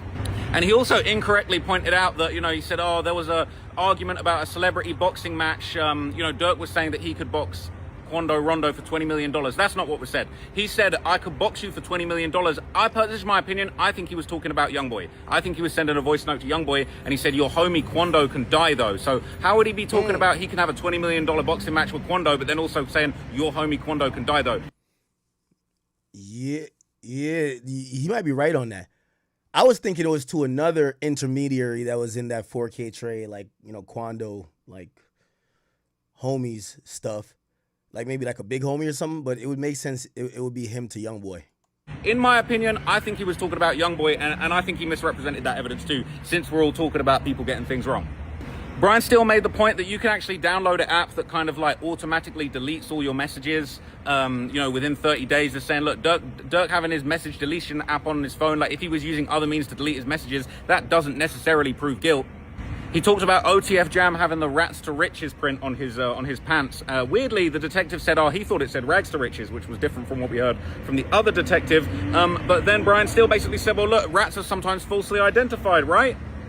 Brian Steele made a pretty smart move when he was asked about this message where Durk had apparently said, wait for the get back, in response to stuff that he had been sent of people from Quando's side clowning him. And he basically made the point, he said, well, did you know that there was a song called Get Back? When he was inferring basically that like when Durk said wait for the Get Back, he could have been referring to wait for me to drop my song that was called Get Back. I'm gonna lie, I thought that was genius. That was a really smart move. But obviously the crux of it was basically just attacking all of these interviews. Brian Steele said the agent attended 41 meetings with Jam that they were aware of. Apparently they did 10 meetings with Vonnie. The agent that was on the stand was there for 6 of those. And apparently the other witness, Jones, was interviewed 3 times when they were present. And they basically just kept going on saying, why didn't you do recordings? Dee Dee's lawyer took over. Their whole thing was basically like, why weren't all of these recorded? And I'm not going to lie, the detective did a good job of basically saying, well, we're not required to record all of them. It depends on the budget, depends on the schedule. Okay. I'm going to play Seti Nash real quick. I'm going to go grab some ice. You know, the marathon continues, chat. We are not getting off stream. Jammy the Bull is on the stand as we speak. Jammy the Bull. He's on the stand currently. I'm going to play Seti Nash video real quick. I'm going to grab a cup of ice. Okay, chat? I'm going to grab a cup of ice. This is the latest update. Here we go. Little Doria's. Okay, here we go. Oh, shit. Before we had the jury start off, you had the judge actually say a moment of silence for Dolly Parton. He said she was such a nice person in the world. So wait, what the fuck? The judge talking about Dolly Parton? Nigga, this is about Lil Pop. Wait, hold on now. It's about Lil Pop. Divided. So then the Fed's head detective, he's going on vacation, but he'll come back Monday. Then Dee Dee basically... Wait, the Fed's head detective taking a whole vacation during the trial? What the hell? Is called the leader of Tay-Town per goddamn Jam ass. Jam said that he's the leader of Tay-Town, and Jam said that Durk was mad at O-Block for not sliding for Von, and they let him die. They didn't protect him. And then they say that literally Durk paid for O-Block to have Airbnbs to war in mother flipping Atlanta. What's even crazier, Brian still objected to this shit, but the craziest part is the judge say, nah, you can let that in. So then the lawyer starts to talk about, the Fed lawyer starts to talk about how he's going to have to lead Dee Dee through the questions and all that within the scope of the questions. And I'm going to be honest with you, I knew that they was going to throw a whole entire fit, because what the Fed lawyer said, and it's understandable, is I don't want Dee Dee to get on here and say the wrong stuff so y'all can get a mistrial, y'all can get whatever and all this stuff, because they literally say that. Like, if you said this way, this way, this way, this is hardball, this is... Dee Dee's lawyer said, if they say these things this way and this way, we're going to call for a mistrial, and it's going to put it in a mistrial. And that's beyond the scope of the judge. And the judge was like, Judge Dennis said, motherfucker, what? Beyond the scope of my power? Hold on, homie. No, it is under the scope of my power that I can declare a mistrial. Now, you could take that to, you know, go to the higher appellate courts and do that. But no, that's definitely under my power. And then O'Connell gets it to... Give us a second, chat. We waiting on Jammy the Bull. Don't worry. Jammy the Bull, we waiting on him. Jammy the Bull. Chat. Last known picture of Jammy the Bull right here. Last known picture of Jammy the Bull. Jammy the Bull. Jammy the Bull. I know that boy ain't get a McRib. A nigga will send you to life in prison for that McRib, bro. God damn it, man. Jammy the Bull. God damn. Was leading the witness. And it's funny because I said this was going to happen yesterday. I said, bro, every time they keep producing exhibits that do not say what the person said, the freaking... the lawyers come back. Yo, G-Nack, you know about one of them ones? Fair lawyers come back and say, oh, no, it was this. And prime example, Exhibit 30 was admitted, but it actually wasn't Exhibit 30, it was Exhibit 33. But when he said... Gotta wash it down with some good old Pepsi, man. Exhibit 30, the witness was like, yeah. And then literally they come back and say, no, it's Exhibit 33. Dude go, oh, yeah. Yo, there's a lot of snitches in here. Everybody over here, y'all look at y'all put y'all own orders. Nah, man. I couldn't eat that. I need some spicy chicken McNuggets, a large fries, and a Sprite. Look at Graham's set. Look at Graham's and leaders. Yo, everybody in here y'all putting y'all own goddamn meals. Look at y'all in here. Oh man, somebody said McDonald's only have Coke. You don't think they'll get that Pepsi if Jammy the Bull won it? A double Whopper? Not even gonna lie. No, there's no double Whopper at McDonald's. a double quarter pounder. Oh my God, with cheese, no pickles. Oh my God, with the fries. And I ain't gonna lie to you, the cookies, and then get like from the ice. Yo, hopefully the ice cream machine working. If the ice cream machine working, I'll give you 3 more murders. The ice cream machine working, I give you 3 more murders. I fuck around and we might solve the whole shit, nigga. We might figure out this whoever buried in the cemetery, nigga. Like, come on now. Nah, them cookies at McDonald's be hitting too, bruv. Oh man. Nah, there's a good meal I could think of. Like, if I had some information, there's a good meal I could think of from McDonald's. I've elevated past McDonald's now, but don't you worry. If I'm in there, McDonald's is probably the best thing since the 5 loaves of bread that Jesus split and fed the thousands of people, bruv. Trust. It's that one. So there's that shit that exists. That's leading a witness. That's the equivalent of if you cheating on your girl and you call me and you say, yo, Nash, remember I was with you last night and we was drinking beers and all this shit, bro, and you was beating me on Madden? And I go, all right, let me grab the ice real quick. It's going to take me literally a minute. So hopefully this video don't replay again. But when we come back down, by the way, we are waiting for the updates on Jamie the Bull. He's on the stand. Remember, Jamie the Bull is on the stand. We just want to get completely updated, and then we'll figure out what he's saying. You know, obviously, they got to break it down like a kilo of Coke. Remember, the government's going first, so they're going to have Jamie the Bull up there. They're going to talk about when'd you meet Durk? When'd you meet Dee Dee? When'd you meet this guy? What's your relationship? What's your relationship with the shooters? You know what they're going to do, chat? They're going to try to make it where, hey, watch, the government, guaranteed. How much we gonna bet? They're going to show that Jamie the Bull has had a long-standing relationship with Durk and with Dee Dee and with Keith Jones. So if he got brought in for a murder, or he did a murder with some guys, or let's say it's now it's a conspiracy, the least likely person that could call the shot to get him to do a murder would be Vonnie. Vonnie damn near was like a Bruford. Vonnie wasn't really like that. Vonnie wasn't around the guys like that. Vonnie was kind of new. He kind of like, after Von died, he started hanging with Durk. So what the government is going to do is they're going to paint this really interesting picture to say, you know that what Durk is trying to say about Vonnie is the kingpin makes no sense. The killer here is saying, we barely knew Vonnie. Why the fuck would I go on a murder for Vonnie? I'll go on a murder for Durk. That's what they're going to do. Okay, let me go grab my ice real quick and a Red Bull. I think I need a Red Bull too. Okay, yeah. oh yeah. Suppose you said, man, Nash, what happened last night? And I go, man, shit, I was at home. You see how that's leading the witness? So that ends up happening, and the judge basically say, yeah, I'm going to go ahead and let that in. And Brian still says, I'm not going to let the prosecutor lead the witness. And then it was just a clusterfuck after that. All right, so before we had the jury start off, you had the judge actually say a moment of silence for Dolly Parton. He said she was such a nice person in a world so divided. So then the Fed's head detective, he's going on vacation, but he'll come back Monday. Then Dee Dee basically is called the leader of Tay-Town per goddamn Jem ass. Jem said that he's the leader of Tay-Town, and Jem said that Durk was mad at O-Block for not sliding for Von, and they let him die. They didn't protect him. And then they say that literally Durk paid for O-Block to have Airbnbs to war in mother flipping Atlanta. What's even crazier, Brian still objected to this shit, but the craziest part is the judge say, nah, you can let that in.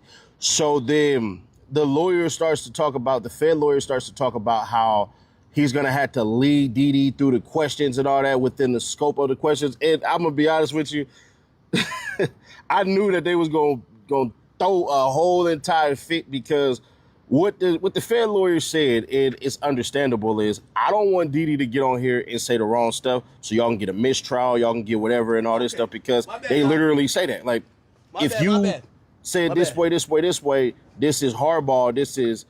Dee Dee's lawyer said, if they say these things this way and this way, we're going to call for a mistrial, and it's going to put it in a mistrial. My bad. Yo, I bought this fucking slushy machine. This shit is hitting. So I've been drinking my liquor with slushy shit now. It's just fire, nigga. I feel like I'm at Applebee's, nigga. The fuck? Anyway. All right, good. Cool. We're done with that. Jam is on the thing. We're gonna get some updates in a second. Black for Shire has been doing a good job tweeting it, but we're gonna go to Taylor. I think Taylor got some stuff going on. Taylor Paris. Am I saying her name right? Okay, here we go. A little update. Perfect. Chat, we're waiting on Jamie the Bull. Don't you worry. Hi, I'm Taylor Priest with Los Angeles Magazine, and I found a quieter place to record today, so hopefully everything will be heard. Also less windy, so my notes won't be flying around. Before we go break down what happened today in the courtroom before lunch, we are now broke for lunch, I want to talk about Savea Robinson really quickly. His mother approached me very kindly at the courthouse, and she said that I had said somewhere I identified Savea Robinson as she, which is incorrect. He is a he, and he is the victim of the shooting that Quando Rondo was allegedly the target of. Robinson's mother approached me again very kindly and wanted me to make sure that she seems was so not sweet. misstated, and I'm going to go back through my written reporting and just make sure I have that cleared up everywhere. But very kind, wanted me to know, just make sure that I was reporting on her son's death accurately, which I appreciate her approaching me and letting me know that that was... That's also one thing we haven't heard. Every camera's following India and Big Durk walking out the court. Obviously, Savea Robinson's mom and family, you know, apparently they got heckled one day. But we haven't heard much about Dee Dee's family. Is Lil Ted up in court? Is Baby Bop in court? Baby Bop or Baby Threat, is he in court? We haven't heard anything about the families of OTF Dee Dee and also Lindsay. They got to have a family. I would imagine their family's there too. Haven't heard anything about their family. Anyway. Missaid. But as far as how the courtroom went today, the judge opened up with a moment of silence for Dolly Parton. He said that was certainly a loss. So we all had a moment of silence for Dolly Parton in the courtroom today. I'd be pissed. Like, no disrespect to Dolly Parton. And yes, rest in peace to her. But did we have a moment of silence for Lil Pob? Y'all are showing his dead body 20 times. Y'all showing bullets stuck in his heart. Like, how about you be like, yo, hey, could everybody bow their heads? You too, Durk. Everybody bow their heads. We gonna have a moment of silence for Lil Pop. Why the hell we doing it for Dolly Parton? With all due respect, I'm just saying the venue is a little bit confusing to me. It's not OTF Dolly, nigga. This is some other shit. Then we got back to detectives or a special agent from the FBI, Jaron Farmby's testimony, and he was testifying for the prosecution. So we went back to text messages. That was a really big thing that was discussed today. We looked at text messages between Durk and others, specifically one where Durk had been messaging Jason Smith, asking him to book flights. This was not in relation to the alleged murder for hire. This was okay, I'm gonna pause this real quick because I gotta give you some details. Let's go back into it, chat. Y'all ready? So we pretty much have all the co-conspirators now listed. Remember, there was 7 co-conspirators. Actually, there was 5 at first, and then with the superseding indictment, it was up to 7. Let me explain to you who everyone is. Co-conspirator 1 was always Durk. They superseded the complaint, and then they added Durk in as a charged person. So he was no longer listed as co-conspirator 1. So co-conspirator 1 was Durk. Co-conspirator 2 was OTF Jam. Co-conspirator 3 was Jason. He was the guy who booked the flights. You're going to hear about his name. He's unindicted. He's unindicted. Remember what I told you? This was someone who just either works for Durk or works for a travel agency. They had nothing to do with the murder. They just booked the flight. Okay? Obviously, they probably turned over their records. They definitely got subpoenaed, probably proffered. But they're unindicted. Okay? So you probably won't even see them in this case because they have already given all responsive records. So number 1 is co-conspirator 1 is Durk. Co-conspirator 2 is OTF Jam. Co-conspirator 3 is Jason Smith. Is that Smith? His last name? Co-conspirator 4, and this is going to be the interesting one. We were always trying to figure out who this is, okay? A lot of people thought this was Brick Baby. According to what now the government has kind of like showed their hand a bit with the trial starting, it's being somewhat revealed that co-conspirator 4, you know who that is? Duty Low. Remo, shout to Remo. He's one of the people who kind of figured it out as well. He also just reported on it. That's what he said. All right, it's actually about to come out in the courtroom within today or the next couple of days, but there's been some text messages that's been leaked out in the courtroom and pretty. And by the way, the reason why they found out that it's co-conspirator 4 is Quando, is because you're gonna start seeing those text threads. Remember co-conspirator 4 was the person who dropped the low. You'll hear a lot where they're in the group messages where Duty Low is basically saying, oh, I got a bitch that could get that nigga low. I got a bitch that could get his low. I got a bitch that could get his low. From even when he was in Georgia. Okay? And that's going to track to be that he's co-conspirator 4. Okay? So it's not Brick Baby and it's actually not a Rolling 60. We thought it was someone that was a Crip because they claimed that person lived in California, but it seems that Duty Low just lives in California. Which, does he? I thought he still lived in Atlanta. Anyway. They had said that co-conspirator 4 was a California resident. Much. A day after Vaughn died, Durk texts Duty Low and Quando's number and a number of someone in Savannah who might be able to get his location. That was actually said in court. It's actually going to come out to find out that, well, you guys are actually going to find out that Duty Low is actually co-conspirator number 4, and it was actually not Brick Baby. So everybody who's been saying Brick Baby is a snitch, yeah, you can tell that it's not Brick Baby. Duty Low is actually allegedly the person who dropped the location, and he's going to... And, my bad. Jason, this is Jason. He's unindicted. And by the way, Duty Low, who's co-conspirator 4, is he's a unindicted co-conspirator. Okay? Which means maybe they tried to get an indictment, but there was no indictment that was gotten for Duty Low and for Jason. But they probably did get submitted to the grand jury as well. Or maybe they went to those guys and said, hey, listen, if you just willingly give up your phone and you come do an interview with us, we don't think you're a part of this shit anyway. We won't charge you. Okay? Now, just to let you know, this doesn't mean people are cooperating.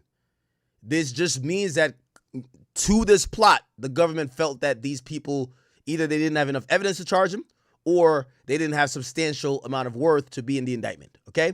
But this is Jason. This is the guy who was booking flights, supposedly. Am I on the right one?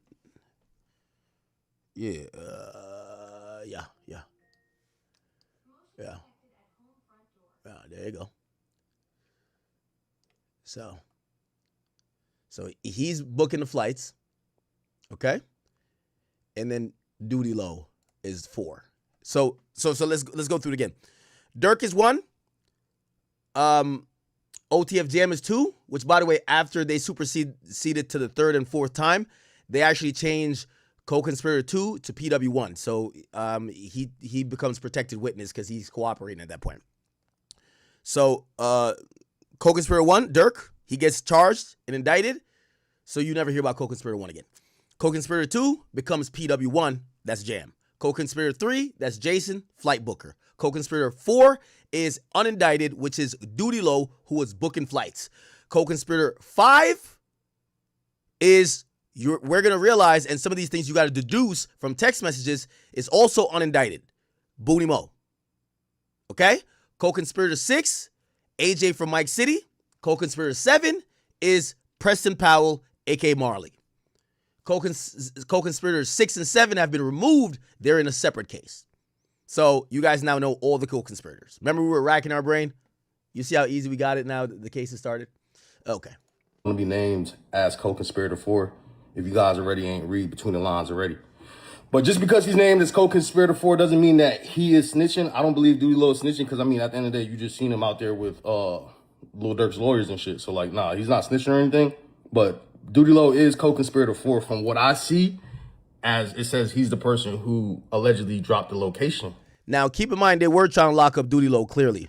Remember, they said they subpoenaed his iCloud, right? They did some subpoenaing for him, right? For whatever reason, they didn't come up with a charge. Who else, I mean, around OTF could drop the location? If you guys go back into your research, you can kind of see everything lines up. But, hey. All right, it's actually about to come out in the courtroom within today. All right, so we got that under the books. Let's go back to our Taylor. A different time. This was on December 3rd of 2022, but they brought up these text messages presumably to show that this was a normal occurrence, Jason Smith booking flights for Durk, because Jason Smith booked flights leading up to the alleged murder for hire and the hit on Quando Rondo. We also saw a post by King Von on his Instagram. The very first line I was able to write down, it said, if Smirk, which is Durk, wants a dude dead, then that dude is dead. And dude is the word they were using there and when they were saying this out loud. And King Von's post was later brought up on cross-examination by Brian Steele. And Brian Steele asked Farmby, is what King Von was really saying was that Banks gave him opportunity, that Banks gave him a career? And Farmby confirmed, yes, that is in fact what was saying. We have a lot going on over there. Next, we talked about text, or a video. A video was shown in the courtroom of a video that they called Red Man, I believe. Yes, a Red Man video. And this was found on a phone connected to Durk. And this was allegedly never released. May have been stipulation about that, but this video was allegedly never released. But on Durk's phone, it was professional. Yes, I see someone on Kick Awkward Stoner. Yes. Durk is in the courtroom. He is looking Jamie the Bull directly in the eye. We'll probably get, for all my independent journalists in that building, we want to know, is he looking Durk in the eye? Is his head down on the stand? Is Durk head in his hand? Is Durk crying? Is Durk tearing up? Is Durk looking to the left? Is he looking, what's happening? Is Durk mean mugging him? Is Durk eyes open up like the portals of hell? Like, you know how Durk be. How is it? What's cracking in there? How's Jamie the Bull moving? Okay? Is he leaning back in a chair? Is he popping it? We got to know. Produced, and it depicts Durk seeing news articles about King Von's death. He looks very upset when he's reading this, and then he gets out a gun and he shoots. In the video, Durk is depicted shooting a man dressed in similar attire as Timothy Leaks was when he killed King Von. Then Durk gets in the car, smiles, drives off. This is all in a music video. There's music playing in the background. And this was like... Yeah, I like her little storytelling. I like her storytelling. Hold on. We gotta keep up on Jamie the Bull, y'all. Jamie the Bull. Jamie the Bull. Chat. I ain't gonna lie, man. I ain't gonna lie.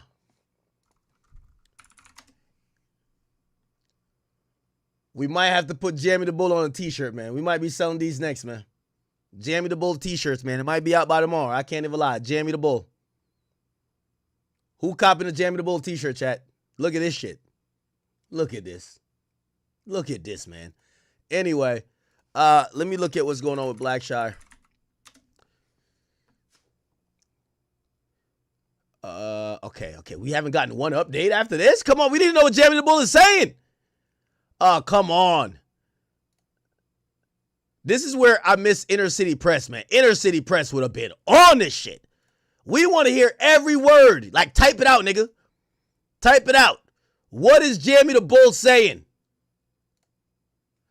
Okay. Let's finish up with our Taylor real quick. Taylor, we love you, but we're going to speed your voice up a little bit. Okay, baby girl? It's all good. We love you, though. It's all love. People were shocked by this video in the courtroom, but then it's brought back up by Brian Steele when he asks Farmby, was this professionally produced? Farmby says it is. Inner City Press is on federal cases out of the Southern District of New York. I think he does Eastern District too, but he's a New York-based person. He asked Farmby if he ever... And he's in state court there too. ...went in to ask the production, people, a part of the production, the record label, like, were they ever asked questions about this video? And Farmby said, to his knowledge, he doesn't believe they were. He did not ask these people these questions. And then Brian Steele also asks whether or not, I'm losing my train of thought here, but Brian Steele also asks if there was a written list of people involved in this video and if Durk was on this list. And I believe Farmby said that Durk was not on this list of people who were a part of the production of this video. He was in it, and that is what was said about that. We also had the TMZ video played again, which is when Savea Robinson is pulled from the car and Quando Rondo is screaming. They keep playing that video. It's about like they've played like 8-9 times now. no, with a lot of anguish in his voice. And when that video was played, Robinson's mom leaves the courtroom. It's obviously a very difficult video for her. I'm wondering if they give a second for her to walk out, or does she storm out? Keep in mind, the jury is here in the court. And remember, the jury, they're here to give justice. And if they see every time that video which keeps getting played, they see the mom just walking out, like just drying her eyes, it incentivizes them to hold somebody accountable. When you see, mama cry, something gotta give. To all my men out there, if you've ever seen your mama cry, it's the most helpless you've ever feel as a person. Trust me. Seeing your mother cry. Trust. So, watching the mother of Savia Robinson cry, I don't know if she's, I don't know if she's hysterical. I don't know if she's just like tearing up. I don't know if she's like, still really moved by it, and it just interrupts the natural flow of court, and they all kind of look at her walk out. If that's the case, trust me, when this gets to the verdict, somebody go to jail. Trust me. Her to watch. So she left the courtroom the second that TMZ logo came up, and then she promptly returned as soon as it was over. We also have text messages between a group chat with Durk and Wilson and David Salisbury, who I believe the other name he is called is Duty Low, I think is what I was hearing. So Durk says they're kind of all discussing Hester. Hester is expected to testify today, though he was expected to testify yesterday and we didn't hear from him. But they're discussing Hester's going to tell soon. Durk writes he gonna tell soon. Wilson says he think he can break us down. Someone labeled Loyal in the group chat says beware of everybody, not just Jam, and Jam is Hester.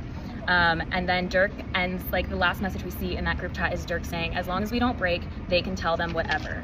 So then that is the end of Farmby's testimony with the prosecution, and then Brian Steele comes on the scene and had a lot to contradict, and it got very emotional because he brings back up King Von's murder, which we'd seen a video of yesterday in court. We don't see the video again today, but when we saw the video, King Von is on the ground and Quando Rondo drags him, and this is something Brian Steele brings up. He says that King Von is dragging Quando Rondo is dragging King Von like a...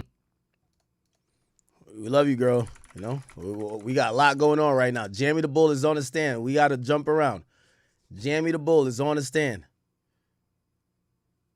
Oh, man, we need to update bad. We need to update bad, chat. Here we go. What's this? Okay. Little Durk, day 3, trial update, what happened in the morning. First off, recording outside of the courthouse in Los Angeles in a suit is crazy. It is so hot just walking down the street to my hotel. I'm sweating balls. Shout out to Ross. Keep doing your thing. Here's what happened on day 3. So we're halfway through the morning. We're on lunch break right now. And the detective, FBI special agent, continued his testimony from yesterday. He's kind of interesting, if you ask me. One, he's African-American. He's got tightly braided cornrows. He's testifying in this hip-hop murder case where the defendants are all African-American, the jurors are all white, the judge is white. I guess there's some Hispanic jurors, and the entire audience is African-American. When he reads the text messages into evidence, oftentimes there's the use of the N-word there a lot, and he never says the N-word. He always replaces it with dude or folks, and there's always like a little murmur and a thought and some opinions amongst the crowd about that. In general, what's really interesting about him, and the judge kind of cautioned the prosecution about him, that he's giving a lot of opinions and he's giving a lot of his take on what these text messages mean. And to the extent the prosecution wants him to act like some type of opinion expert, fine. But guess what? On cross, we're going to let the defense go deep into his opinions and why he thinks the way he thinks. And that's exactly what happened. Brian Steele just finished his cross. Let me first talk about the evidence that came in through this special agent, and then let's talk about how Steele dealt with it on cross. So first, just finishing up on some of the testimony that came up yesterday. I mentioned in my last video, I'd bring it back for you. So NBA Youngboy came up, there was a post, there was a comment, it said something about NBA, and this agent went, oh, this is the start of the beef, and there was an objection. They went to sidebar, and basically this is not part of the evidence, this is not part of the allegations. Any claims of beefs between Youngboy and Durk are just extraneous to what has been presented, and so that conversation was stopped. Then there was this text message coming shortly after the murder in Los Angeles of Mr. Robinson, and Durk is saying, I think it was to Quando, but there's a text allegedly from Durk where he says, I don't want to squash nothing. This is the one. Oh, okay. This is the one that Trap Lord believes is to Youngboy. Let me change my opinion. I don't think this is Youngboy. You know why? Because it shows somebody asking to squash it. Youngboy is not asking no nigga on planet Earth to squash nothing. It's not happening. So I think it was an intermediary. One of the older guys around Quando, might be even around Youngboy too. But if someone is asking, if someone's asking to squash it, nah. But the reason why Ross thought, Trap Lord Ross thought it was Durk is because eventually you hear Durk text and say, the reason why he thought it was YB, the reason why he thought it was Youngboy is because Durk texts the number and says, yo, me and you, we could fight for 20 million. Me and you could fight for 20 million, but Quando gotta die. So it kind of makes sense that if you're gonna say that, you would say that to another millionaire, you'd say that to arguably the biggest rapper, which is Youngboy. But I don't think it's Youngboy because I don't see Youngboy hitting nobody up to squash beef. So I think it's an intermediary. But that person probably is known a little bit because why would Durk say me and you could box at 20 million if it's just a random old head? I'm not talking about no peace. You want peace, take a piece of the switch. And that dovetailed with the earlier testimony from the detective or the forensics guy about a switch being used on a Glock as part of this murder. Now, the defense hasn't gotten to address that yet, but their point obviously will be, assuming they admit that that is Durk, in fact, sending that text message, is a lot of the response to the other texts, including the text about turned me into an animal, about the get back. These are texts from 2 years ago. Now, this came after the murder, but the point is always going to be the same from the defense, which is he's incredibly close to King Von. This is a narrative and a storyline that exists in the music industry. And the idea that he's not going to talk shit or be enraged, there was actually a moment in The Cross where he went to the FBI. Oh, interesting. I just realized that went over my head, chat. So the prosecution showed, here we go. Spade TVs. So that went over my head, chat. Damn, am I drunk? I'm not drunk. I'm still sharp. You know I got to be sharp for shit like this.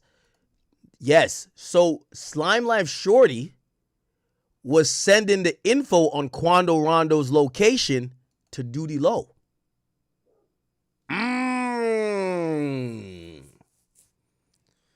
Slime Life Shorty, man, it's not a good look. Not a good look. Not a good look.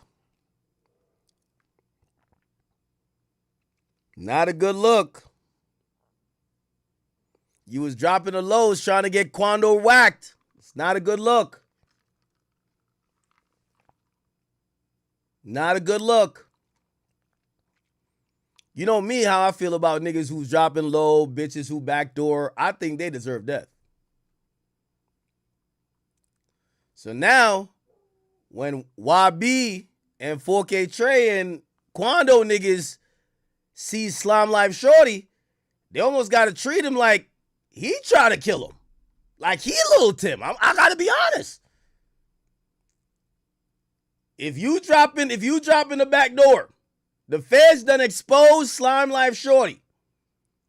He tried to drop the location on Quando. He tried to do the Talil. The Talil. You know one of them ones? The Talil. Let's go back.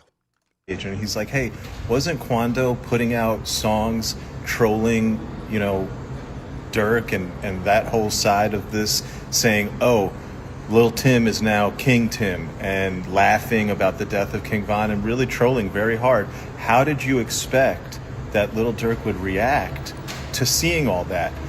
And the agent had no response. Like, how did you want him to react? The agent just kind of paused, and Brian Steele was like, okay, I'll take that silence. I heard a pregnant pause, and I'll take that silence to mean what it means, and then he moved on, and it was powerful testimony. And a lot of this stuff about get back, revenge, fuck you, can be seen through the lens of somebody who's extremely grief-stricken. This also went into some of the other text messages. There's text messages between Duty and Durk, and this is shortly after the murder of King Von, the killing of King Von, if you want to call it that. And Little Tim gets out on bond, and there's a text message where Durk is asking, allegedly it's Durk asking for the address, and there's somebody saying, oh, I know somebody who can get the address, and they get the address of Little Tim. And the defense's point was, okay, let's say you're the person closest to you in life is murdered. Don't you then follow all of the happenings of the defendant in that case? And don't you follow whether he gets out on bond? And don't you follow whether he's whether he's convicted? What did you expect him to do? And to the extent they at some point got the address for this guy, was there ever any shootings at the address? No. Did anybody ever show up at the address and harass Little Tim? No. Did anybody ever take any type of shot at Little Tim? No. So what does the fact that Durk is following Little Tim's bond and the status of his criminal case have to do with anything? Isn't that just you building a narrative as opposed to you showing evidence that makes this guy guilty of murder for hire? There was also an interesting set of voice notes. It's not clear where it was sent or how it was sent, but the feds have these voice notes. It's Little Durk's voice. It's after the killing of Mr. Robinson, and in it, it says something like, something called Durk about whatever. For one, you ain't done shit. Your homie Quando can die. We can set up a boxing match for $20 to $30 million.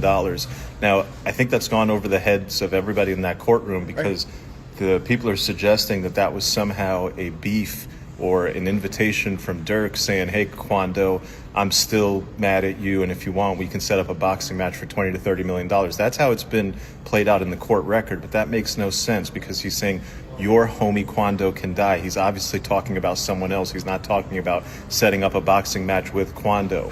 Then we got to the text messages shortly after. Now, I'm open to be wrong that there's two people. So there was an intermediary who tried to squash beef. Durk said, fuck beef. Y'all niggas gonna catch a piece of the switch. Okay? This is before Savaya dies. Before Savaya dies. Savaya dies and niggas is popping shit. Now, that might be Youngboy he's DMing. You know why? Durk was literally DMing 6ix9ine, asking him like, yo, nigga, like, what's up? Yo, we could box right now for 50 million. Durk DM, like, literally DM'd. Actually, he said in the interview, he said DM, nigga, he DM'd people like, nigga, what's up, nigga? I beat your fucking ass, nigga. Like, we could do it in the ring. So maybe that was the Youngboy. Maybe that was the Youngboy. Now, I'm assuming it's two different people. I don't think it's the same person. Youngboy is not reaching out to squash no fucking beef. Okay? Youngboy been on his cleanup on Alo shit from then till now. He ain't changing. Youngboy's a stubborn nigga. Youngboy like Von in the way of stubbornness. Like, you could tell them niggas is just not. They on some shit like we into it till you die type shit. You know what I mean? From my perspective, I don't know if you believe the same. Anyway, so maybe Durk did DM, because Durk did DM 6ix9ine asking for a boxing match. Let me see if I can find it. I think during my interview he said that. Lil Durk, 6ix9ine, boxing match. Didn't he say it in my interview or no? Oh, see? Look, nigga. Yo, why don't I remember videos I did, bro? Durk DM 6ix9ine and challenged him to a $50 million boxing match. Check it out now. While NBA Youngboy is currently on Twitter having a full-blown conversation with himself, which he think he talking to Lil Durk is ignoring him and actually responding to his old op, 6ix9ine. If you guys don't know, basically, Lil Durk, he posted a screenshot of him sliding up in 6ix9ine's DMs, and he essentially said, man, yo, I got $50 million to whip your ass. Yeah, that's what it was. He said, stop the violence, put the guns down, big man. $50 million of my own money to box in Dubai safely. Let's go, me go. September, Javante, you can walk me out. Let's look at the DMs of him and 6ix9ine. He says, I don't want to hurt you, or I don't want you dead. You a kid from the burbs. Chat. Yo, I'm going to ask 6ix9ine this. I feel like you're going to get so mad when I ask him this. Given everything we've seen, Like when Lil Durk called 6ix9ine a kid, I wonder what 6ix9ine feels about that. Because do y'all look at 6ix9ine's gangsta and like Durk's gangsta in the same thing? Like I love 6ix9ine, but like I would never compare 6ix9ine to Pooh Shiesty and King Von. Like, bruv, those were murderers. Like, you're not a murderer. They're like, that's my guy, but you're not a murderer. But what do y'all think about Lil Durk's gangsta and 6ix9ine gangsta? Do you think it was? What do you think is that? Anyway, he calls 6ix9ine a kid. He says, "Yo, I don't want you hurt or dead. You're a kid from the burbs." Why does he say from the burbs? I got 50 million of my own money without help to fight you on TV, nigga, in Dubai. We could double the money, 3 rounds. Go talk to your rich friends and let's set it up September. Stop the violence. LOL. 6ix9ine says, it's so funny because I know you on an album press run. You need anything to promote this album since NBA Youngboy not biting the bait. But I want to fight you for no money, pussy. All right, he did say this at the interview. I will say that. 6ix9ine did say this at the interview. He did say this at the interview with Wack. I'll fight you for no money, pussy. Come to Miami. Let's get a hotel room and throw down one-on-one. He basically was like, yo, let's lock in type shit. And then Durk says, bait? Hotel? Oh, nah, I'm cool. Enjoy your day. I'm not worried about sales. I just wanted to beat your ass for some money. Yeah, what the hell? Then he said, stop the violence, put the guns out. Okay, we read that already. Oh, wow. Now, if you guys don't know, he posted going ballistics type. Never mind, enjoy. All right, man. After the murder, a couple months, I think 4 months after, there's a group chat and there's conversations about Jam, ready to snitch, clear as day. That was allegedly a text message sent by Durk on the group chat. Jam, ready to snitch, clear as day. And then later, Durk is in that message saying, as long as we don't break, we're good. Actually, he said, as long as we don't break, he can tell them whatever. Now, on the stuff about Jam, the way Steele dealt with it on Cross is he kind of left a lot of it open and seeming to set it up for the Jam Cross. And then he basically said, hey, detective, did you know anything about something about Jam and his son and what school he went to and what soccer team he was on? And the text was like, nah, I don't know anything about that. And the same kind of went in this particular cross-examination where Steele was setting it up for stuff that's to come in the trial. Like, hey, did you ever find out anything about this other tour that little Durk was going to go on a tour right around the time of the killing of Mr. Robinson, and the tour was canceled? Did you hear anything about that? Do you know who was in charge of canceling the tour? And one of the reasons why it's our policy is we can't always get our hands on recording equipment. Somebody might call you and you need to take it down and you might not be able to set it all up. And Steele's like, but these were scheduled interviews. You met with him all these times over so many weeks. And the guy's like, oh yeah, well, I was just talking about generally. Each situation is different. It depends on what you're looking for. And Steele's like, how about the truth? If you're looking for the truth, is it good to have a recording of every one of the interviews that you can schedule ahead of time? I think the final part about the cross that I found interesting was setting up the link between Von and Vonnie and establishing that Von and Vonnie treated each other like family. They called each other cuz. Vonnie was in charge of Von's finances. Vonnie was Von's personal assistant. When Von died, Durk gave Vonnie a job, and then Vonnie was access to Durk's finances. Vonnie would book planes and use Durk's credit card and pay that credit card, and Durk would never know about those particular details of what was going on.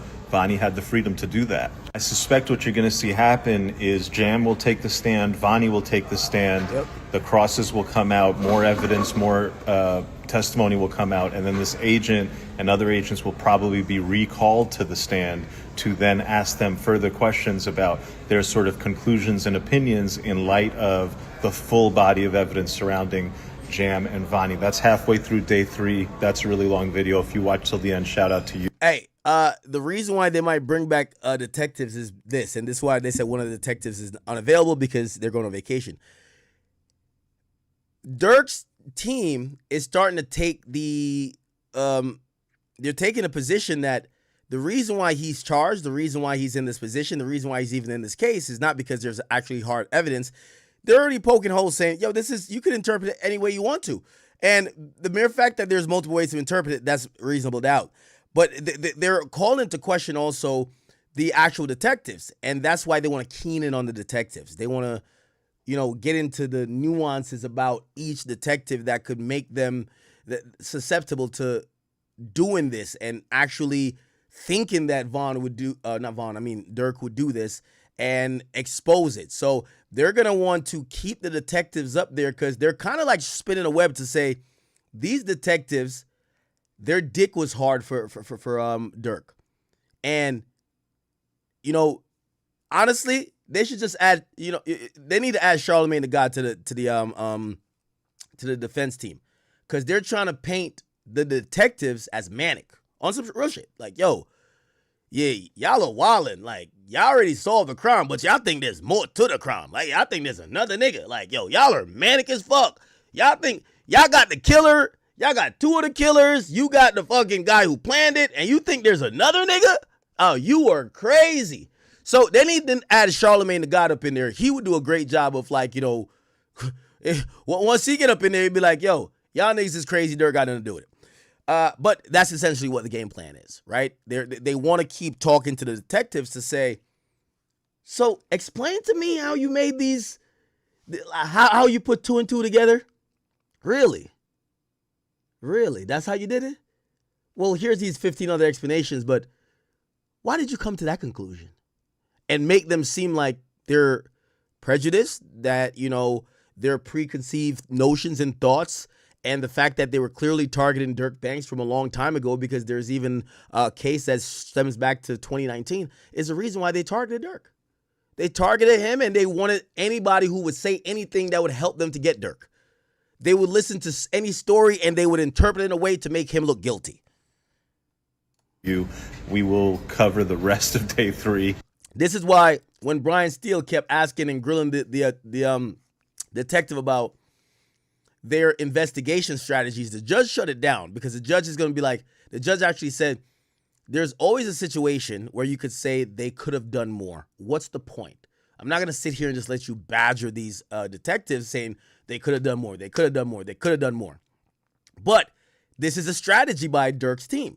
They're trying to say that the detectives got the crime solved, but they irrationally want Durk. They want the big fish. They want the guy who was minding his fucking business, who, yes, he was grieving. Of course, he wouldn't mind if Quando Rondo died, or even Lil Pop, anybody along with that side. But he's not a murderer. He doesn't set up murders. He doesn't pay for murders, and he wouldn't pay his friends to go murder someone for their own friends. That's what they're setting up, Chad. In the afternoon. And they had to do that before Jammy the Bull got on the stand. By the way, Jammy the Bull is on the stand. We're waiting for updates from Jammy the Bull. It's been an hour, no update? Oh, man, yo, so, you know, they can't tweet in court, so they got to go to the bathroom or something, and they could get their phone back for like a quick second. What's happening here then, Chad? The mere fact that we haven't seen a tweet for an hour, Jammy the Bull is up there. This is Jammy the Bull right now. Chat, we don't even gotta, listen, blast his ass. We ain't even gotta, what Durk said? This is Jammy the Bull right now. Durk said, blast his ass. Where's the lyrics at? Where's the lyrics at? Why do I not know the lyrics from the songs I'm playing? Blast his ass. I don't even gotta ask when it come to cash. They catch him, blast his ass. Jam get out the gym, I give him 50, ain't gotta ask again. He was catching murders way back then when the max was in. I don't drink that red or that green, bring back that ack again. Holy. Jam is singing like a canary, like Adele, Whitney Houston, Aretha Franklin, Diana Ross, Mary J. Blige. The mere fact we ain't get an update, nobody won't even leave the courtroom. He's probably saying some shit, chat. I can't wait till I hear this update. I can't wait till I hear this update. Taylor, baby, we fuck with you, but shit, we got to get to it, girl. We got to get to it. We got to get to it. Any more update? Okay, yeah. Damn. Jam get on the stand. Nobody's leaving the court. Nobody want to take a piss break. Nothing. Let's look at Denot. Denot, no updates probably, right? Here, what's this? Hey, what's up? It's your boy Denot. Day 5 at the Lil Durk trial. Listen, the defense is totally cooking this FBI agent. This FBI agent that's on stand testified and claimed that he don't know why 26 of the 31 meetings conducted with OTF jams and other were not recorded. He sat there and said that, hey, it's in our policy and highly recommended that we record every single meeting, but it's not happening. Oh, I just got up and got on a plane from LA to Chicago and conducted this meeting. I forgot my recording equipment. Recording equipment was not available. But my thing is, if the FBI agent is telling the truth, why is it so hard to believe that OTF Didi and Lindsay did not know about the unalivement of Lou Pab that took place on August 19, 2022? Are we supposed to sit here and believe that they're lying? They knew about it. They premeditatedly got on a plane from Chicago to LA and committed this act on behalf of Little Durk's order. But the FBI, who's a sophisticated, organized agency, has policies in place to where they must record these meetings. You mean to tell me that the FBI can just jump, collude with the marshal to interview, not recorded at the drop of a dime, but OTF Didi and Lindsay knew about what was going to transpire to Lou Pab? It's not making any sense, okay? You cannot have your cake and eat it too. Like the video, subscribe to the channel, and follow me for more updates at the Little Durk trial. Hey, what's up? It's your... Okay. Anybody else be missing, chat? We need to get all the updates in. Anybody, chat, could we,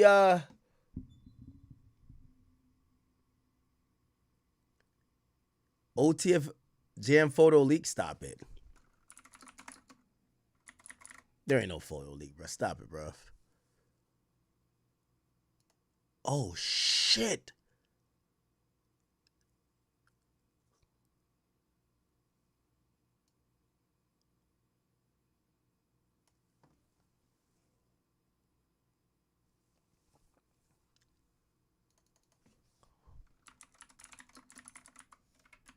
Oh my God, chat. This is real. Somebody has a Zoom link. Usually got to be family or something like that. They're not giving out a Zoom link to federal court for nothing. What?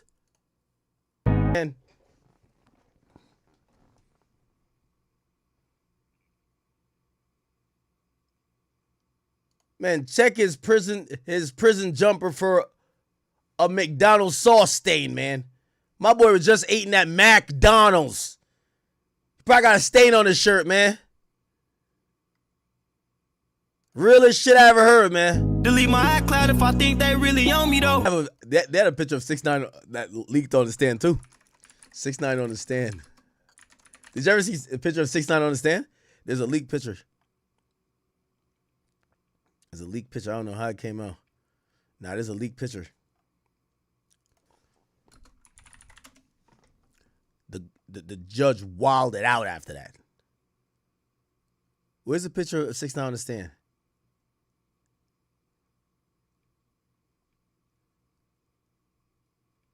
Y'all probably seen it before. It's not AI or nothing like it. Someone took a picture and the government wilded out. I mean, the judge wilded out.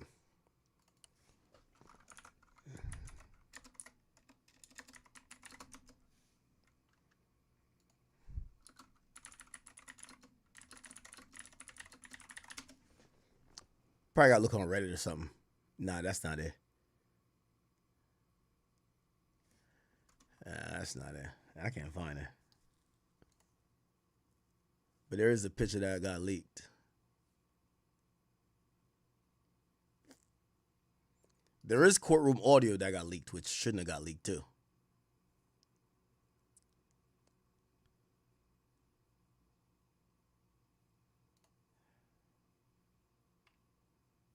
Anyway. Damn. Chat.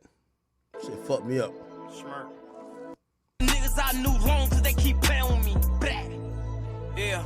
That 10 don't jam with me. How you niggas mad cause that's my twin and I keep jamming with me. That's not his twin no more, chat. That's not his twin. Go. Take heat. Fuck these niggas up. These are the type of niggas you make the song about too. It should be hitting until you see them on the stand. Blast his Blast his ass. I don't even ask when it come to cash, they catch him, blast his ass. Jam, get out that jam, I give him 50 and Jam got out the jam and jammed up Durk. This shit crazy, man. This shit crazy, man. I don't want to believe in the streets no more, man. I don't want to believe in the streets, man.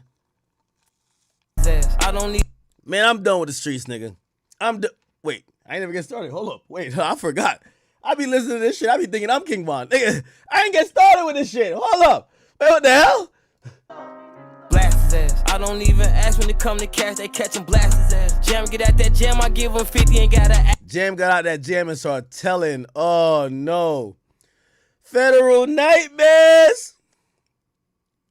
Yo, Durk's eyes right now.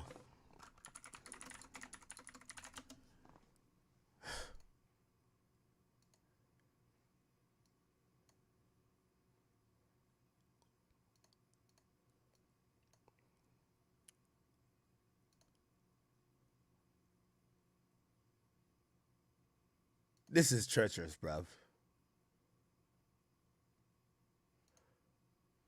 This is treacherous, bro. Yo, I can't believe this shit, man. This shit is ridiculous.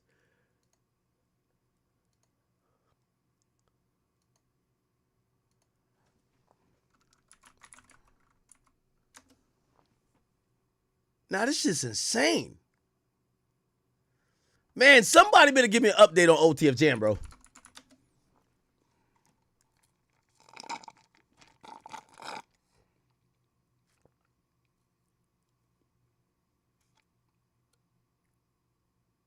They said what? So then the feds head to the judge, and it exhibits that do not say what's 30 was exhibit 30. There's that shit that happened last. All right, so before. Damn, bro.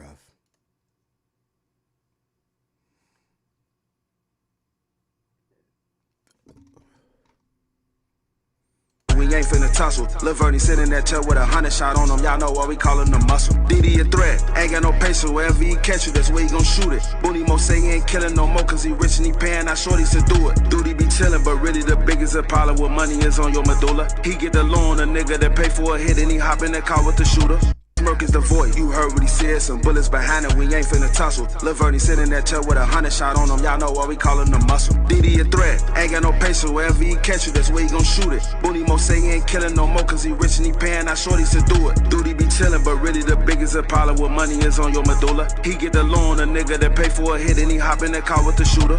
Smirk is the voice. You heard what he said. Some bullets behind him. We ain't finna tussle. Lil Vernie sitting in that chair with 100 shot on him. Y'all know what we callin' the muscle. DD a threat. Ain't got no patience. Wherever he catch you, that's where he gon' shoot it. Booney Mo say he ain't killin' no more cause he rich and he payin'. Now shorty said do it. Duty be chillin', but really the biggest Apollo with money is on your medulla. He get the loan, a nigga that pay for a hit and he hop in that car with the shooter. Smirk is the voice. You heard what he said. Some bullets behind him. We ain't finna tussle. Lil Vernie sitting in that chair with 100 shot on him. Y'all know what we callin' the muscle. Damn.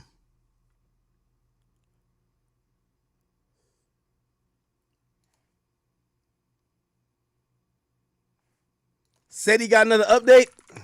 Oh man, we need these updates, man. We need these updates, chat. No, we already went through this. We already went through this. We need a current. Is he tweeting? Said he is tweeting though.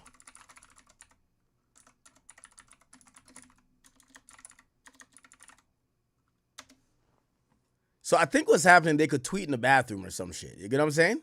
Or tweet or text in the bathroom. But they can't make no videos inside that federal house.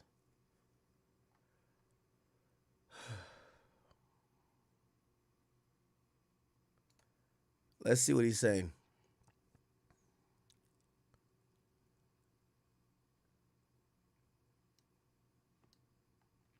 According to Seti Nash, he said when Lil Durk people diss and do crazy shit, the feds act as if Durk is a leader. So when Quando team does it, how is that misleading? I thought it was accepted from everybody. There's two collectives.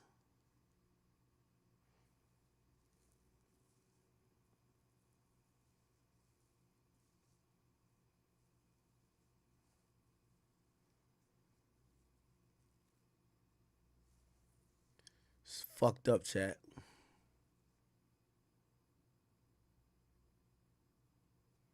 Somebody said cover other topics. We'll get back to this. Hell nah, nigga. Nigga, we gonna stay here till Jamie the Bull is off the stand, nigga. We want an update immediately. Fuck what you talking about, gang.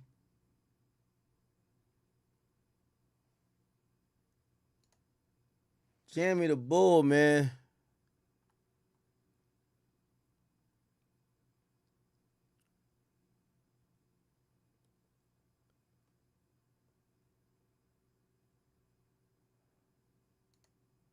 Time, but like, you know, at least a few seconds because like Moot was trying to force himself into the car. Now, obviously, he was there. Man. Some fucked up shit, man. We did cut off Taylor. Shit. These are the moments we need every second of. Yeah, there's no update. You know why? I think they tweet from the bathroom or like right outside the courtroom. I think they tweet from there.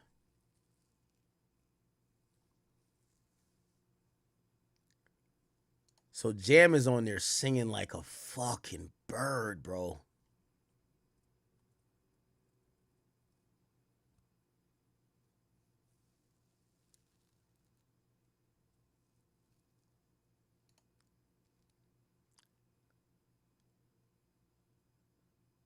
Oh, Slime Life. Oh, this is how Slime Life Shorty slimed out on Quando. Slime Life Shorty told Duty Low, keep your head up, Slime. I know the pain. I'm with you for life. I'm drilling about this shit. Duty Low said, I love you, Slime. Slime Life Shorty said, I love you back. Slat, it's up about this shit. Slime Life Shorty said, where you at, Slime?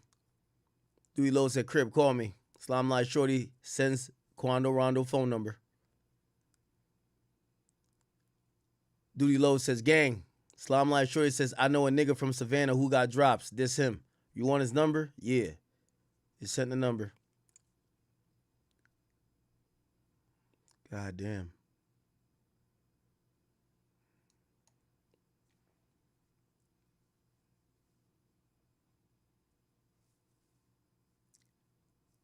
Damn, y'all.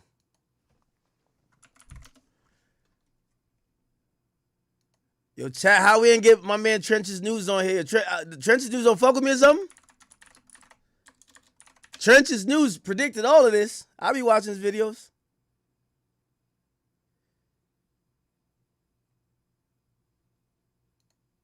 We got to get him on here. Go to Nene Marie 370.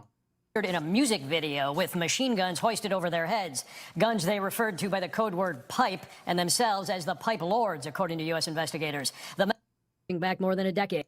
16-year-old boy in the head 4 months ago near this You approved of it, so I don't care how y'all look at it. I don't care about snitching. I'm trying to save the kids and all that shit. It's a lot of gang members on the internet and a lot of bloggers that care about snitching. But if you reporting about somebody, if you doing journalist work, reporting about murders and who killed somebody, you the police then. Let's just keep it real. Everybody the police, man. Let's just get the kids in the street and raise our kids to be productive citizens, man. Everybody then died because of this code of the streets. Everybody gone to jail, been tricked off the streets, and guess what? Ain't nobody being helped in jail. It's people up in there with 30 years, 60 years, 90 years, 100 years plus that don't get no commissary from their homies, no lawyers, or none of that. So think about it before you get off the front line.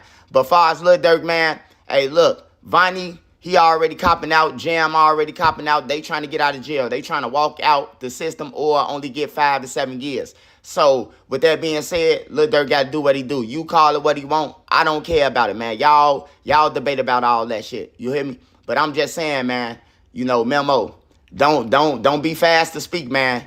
But according to Lil Durk now, you can't say nothing because Lil Durk said Gunna was a rat because he said, yeah, you know, so Lil Durk, he gonna have a lot of people that's finna swear him off his own words. Yeah, well, he didn't take a plea, which his plea is hinged on saying somebody else did it, which that person never copped out to it. And in Durk's case, Vonnie, Jam, said they did what they did. Durk is just saying, they admitted what they did. They're just saying that they're snitching on me. They're saying that I told them to do it. I'm saying, nah, It sounds like they did what they did. Take them niggas. I'm good. I ain't do nothing. That's not snitching in my book. You hear me? So he got to live with that. You know, not Trenches News. Man, I ain't biased. I just covered a trial. I'm not on nobody's side, man.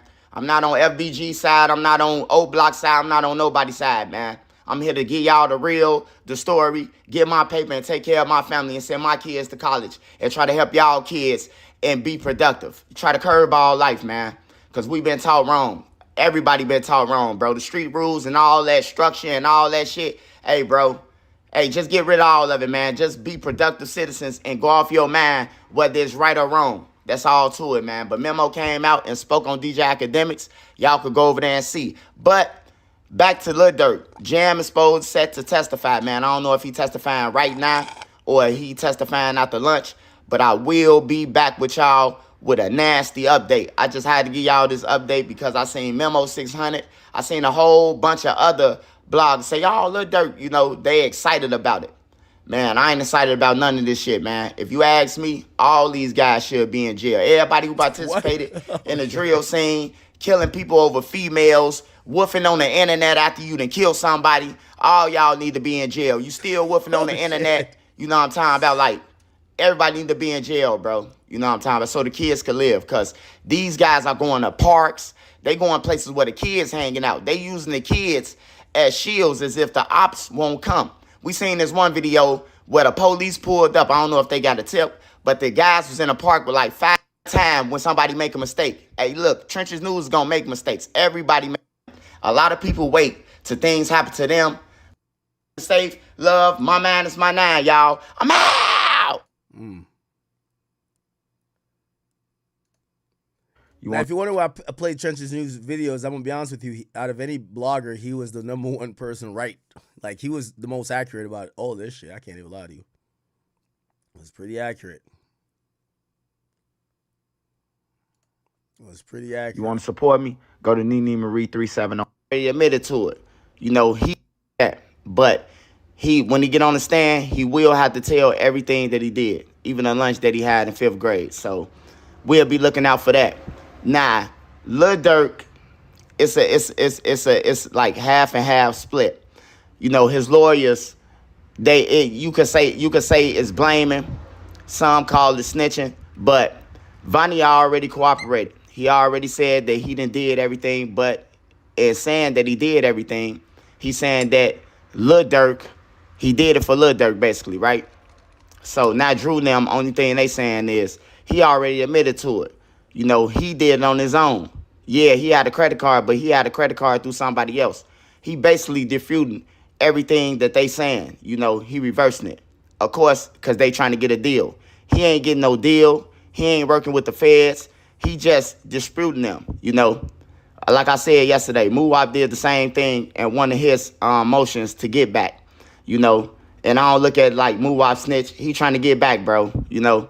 But other people, you know, they wait on somebody, they downfall so they could brag about something. But Memo 600, he was on Academics. And he said it out his mouth that that's some police shit, basically, that Durk snitching. And then he tried to back it up like, I got to wait till the rest of it come out and all that. But you already said it. Now, Memo 600 himself is the pipe lord. He facing the crimes from trafficking guns from Georgia all the way to Chicago. They've been found in murder scenes and everything. I'm about to play this video, then I'm going to get back to y'all. The investigative team has learned that was the case. Fuck, man. God damn. Chat, find me an update. Jamie the Bull is on the stand. He's telling it all. He got the courtroom in a headlock. Nobody won't even leave. Nobody won't even leave to, like, get me an update, huh? Trap Lord not tweet no more. This is over, huh?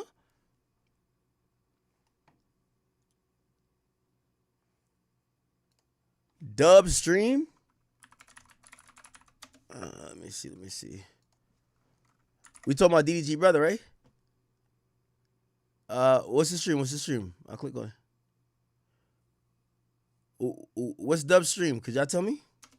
I'll just type in Dub.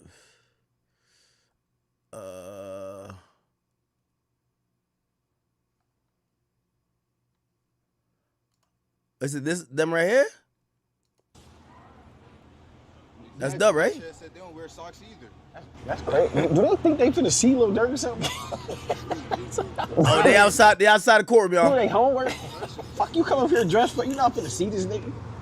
Go interview people. We do gotta talk to some niggas coming out. Should we stand over there? Yeah. Let's go talk to them. I'm gonna ask them. Y'all plan on seeing Lil Durk or something?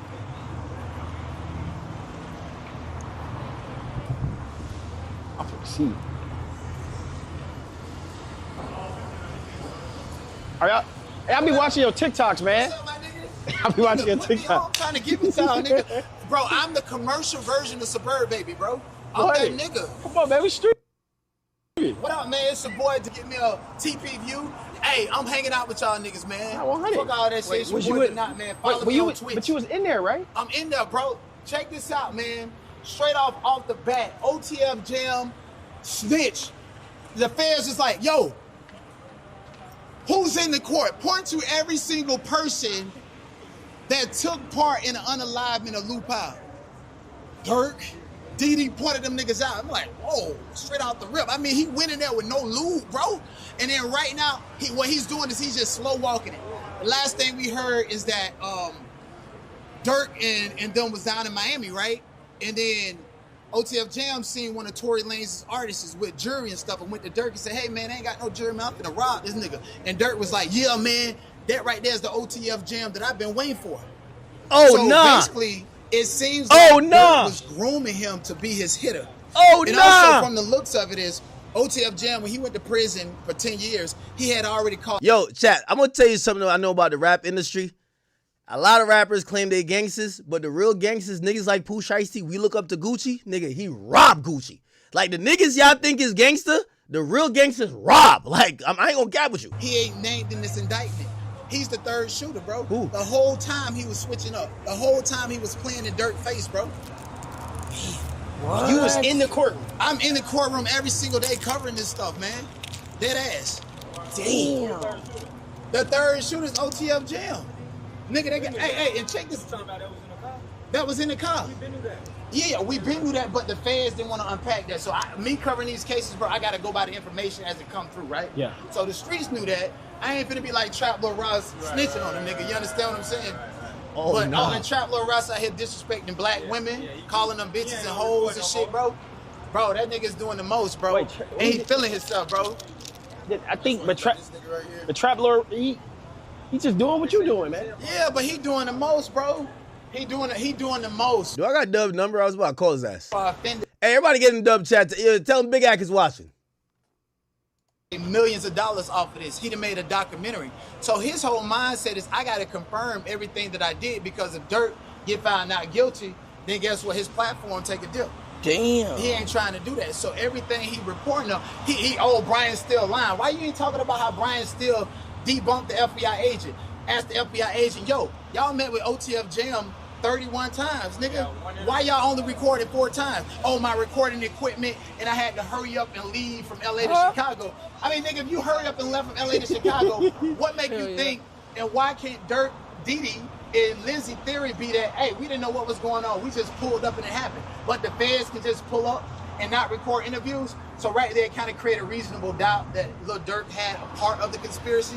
But with OTF Jam, what he doing right now, man, hey, man, fuck these niggas in the streets. Oh, shit. These niggas is not real, bro. That shit is crazy. And you can see the disappointment on his face. Hey, they gonna get Nah, I'm a real street nigga. I ain't gonna let no nigga talk about the streets like that. Don't get it. Hey, damn, boy, you just came out here and dropped a bomb. They said academics watching right now. Academics watching us right now? Academics. Hey, Act calling. Yeah, they said Act watching. Wait, Act calling. Hold on. Yo, tell Dub to send me his number. Hey, we got Act calling right now, chat. Hold on. Tell Dub to send me his number. Nah, I'm not calling. Hold on, chat. We got Act on here. Y'all Dub calling him right now, chat. Wait, do I got Dub number? Damn, hey, who the fuck is DDG? That nigga. Oh, I do got Dub number. Am I tripping? Shit real in the field right now. I'm in a group chat with you and Doug. Check the group chat. I bet. I don't know who that was. Who's that? Man, so it just got real. And when you do crime, do that shit by yourself, bro. Yeah. Do it by yourself or go to the dark web or something.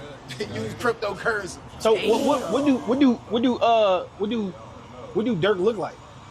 Durk, man, that nigga got a pea head, a buzz cut, and then he look like a pug in the face, you know, with them big ass brown eyes. Nah, this nigga got jokes though. All right. That's AK? Yeah, he turned it in. I don't need to call in like I ain't gonna lie. That ass boy, I'd be crying in that bitch. I don't know. I don't see the group You chat. can be gangsta all you want, but when that feds and that time get you, bro. So how long do you think the trial gonna be? Oh, I see. Man, I don't know, bro. Damn. So I don't know. They say it's supposed to go into the 14th. The defense is acting like it's gonna go longer than that. But the way they moving, bro, I think this shit gonna be over. Yo, what's the word? What's the word, Brody? Now it's the word, yo. I see Donat over there. Yo, Donat dropped 30 just now. Hey, he told us some crazy shit. I know, nigga. I was watching. He just dropped 30 real quick. Like, matter of fact, he just gave more info than we've got in the last hour. I know Jam up there doing his thing. He over here, he's singing like Tweety Bird. Yo, Donat, what's popping in there, man? You got to break it down for us. Like, what's good, bro? Yeah, I definitely break it down for you, man. So, you know, off the bat, as soon as Jam got on the stand, they was like, you know, do you know about such and such that happened on the 19th? He was like, yeah. Can you point to everybody in here that took part in it? Wait, he ain't pointing nobody out. Stop it, Donat. Like, yo, don't gas it now. Don't gas it. He's not accurate, y'all. Yo, shout out to Dub, man. Dub, you might. Wait, he pointed with his fingers? You saw him point with his fingers? That nigga pointed with his fingers, bro. Damn. He pointed at Durk and then he head nodded at Diddy. Hey, so, yo, I heard you say something. Told him to point at him too. Yo, I heard you say something, but this gotta be cap. It's no way you say that when he was in Miami. Like, he told Durk, like, yo, I just seen Tory's artist. I'm about to rob that. He ain't say that. Come on, Donat, stop making shit up. He ain't say bro, how do I know about this nigga being in Miami? How do I know Tory Lanez artist is dripped down and this nigga's like, I ain't got no jury, nothing.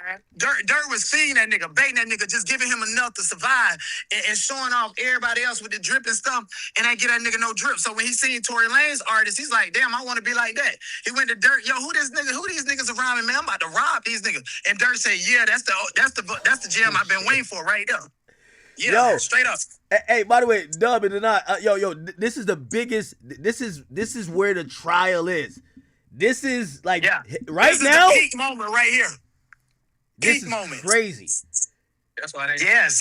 Yo, I talked. Like, yo, Dub. I talked to everybody from Chicago. Everybody told me this nigga is a real. They said that, yo, they're all watching me. They're like, yo. They're like tears gonna fall out their eyes watching this dude take the stand because he's that real. He's not on some, you know, like a nigga take the stand and be like, well, we know he was a pussy. I ain't real about that nigga, bro. Yeah, but look, he's saying that he didn't see no real nigga on that stand. He said that was a nigga that like. If this nigga was crying, bro, if this nigga was crying, he did that shit 3 weeks ago. That nigga ain't got no heart. That nigga ain't got no emotions. That nigga violated the code, bro.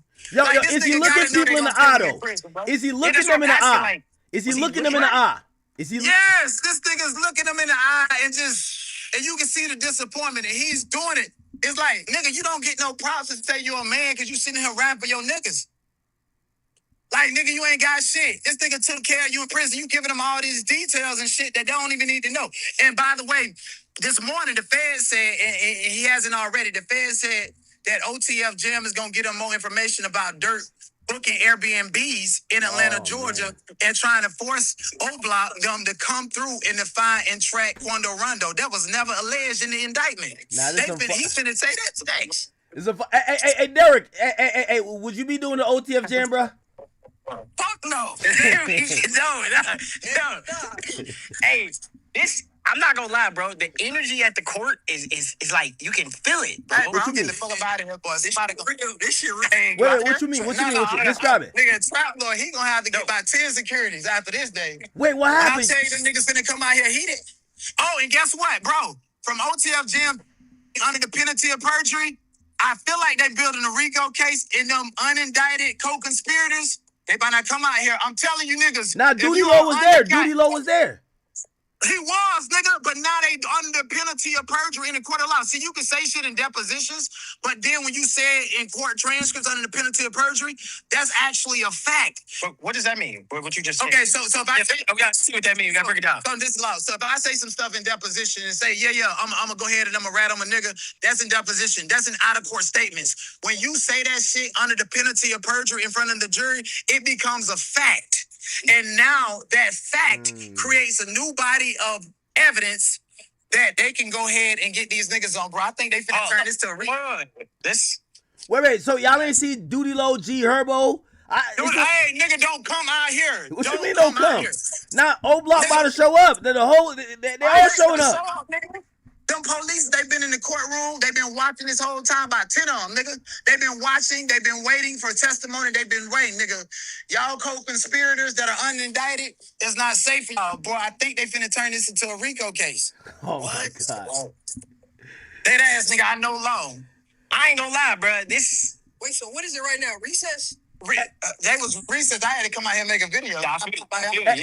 Hey, by the way, y'all watch that nigga Dub, man. When India walking out of the courtroom, make sure Dub don't try to do no funny shit, man. That nigga Dub, man. I see it. Yo, Dub, man. Dub, stop it, Dub. Dub, come on, man. Stop it.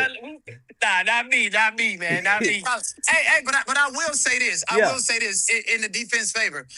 Trap Lord ain't reporting on everything how he's supposed to. He's defending his reputation, his platform, and I get that. But like when Brian Steele was cross-examining the police officer, the lead FBI detective, the FBI person was like, "Yo, we didn't record OTF Jam 26 times out of the 31 times because we didn't have equipment. We had to rush and fly from LA to Chicago. So what make you think that Didi and the rest of them ain't rushed and flew over to LA?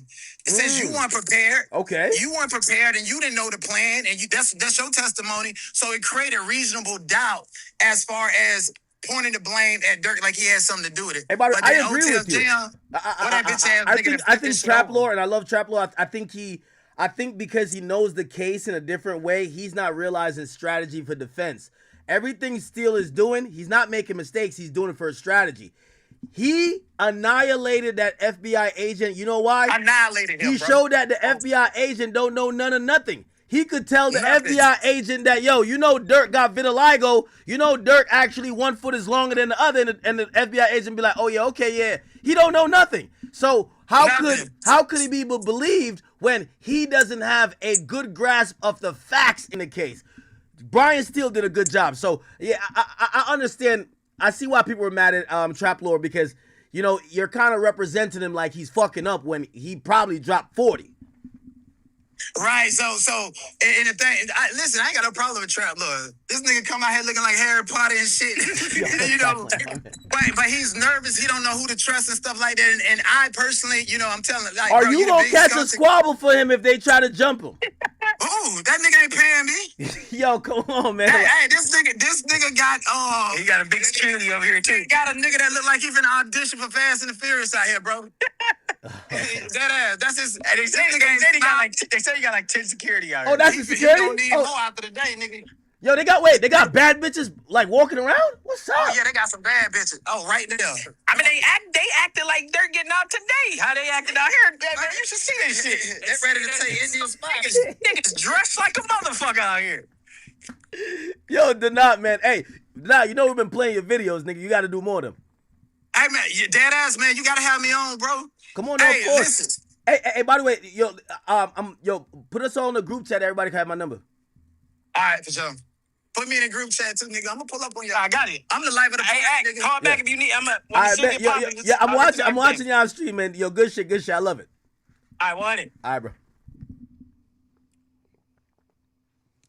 Man, they said OTF Jam is in there like, yo, hold on. They say, you see the niggas who were responsible for this murder? Jam is on some shit like, do I see them? Nigga, how many fingers do I got? Him. Like, everybody's getting pointed out. Holy shit, chat. Holy shit. Jam is over there dropping 75. Let me tell you this about the feds, chat. In the feds, a nigga gonna want to snitch for extra credit. Remember, you pled guilty already. What they pled guilty to is the top charge. The top charge is conspiracy for murder for hire. That carries auto life. There is no other deviation. Auto life. The only way they could get a deviation is if they testify and help the government to the government's satisfaction. If the government's not satisfied, they will not write a 5K1 letter. The 5K1 letter will allow the government to depart from the mandatory minimum, which is life in prison, to give them a favorable sentence. So you're going to see Jammy the Bull. He is doing this for extra credit. Okay? You know that basketball player who was like rigging games? That nigga was fighting his own teammates for the extra rebound? Yes, nigga. OTF Jam is up there, Jammy the Bull. He's doing the most. Do you see the person who sent this message? Like, he's doing all type of shit up there, Chad. He got all type of tricks. Oh, shit. Oh, they got Lord for Workers here. Was there for him when he got out. And that's the man he's singing on right now, trying to get back some of his life.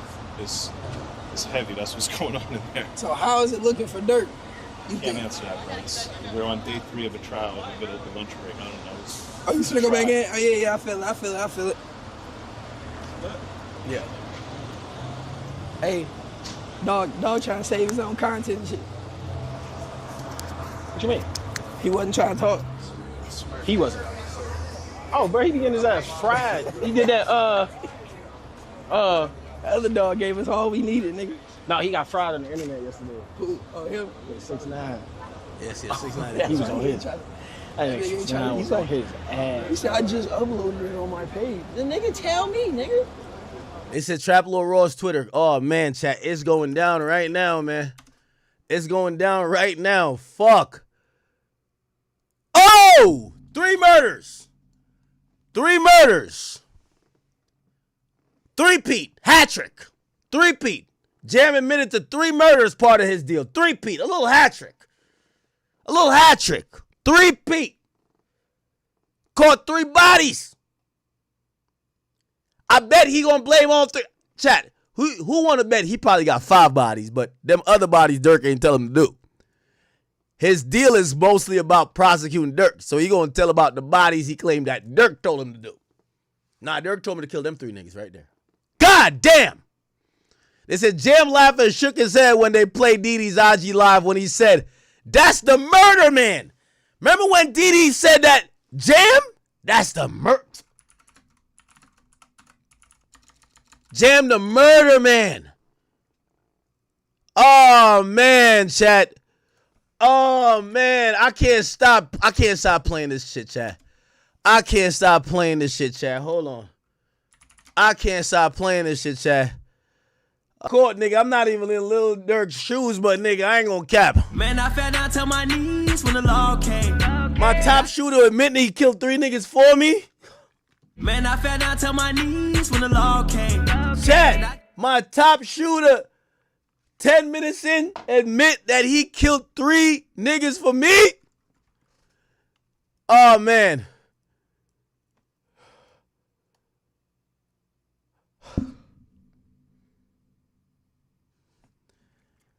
I'm about to be on some game shit, chat. I gotta drink the whole thing. This is straight tequila, gang. I can't even.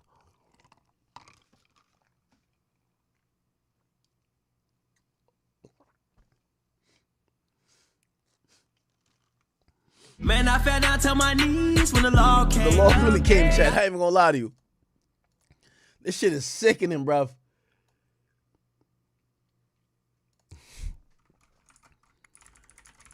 No fucking way, chat. OTF Jam is testifying. He said he was a leader in the Black Disciples. He was known as Shooter. Bumboras Clot Dog. He explained the roles of the gang. While in prison for 12 years, he testified smirk. Durk Banks called him regularly, put money on his books, sometimes 50, 100, 1,000. While in prison, he said, people forgot about you. He said, I ain't gonna lie, he ain't forget about me. He was referring to smirk. This makes it even harder, chat. Man, I fell down to my knees when the law He's testifying that Durk never turned his back on him 12 years in. And now he's down to put Durk away for life. Man, I fell down to my knees when the law came. Oh my God. While on the stand, Jam or Hester said he was reluctant to be there. He frequently shakes his head. He puts his head in his hands. Oh man, it's just like, look, Durk said it right. Phone and be your homie though. He understand with his head down like he don't know me though. He understand with his head in his hand. His head is down like he don't know Smirk. Oh no. I swear, I actually think Durk made the song about him. You know, Durk knew like a year before that Jam was cooperating. I think he made the song about him, honestly. And it's playing out the same way. It's playing out the same way. They say that Jam is fidgeting. He rocking in his chair back and forth. Jammy the Bull, y'all. It's Jammy the Bull. He speak low, sometimes hesitant, while watching a video being played of Didi. That's the threat. D-ski. Jam closed his eyes for a minute. His head is down. Ski mad. If you mad, then I'm mad, then he mad. Then ain't your phone and be your homie though. He understand with his head down like he don't know me though. It ain't no point in get. Chat, how did Durk know? How did Smirk know? How did the voice know that he closed his eyes? He chuckled twice as Wilson joked on camera with the other members on an Instagram live. He looked at Wilson for a second, so he looked at Didi when they referred to him during the testimony, but he looked away quickly. He can't keep eye contacts with his guys. Damn. That nigga OTF Jam said, nigga, yo, my fantasy football draft is coming up, nigga. I gotta get out of jail. Fuck that shit, man. My draft coming up, nigga. My draft coming up. I ain't sticking around for this shit. What? I ain't gonna lie, chat. It kind of hurt my heart, bro. It hurt my feelings a bit, bro.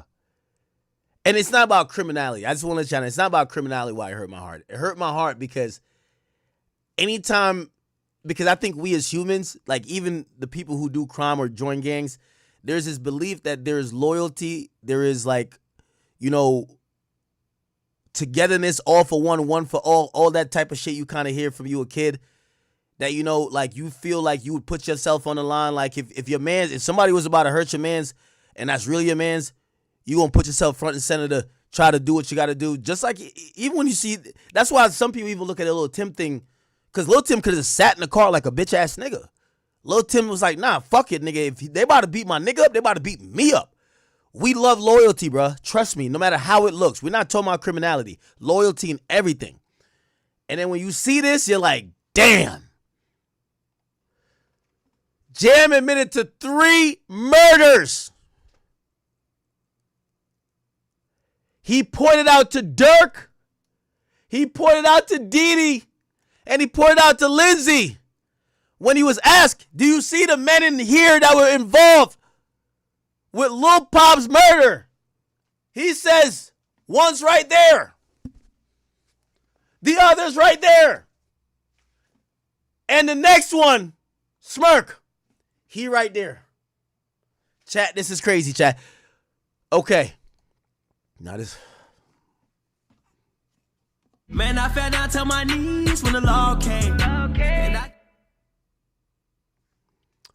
Now, man, this is defeating, bro. I ain't gonna lie. This is kind of defeating, bro. All right. Let's try to find the Instagram video, chat. Damn.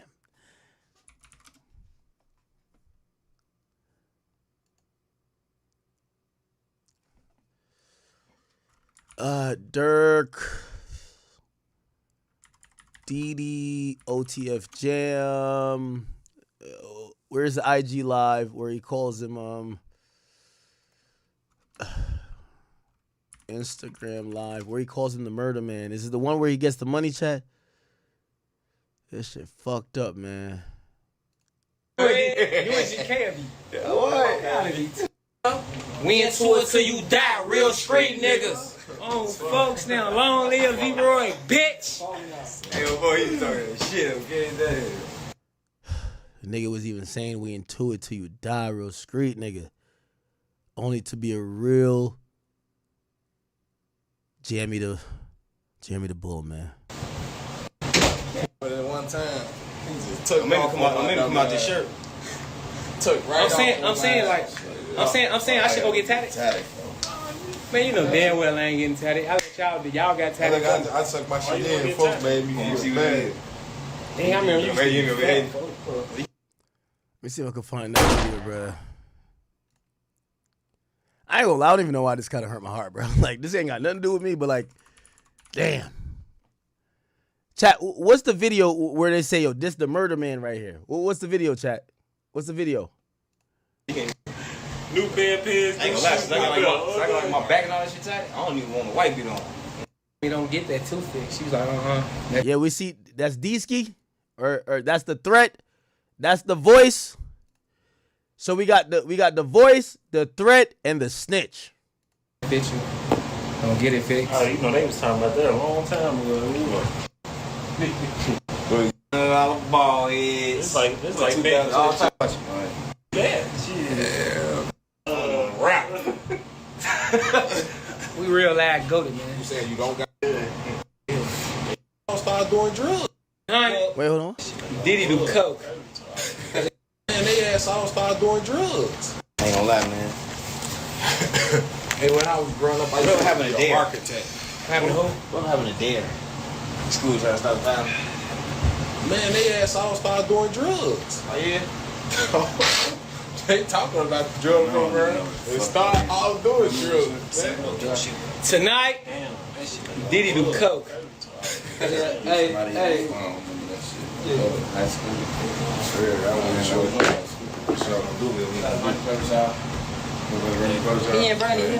Never go. Me and D-Ski hit them together. Monster, the threat, the voice, the crook. I ain't gonna lie, that shit was crazy. Jam, Big 300. Jam. That's a live nation show. Pony. I don't know what the fuck is a dream team over here. Y'all better check this Damn, out. we just been saying, we need a little bonus. We need Chief. Free Chief. Chief, man, that's on live. Blood is my baby. Yeah. Folks be on it too. What's that? 30,000 views. Yeah, man, she dropped when he grabbed on her. Wednesday, man. This nigga crazy. For a little nigga hit me off the bike, bud. The nigga tell me, I ain't do that. I said, y'all can call your mom, bro. I said, hey, come get his ass here. By the way, the last nigga testifying, they call him Flocka. He flipped me off that bitch. I roll over. Arm mark. Dave, he called me with a cast. I lift my shit up. I'm like, man, this nigga boner, man. He laughed. You see I ain't do that. I said, slow and Keisha. He said 12,000. What I said. 3-letter shit, man.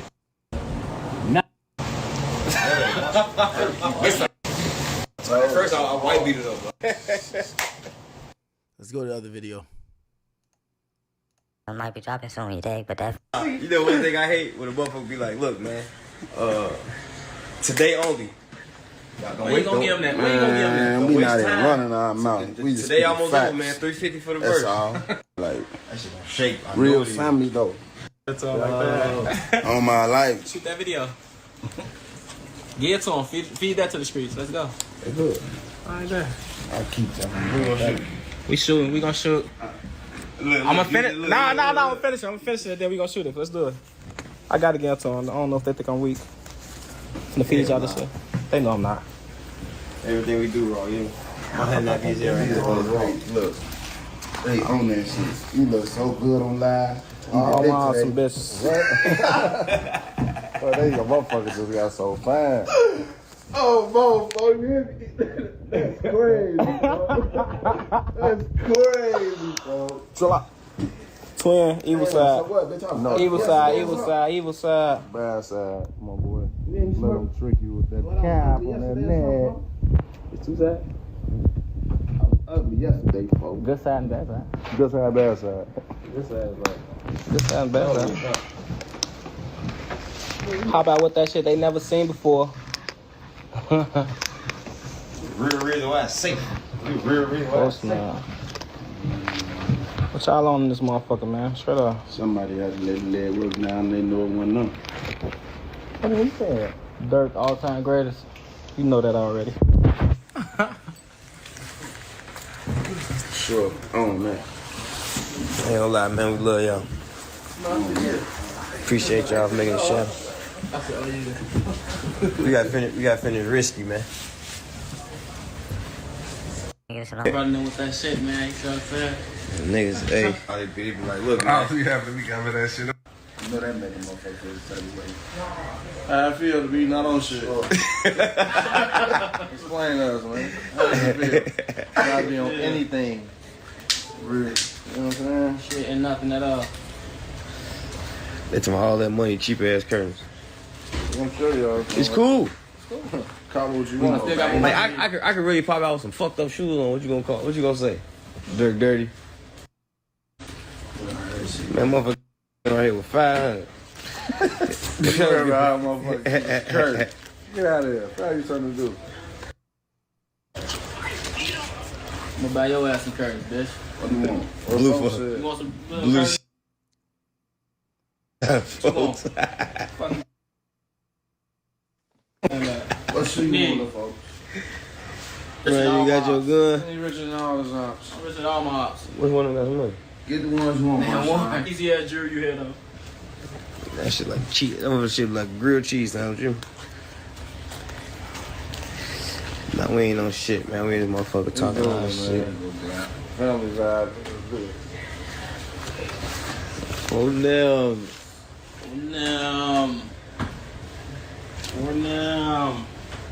Hey, tell count this much. Tell them what's going on, Jam. Hey, you know what's so crazy though?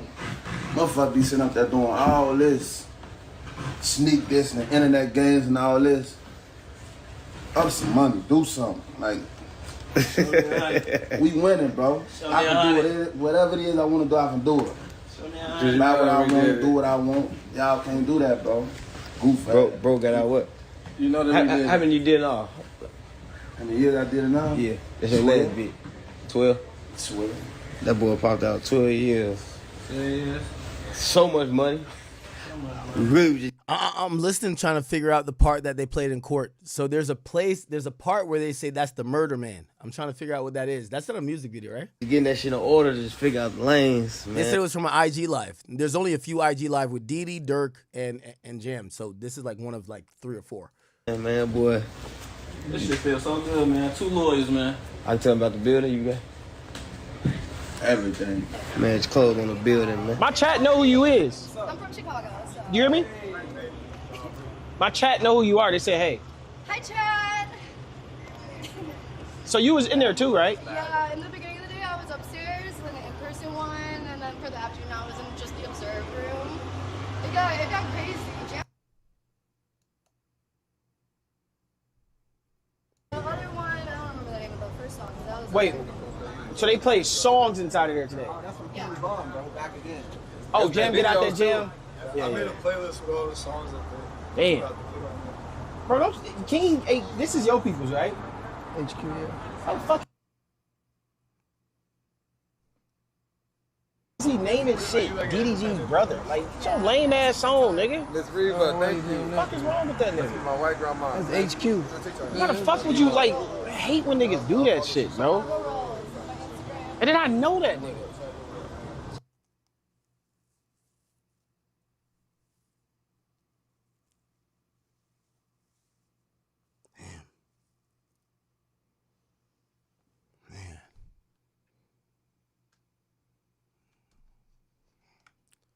I don't even know why I look sad, nigga. We ain't fucking around. You know that we did it. It's our time, man.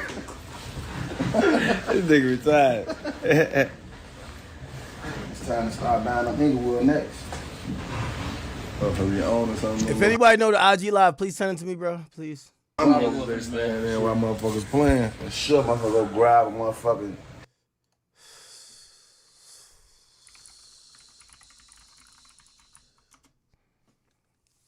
Got some more tweets, man.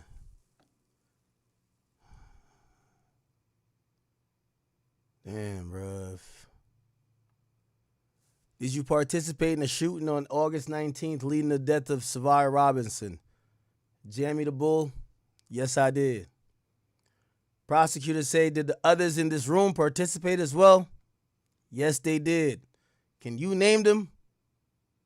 Durk, Didi, Lindsay. Man, I fell down to my knees when the law came.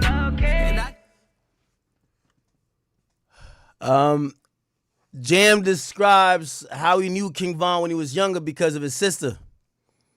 Prosecutors ask, were you trying to talk to his sister at the time? Jam says yes. Jam starts smiling. Prosecutor says, did Lil Durk keep up with you while you were in prison? Jam says, I ain't gonna lie. When he changed his number, he made sure my mom got it. Damn. Man, I fell down to my knees when the law came. It goes to show Durk was keeping up with his bum-ass nigga for 12 years, man. Prosecutor, did you talk to Mr. Banks after you got out of prison? Jam says, yeah, I told Durk I got out. I ain't got no clothes. He told me, yes, you do. You got us. Man, I fell down to my knees when the law came. How could a nigga tell this story? How could a nigga tell this story? Yo, how could a nigga tell this story and be like on the stand? That's like insane to me. Building on. Am I tripping?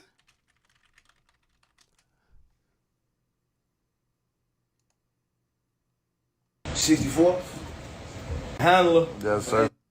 Ski. What's going on? Say how long this bitch, man? Oh, yeah? Handle it. Wait, I'm AC.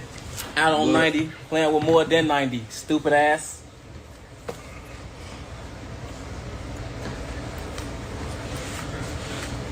So many of you niggas ain't real, man. Niggas, we can merch it. Niggas don't know that. All ours. Hey, Yeah, you ain't have your gun for them. You better have your gun for me. Better have your gun for Booney. Better have your gun for C. You don't believe me, you gonna see. You gonna end up by that tree. know that we did it. And I got my gun for Boone. They call him Chief. Man, we should have killed him soon, cause he a thief. I told Disky mama won't eat meat. She made me collard greens. She like, Schmirk, you know it's July, right? Why you dressed like it's Halloween? I say, go, go. They know that we did it. What folks said. Man, I fell down to my knees when the law came. Man, I fell down to my knees when the law came. Chat, what did he just say? What did he say? A thief. I told Disky mama won't eat meat. She made me collard greens. She like, Schmirk, you know it's July, right? Why you dressed like it's Halloween? I say, go, go. They know that we did it.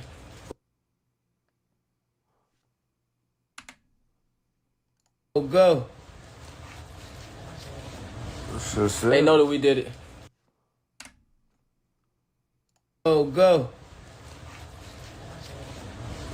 They know that we did it. I've seen him do it. Man, I fell down to my knees when the law came. What folks said. Yes, sir, Ski. You gotta drop this shit. Yeah, you gotta drop that shit for real. I ain't gonna lie, that shit. Ooh. You in blew him crazy on one phone. Ooh. Crazy. Yeah, we Hey, you know moving what's so though, crazy man. though? Trend, baby. We all got with some shit they ain't never seen It's before. gonna get crazy for y'all though, man. We got pop out with some shit they ain't never seen before. This. People wanna use shit like like that. that. You motherfuckers never seen no money, man. People wanna use shit like They ain't that. say that. And don't do no reflashes today. Hey, we know how that Instagram work. Y'all gonna put that money up there from last year. They ain't gonna even lie, bro. You know, I know how I get. You gonna put the June 12th date up and try to recap it through the ground. You know, last year, money, man. June 12th, they had some money last year. You know, on the gram, it pop up. All that PPP shit? Nah, they ain't getting that no more. Chat, which is the IG live where they look at Jam and they call him the murder man? Oh, dang. having your mans. This what I see. Ball from the waist down. And you ain't no shit no too much. Stop playing. It's a meme right here. 32K. Y'all know what it is, man. We've been down this road before, man. We've been here 10 years. How long been in the game? It's on DD's live. Somebody said, stop the police shit. Nigga, it was just played in court. What you talking about police shit? Are you dumb? Man, that shit hurt my heart, bro. I ain't even saying it's over for Durk. It's just like, God damn. Oh, man, the song Back Again got played in court. Oh, my God, bro. They got this shit like a listening party, bro. Like, they got the hits played, Jet. This is how court looking. Oh, no. Oh, nah. Blast his ass. I don't even ask when it come to cash, they catch him blast his ass. Jam, get out that jam, I give him 50 and gotta ask again. They played it in court, and the prosecutor honed in on the lyrics. Jam, get out the jam, I gave him 50 and gotta ask again. He was catching murders way back then when the max was in. OTF Jam responds by saying, I heard them playing the song in prison and they were saying my name. Oh, man, chat. Prosecutors also read the lyrics to the 2013 song Time with the lyrics, free my nigga Jam. Get him out the jam.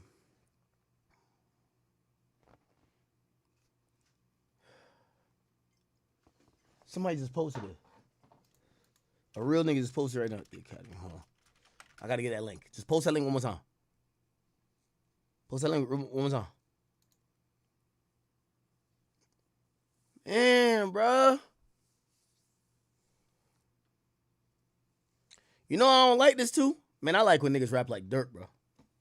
I don't like them other capping ass rappers, nigga. I like Durk rapping. Like, I like when niggas rap like Durk, Youngboy, Vaughn. That's my shit, nigga. Yo, post that link one more time. Or one more time. Fuck! I ain't gonna lie to you. The thing about a snitch, it's a defeating thing. Because part of, like, trial is, like, you're gaslighting. When the snitch get on the stand, it's like, you're defeated because it's like, he's just on there chatting, man.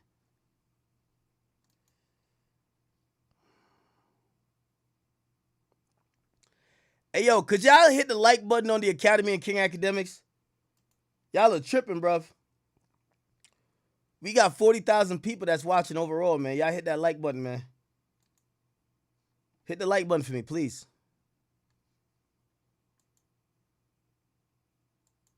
Please hit that like button, right? Oh, I think I found it. Man.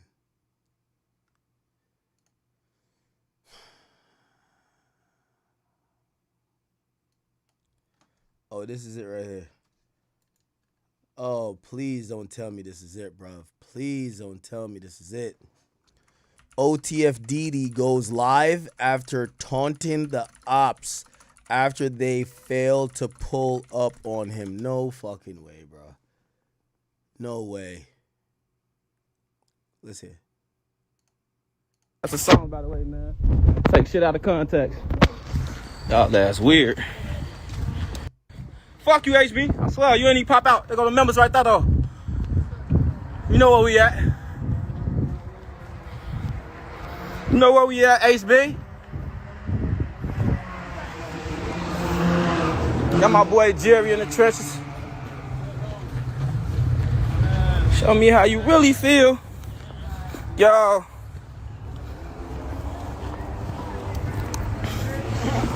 Put that stitch cord on your ass. I'm gonna spank your ass like fucking Elroy did that ass.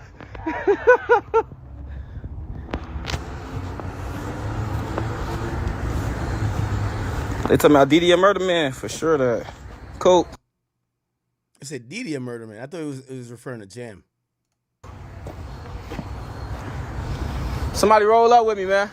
Oh, that's a lot of people. Hey, Slider, what happened? Roll up. He is. It's 214. Roll up, man. Somebody, do not come on my live saying no goofy shit. Go on ahead and troll somebody else, clown. Straight up. Baby Threat, how you coming? They said what Baby Threat at? It's a lot of them out here, but. Oh man, the gangster Baby Threat. Not the gangster Baby Threat.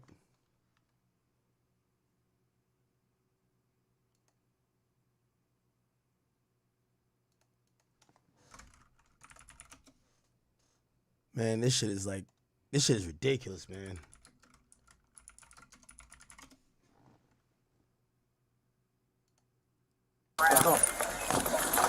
Has nothing to do with you, bro. Is it man, you wait to get to where I just stay so I go check on it? Illinois exposed camps.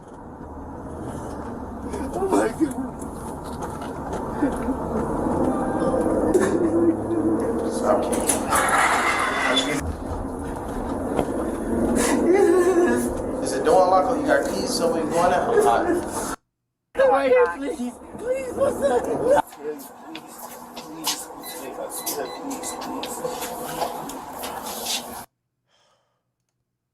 How they coming? Baby Threat, man. Next to blow, y'all know how the fuck he coming, bitch. How y'all coming, man? How y'all coming? Y'all want me? How y'all? Who y'all looking for? Y'all looking for me? Tell them. Now you know where we at. We on that same block we always be on. Every day. Every day. Shit ain't nothing new to us. We out here every day. Every day. Every day. What you keep saying? Every day, man. Every day. What day? What day, DD? Huh? Every day. Every day. Okay. Every day. Okay, talk to him. They know what's going on.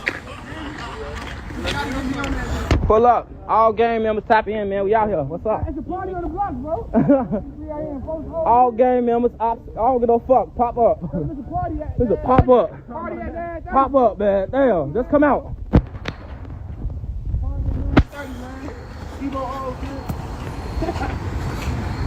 Breezo, what they ain't do, bro? Hey, it's his birthday. We got speakers. Check it out. Why they ain't send they low? Get entertainment though. I don't know if this is the one, but whatever.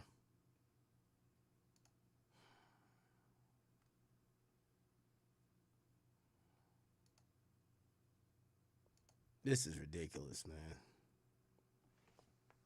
Man, I fell down to my knees when the law came. Fucking ridiculous.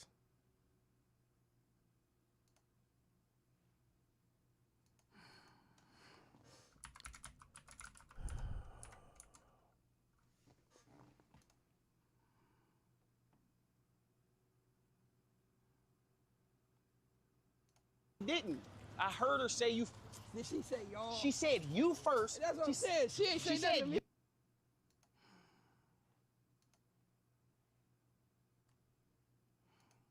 It's crazy, man. Come on, now, you scared. We been in the game like 10 years plus, man. We goated, man, for real. Rap. We real live goated. Women. Cash. How much you got left? I said I got 7,000 left. Come on. Damn, bitch, we gone. This is our round. I ain't in the shit. This is our round. Well, fuck then. The rest was the best party. I'm staying for a party was me. He only goes to the door. He hurry up, folks.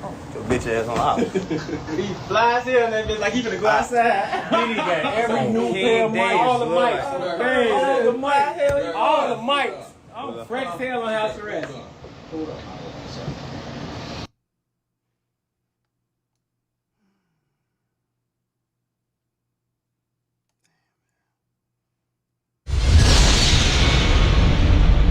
It's ridiculous, Chad. I can't even lie to you, man. I'm. You want to support me? Go to Nene Marie 37. Barry David, you better run, Mr. Clean. Make sure you smash the CPD can't say you or your local police department. Talking about Jam, and he will be explaining a lot of stuff. And we talking about Duty Low. He better run. Mr. Salisbury, David, you better run, Mr. Clean. Make sure you smash that like button so this video get around. If you got Twitter, TikTok, Reddit, Twitch, Facebook Market, Lil Durk, they hooked them up. Smash that hype button and that like button. I need 1,000 likes. I'm going live, y'all. All right, y'all. So we're going to talk about why Durk wanted O Block killed for not sliding for Vaughn. Now, remember, in December of 2025, I came to y'all and told y'all that Lil Durk wanted to kill when the threads came out. The reason why Lil Durk wanted to kill, O Block, because O Block got paid. He gave them like $30,000 or something. and brought their Airbnb. And then when they got down there, Money Duke told them through a jail call or however he told them to take the money. You know, they took the money and they went to go and spend it, and they end up getting caught by the police trying to take some watch or something from somebody, man. I got the video of that. So I'm going to play that, and then we're going to talk about more, man. The other cooperating witnesses are going to say, and they basically hinted, we might be hearing some of that testimony today, but we basically heard an update that apparently one of those folks is going to call Dee Dee the leader of Tay-Town, not Dee Dee. What's this?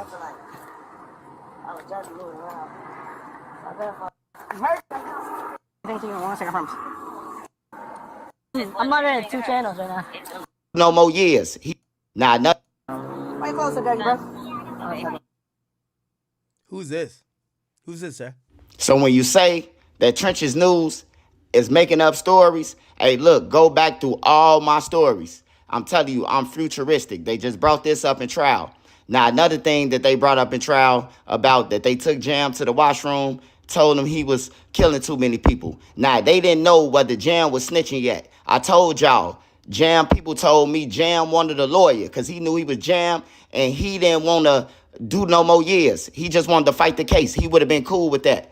They said it in trial today that Jam wanted a lawyer and Durk and them didn't get him no lawyer, and they played him because he'd been killing too many people, I guess. They didn't want to mess with him, so they just left him for dead, and Jam ended up telling. The proof is in the pudding, man. I'm telling y'all, everything that I'm telling y'all is coming out in trial. It will come out in trial. So go back to all my videos that I ever did on Lil Durk. They gonna come back. Hey, look, I can't help it that the gang members love me and that they want to see me eat. They see me doing the job, and if they know some information, why give it to an out-of-towner when Swiper could get it and eat? And then if you call me for something, you know, I dish it out to you if you need something. Pampers for the baby. You want to take your girl out of something one day? I'm going to be taking care of their kids, things in their own Jam and thrown out. Like, Jam is going to be a nightmare for them. I'm telling you, Jam done been through he done been through this before. He done been through interrogations, all that. He know they finna crash him. They finna try to discredit him, and he finna go. And by the way, in the text,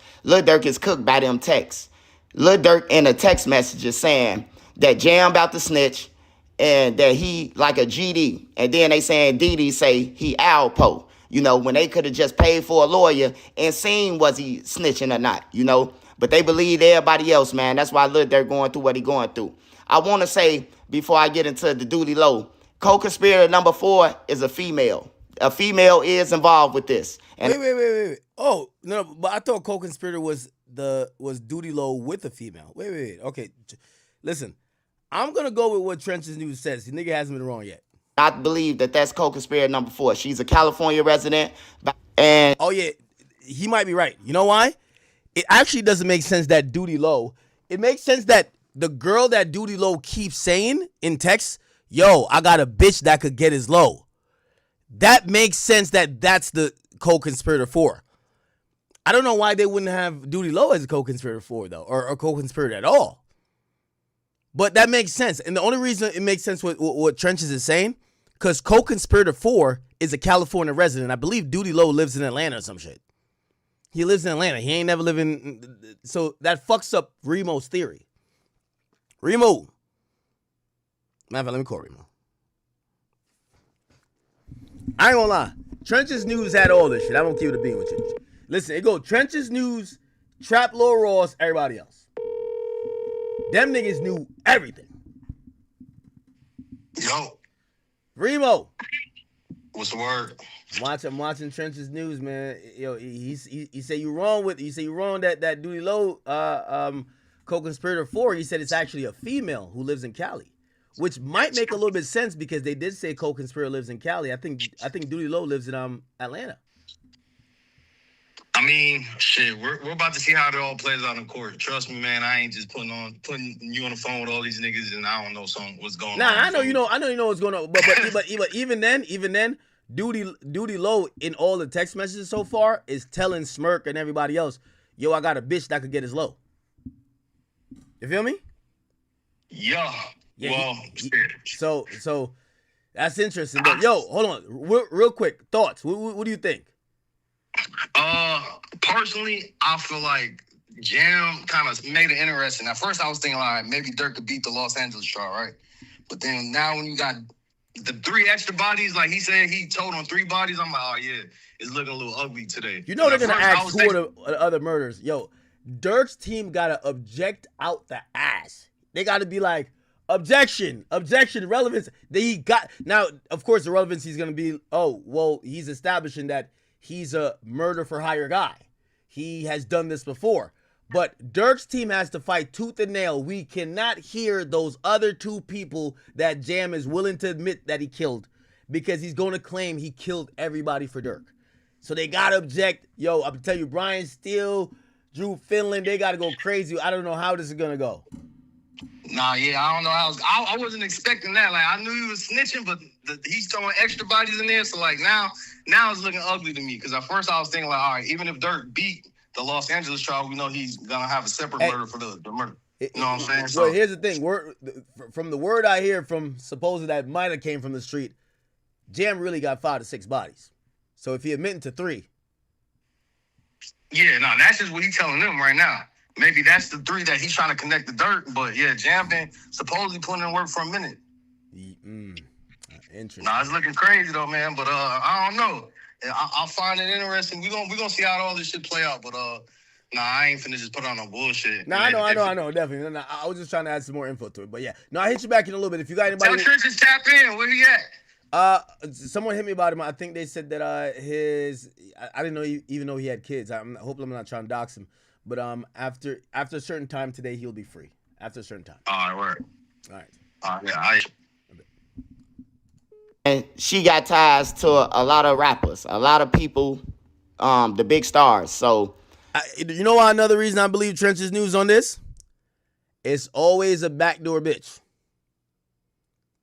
When there's too many niggas involved, it's one chick. She might look good, pussy's fire, head game is top tier, and she's lining everybody up, playing them against each other. This person, she fuck with this person. She fuck with 2 ops. You know how them girls give it up, chat. We'll be looking out for that. I ain't gonna say her name or none of that until they finish dropping it, but it is a female involved with this, man. And if it is, they already said people won't be testifying, then that means they already made a statement and gave up people. Next story, Duty Low, Mr. David, man, you better run. You outside the courthouse with all the gang members. Playing Pooh Shiesty, Federal Nightmares and everything. And they got your name in there as getting a drop, trying to get the drop, and texting Slime Life Shouty. And y'all trying to get Lil Tim address, trying to get Quando information. Like, that's crazy that you standing outside the courthouse and you knowing that you was around that circle. So, you know, like, I don't know, it's crazy, man. But Duty Low, you better run, man. They got your name in there. They seen the text messages. They saying they got Duty Low iCloud. They saying they don't know how, the people who reporting saying that they don't know how Duty Low iCloud was getting. But I can tell you this, if the feds hit your email and you don't respond, the feds in your email, you got 7 days. I showed y'all the paper. You got 7 days to respond. If you in jail or any of that, they probably got it when Duty Low was in jail, when he went to jail for some, or I don't know, or when he went to rehab. But if you ain't checking your email, they in it. They got permission. They don't need a warrant. They can surpass that. Trisha News told you that too. Hey, but that's what I got on today. I'm going to go live tonight and finish everything that happened for today. But Jam going to be very critical, and OTF Vonnie going to be very critical too. Now, I seen Vonnie. To me, Jam is more of a shocker. Well, I don't know what Vonnie going to say, but you know why Jam is a shocker to me? Because Jam is down to, he's the guy who got dirty. He's the guy who is the murderer. And if he's down to say, I had no problem with X, Y, and Z, I only killed him for Durk.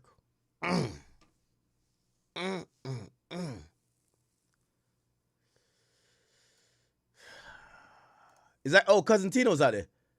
Hold up, chat. We're getting back there. Yeah, folks, I'm talking about the bald head black nigga. Act like you ain't never seen a camera before, boy. Your Wesley Snipes looking ass old. Hey, what if this nigga Trap Lord come out, they start banging this nigga. Wait, Trap Lord. Hey, listen, he chat. start hitting him with the craziest haymakers. Chat, so Trap Lord said Durk was snitching and some shit. Boy, they on 50 on this nigga, boy. 50. I might jump in, nigga. For sure. Go to Cousin Tino's Twitter. Wait, what happened? Fire content chat. This remind me when me and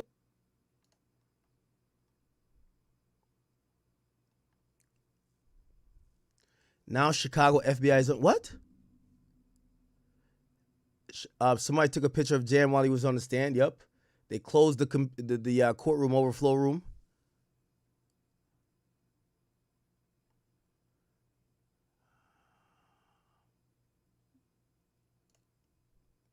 He confirmed he was detained and admitted he pled guilty to conspiracy to commit murder, conspiracy to commit robbery, which resulted in murder.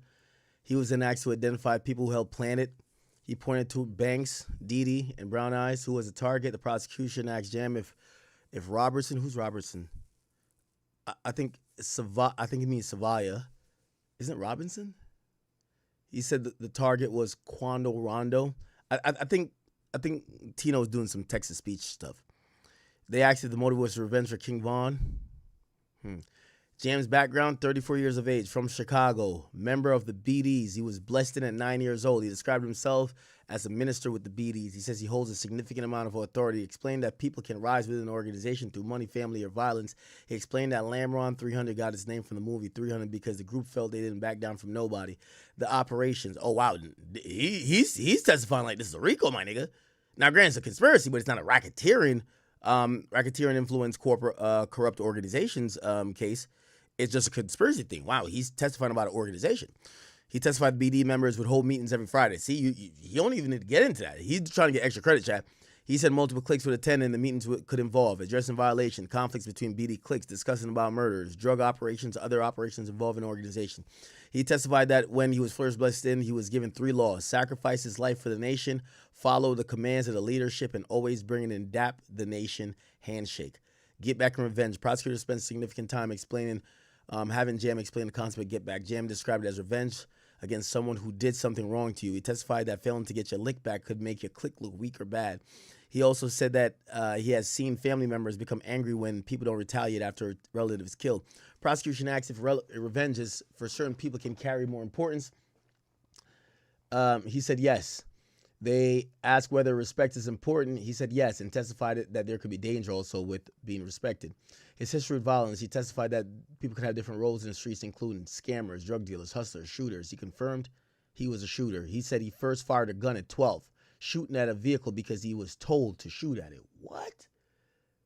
He estimated that he was involved in what the fuck? 12 to 15 shootings before turning 17. He testified he participated in more than 100 robberies, primarily targeting drug dealers. He explained that his parents were dealing with a drug addiction when he was 12 and he turned to robbery as a way to help his family pay the bills. Jam described his first murder. One of the most serious moments so far came when Jam described this murder. He said he went on a robbery with the older member of his gang. According to Jam, the victim was allegedly stealing money from the older member father. They traveled to Wisconsin to rob the man's business. During the robbery, a fight broke out. Jam testified that the older member told him to shoot the man. After Jam shot him, the older member told him he had to finish him so there would be no witnesses and problems. Jam said he shot the man in the head. Wow. He testified that was his first murder at 17. He testified that he had admitted to committing the murder when he was arrested in 2023. For my mama, I know.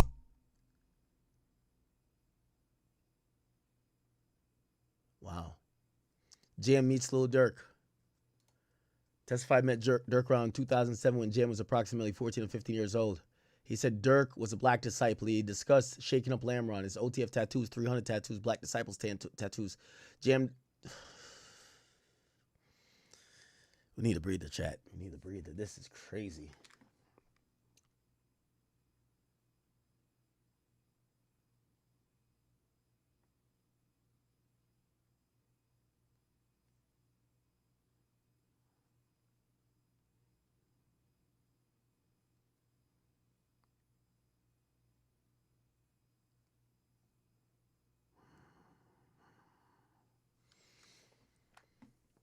Wow. Jam testified 300 represent Lamb on the BD. Block is Hot video shown in court. Prosecution then showed an intro image to the Block is Hot featuring Didi and Durk. Jam was asked to explain the hand signals being displayed. He testified that one sign means the Y's, which he associated with Young Money 051. Another sign represented the R, which was associated with GDs. The prosecution played another clip showing Durk with multiple alleged BD members underneath 59th and Princeton street sign. Jam was asked to identify the different gang signs being displayed by the people in the footage. Prosecution asked Jam whether there was a gang sign for King Von. And that's where we're at right now. The testimony is extremely significant because the prosecution is using Jam not only to connect people to the alleged event, but to explain the alleged gang structure, terminology, hierarchy, loyalty, meaning, and different signs and references. Wow.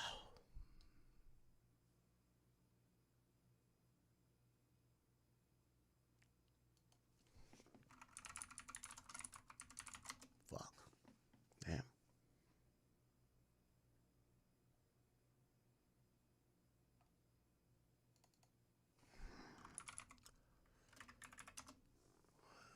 Wow.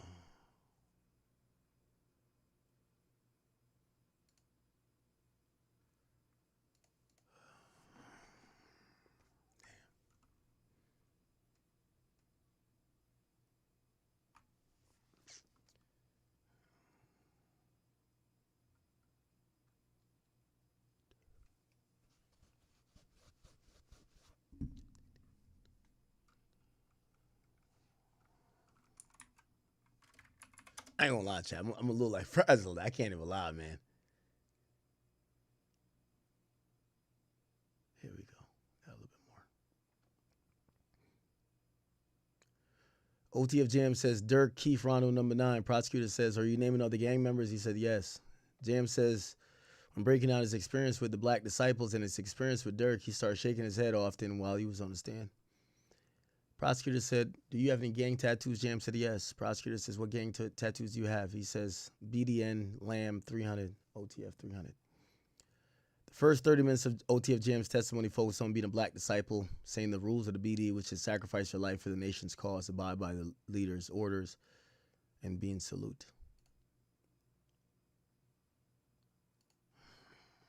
Man, I fell down to my knees when the law came. And I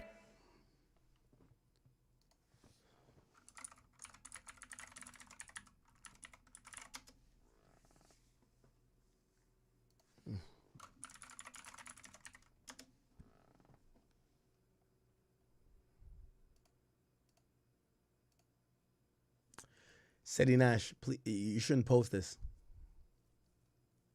You're in court. You shouldn't post this. You should delete this. Someone tell 'Seti Nash to delete this. Because this is a violation of court rules and they've already admitted him into court, it might jeopardize his status in court, even reposting it, even though he didn't post first. Okay? We should tell him to delete this.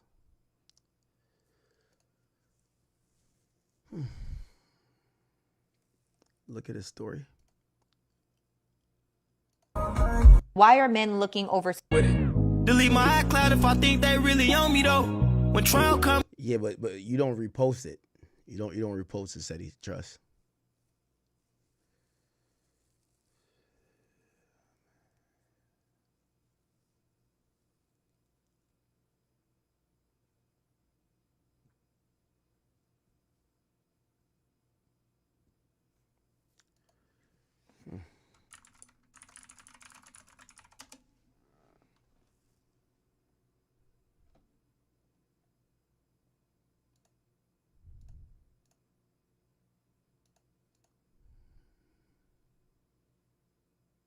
The mid-afternoon break. Now, I'm not quite sure if I walked into the wrong courtroom. I'm pretty sure I've been covering a murder for hire trial, but this afternoon we were talking about street gangs and a conspiracy to engage in gang activity case. I'm not quite sure.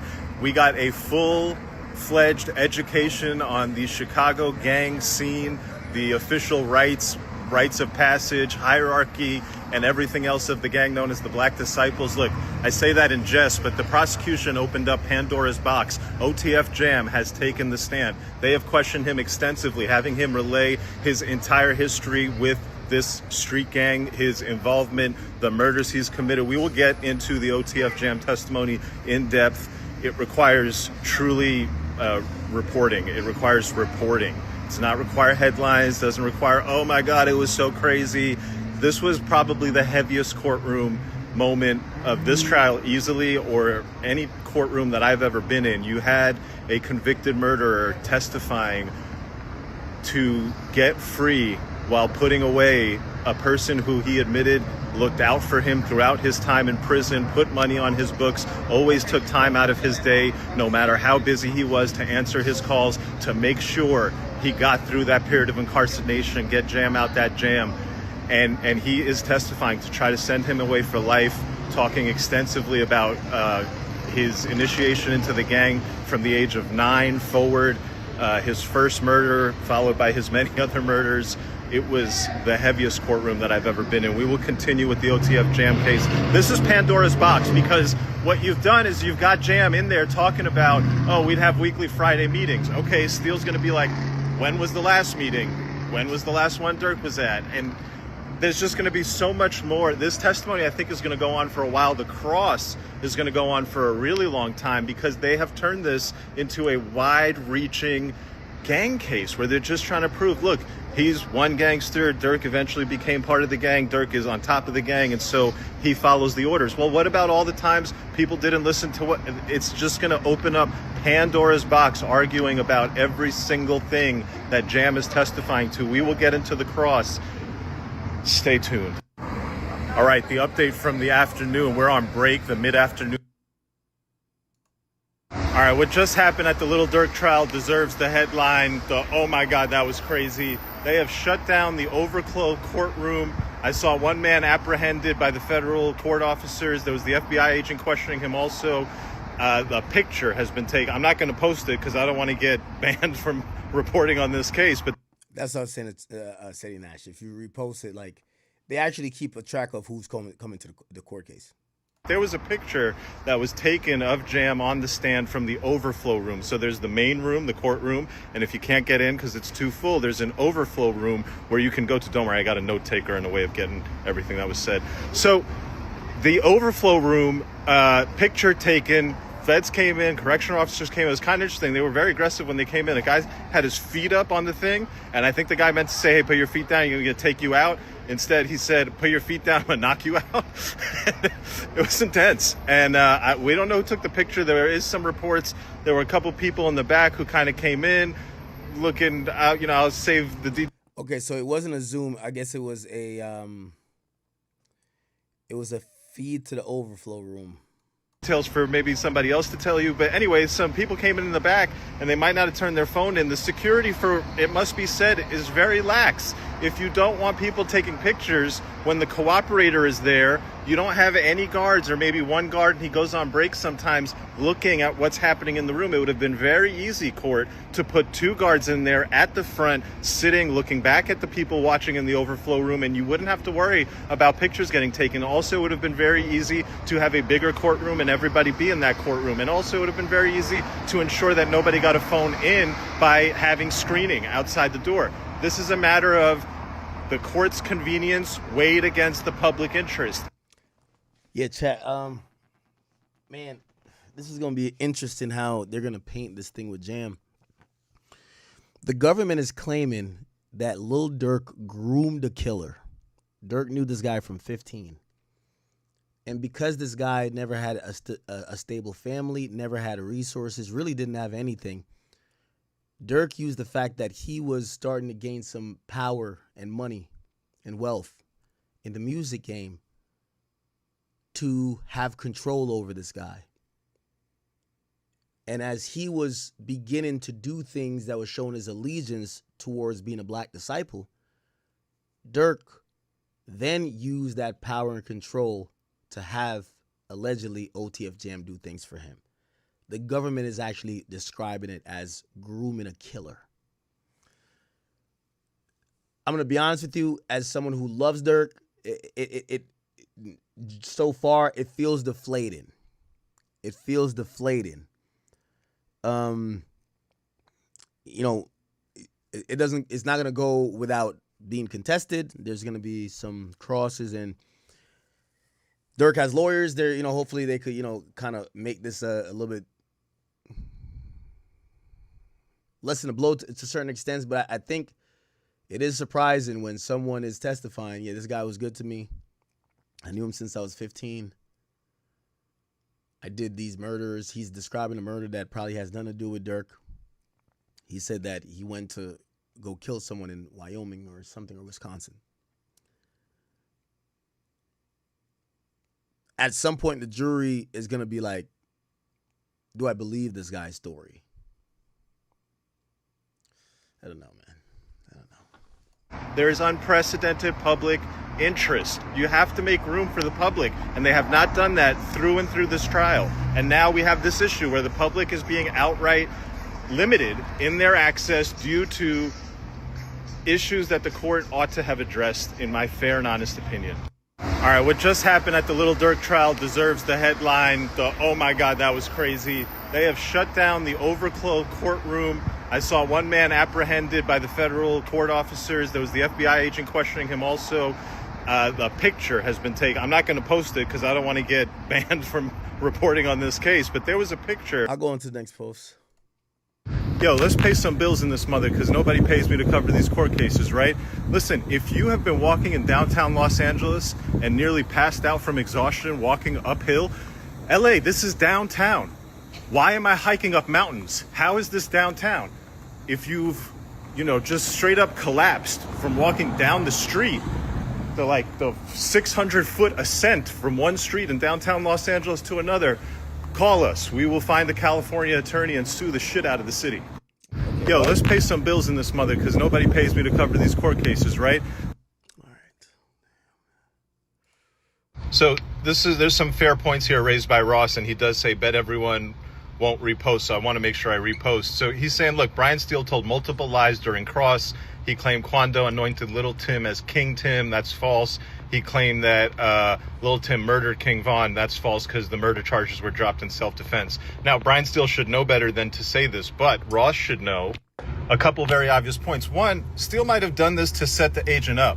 It is, after all, the agent who is trying to lock up one of the citizens of the country for life based on a narrative of a revenge killing. And so if you don't correct Brian Steele, it's on the agent, not the defense attorney. But more importantly, the definition of a lie. A lie is a false statement made on purpose to trick or mislead someone. You don't know that Brian Steele knew and on purpose said the lie that Quando anointed Little Tim as King Tim. Brian Steele could very well have thought that.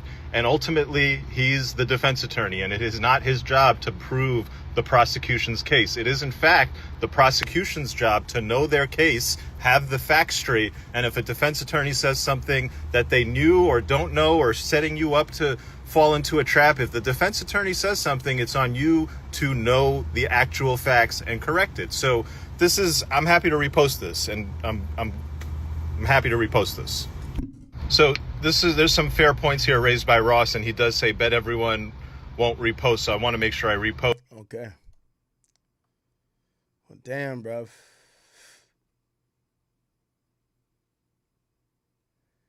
Any more updates, chat? Man, I feel like I got a punch to the gut, bro. I ain't gonna lie to y'all, man. I feel like I got a punch to the gut, bro.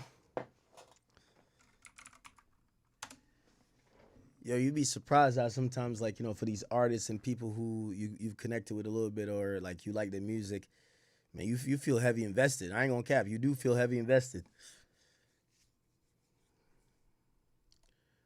I can't wait till whoever is in court come out and let us know. I want to see, damn, what's Durk's demeanor towards this? Because I ain't gonna lie, just even as a supporter, you're like, fuck.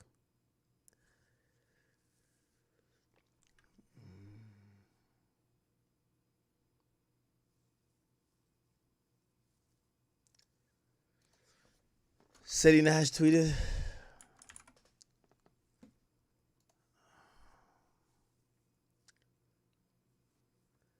Jam started off saying, Durk told me to kill Quando Wando when identifying him.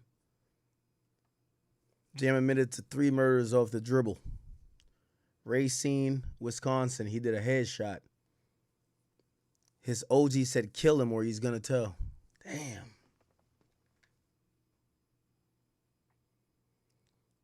Chat, I'm gonna be honest. You see how they're kind of setting this up. They're setting this up. They're using that word, grooming. They're gonna use that. You know why? They're gonna act like Jam. They're not gonna act like he's innocent, but they're gonna say that being in this gang, being around these people, being around not having opportunities, he was down to murder people for the prospect of raising up his status in the gang, getting into the music industry, being taken care of by Durk. Oh, boy. Still weak ass excuse, though. It's really weak ass excuse, but it might play well with the jury. The nigga said he's talking about, oh, they got me when I was 15 and 16.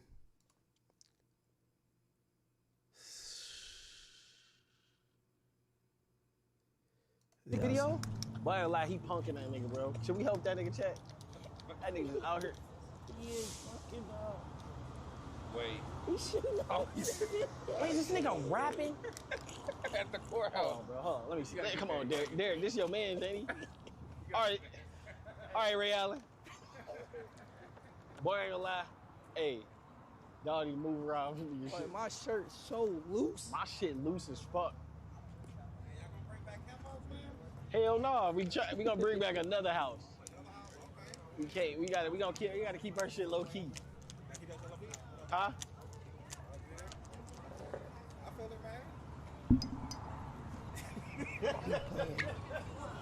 You doing a TikTok to Durk shit. Wait, is that Durk song? Do we look like that, dog? That's the courthouse, man. Hey, all y'all suckers out there who ain't chasing your dreams, this man came to the federal courthouse and did this video, man. Man, this shit Boy, crazy. that nigga UFC fight, he was getting his ass mangled. Wait, he said he won. But they was fighting like this. Boy, I put that, boy, listen. I fracture his skull. You with that stiff.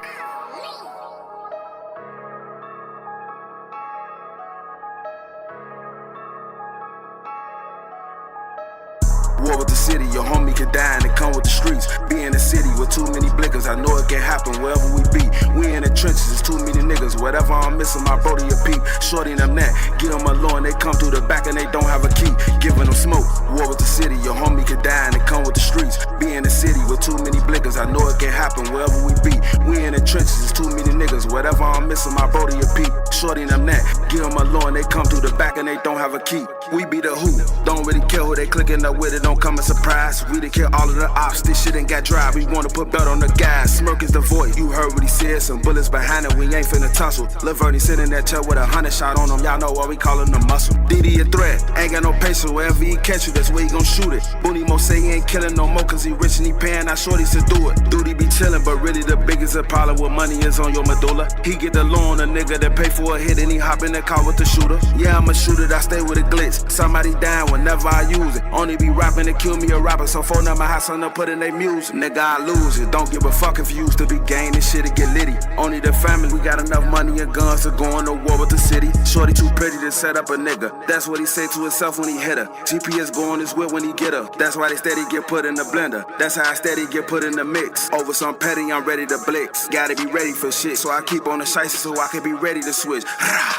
War with the city, your homie could die and it come with the streets. Be in the city with too many blickers, I know it can happen wherever we be. We in the trenches, it's too. Hey, look, I'm gonna call you back. Oh, shit. Yeah, some shit. On phone, all that unemployment shit. That shit gone now, ain't it? That unemployment money gone now, ain't it? Mad as hell, boy.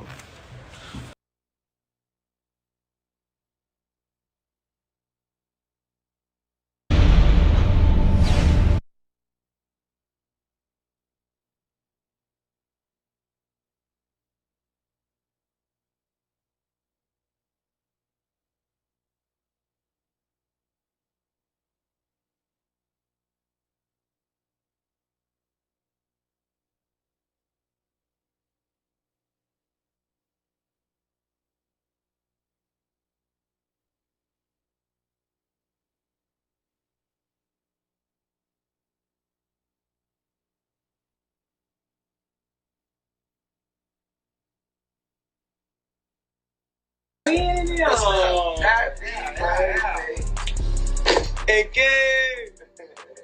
ain't gonna lie, this shit like a whole dream team. I ain't gonna lie, this shit look like back in the day. Oh, my.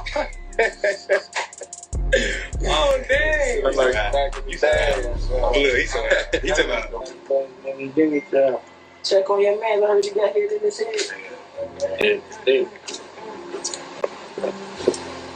I ain't gonna lie, man. Hey, when I was growing up, I never happened to dare. Architect. What happened to who? What happened to dare? School trying to stop time.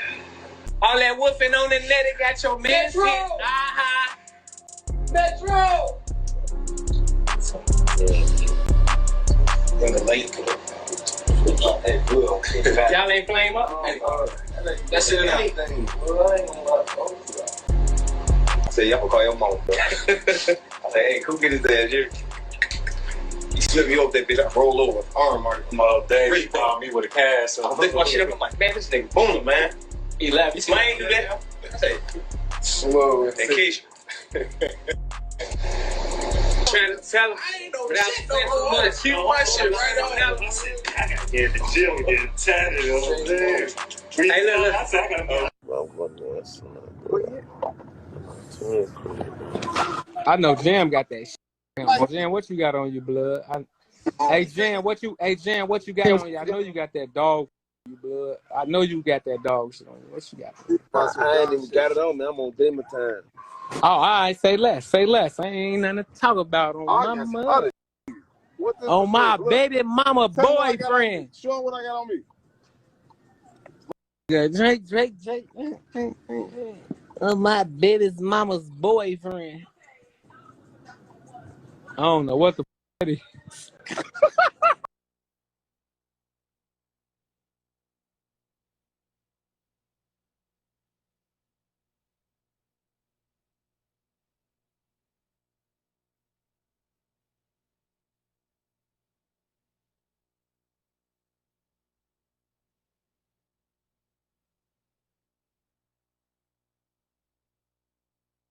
Man, that's crazy. Like, but shit, like, how did you even get linked in with just OTF period?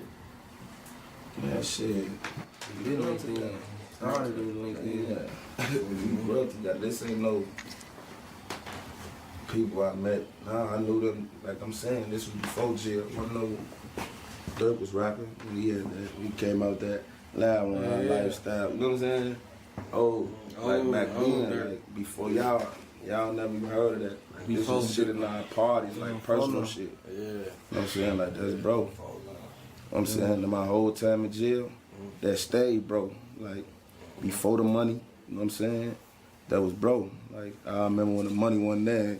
First I'm gonna say you 50, I got you and I gave my lawyer money and everything when I fight my case.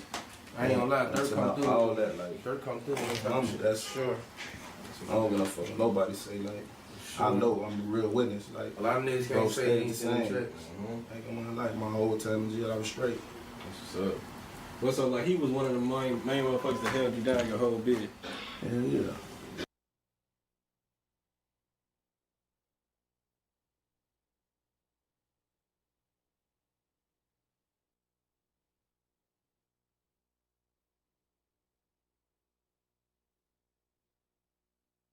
The voice, you heard what he said, some bullets behind it. Yeah, man, ain't no gangster. Like Jam, real nigga. Like I tilt my hat to him. I ain't never seen Jam do no bitch ass shit. So when they started saying his name, I was the first nigga probably like, I don't believe that. I gotta see proof. Out of everybody out that thing, y'all saying Jam the one that's just going, no, I don't see that. I don't see that. Cause shit, he a real street nigga. Like, and he. But hey, they got something, they built something, they know something, they paid attention to him. Jam ain't had enough time out here for them to get that type of bond with Jam. So put it on Jam. Or Jam a snitch. Have that shit been put out yet? That it was a wire warrant in the case? Have the documents, the black and white, say that someone wore a wire?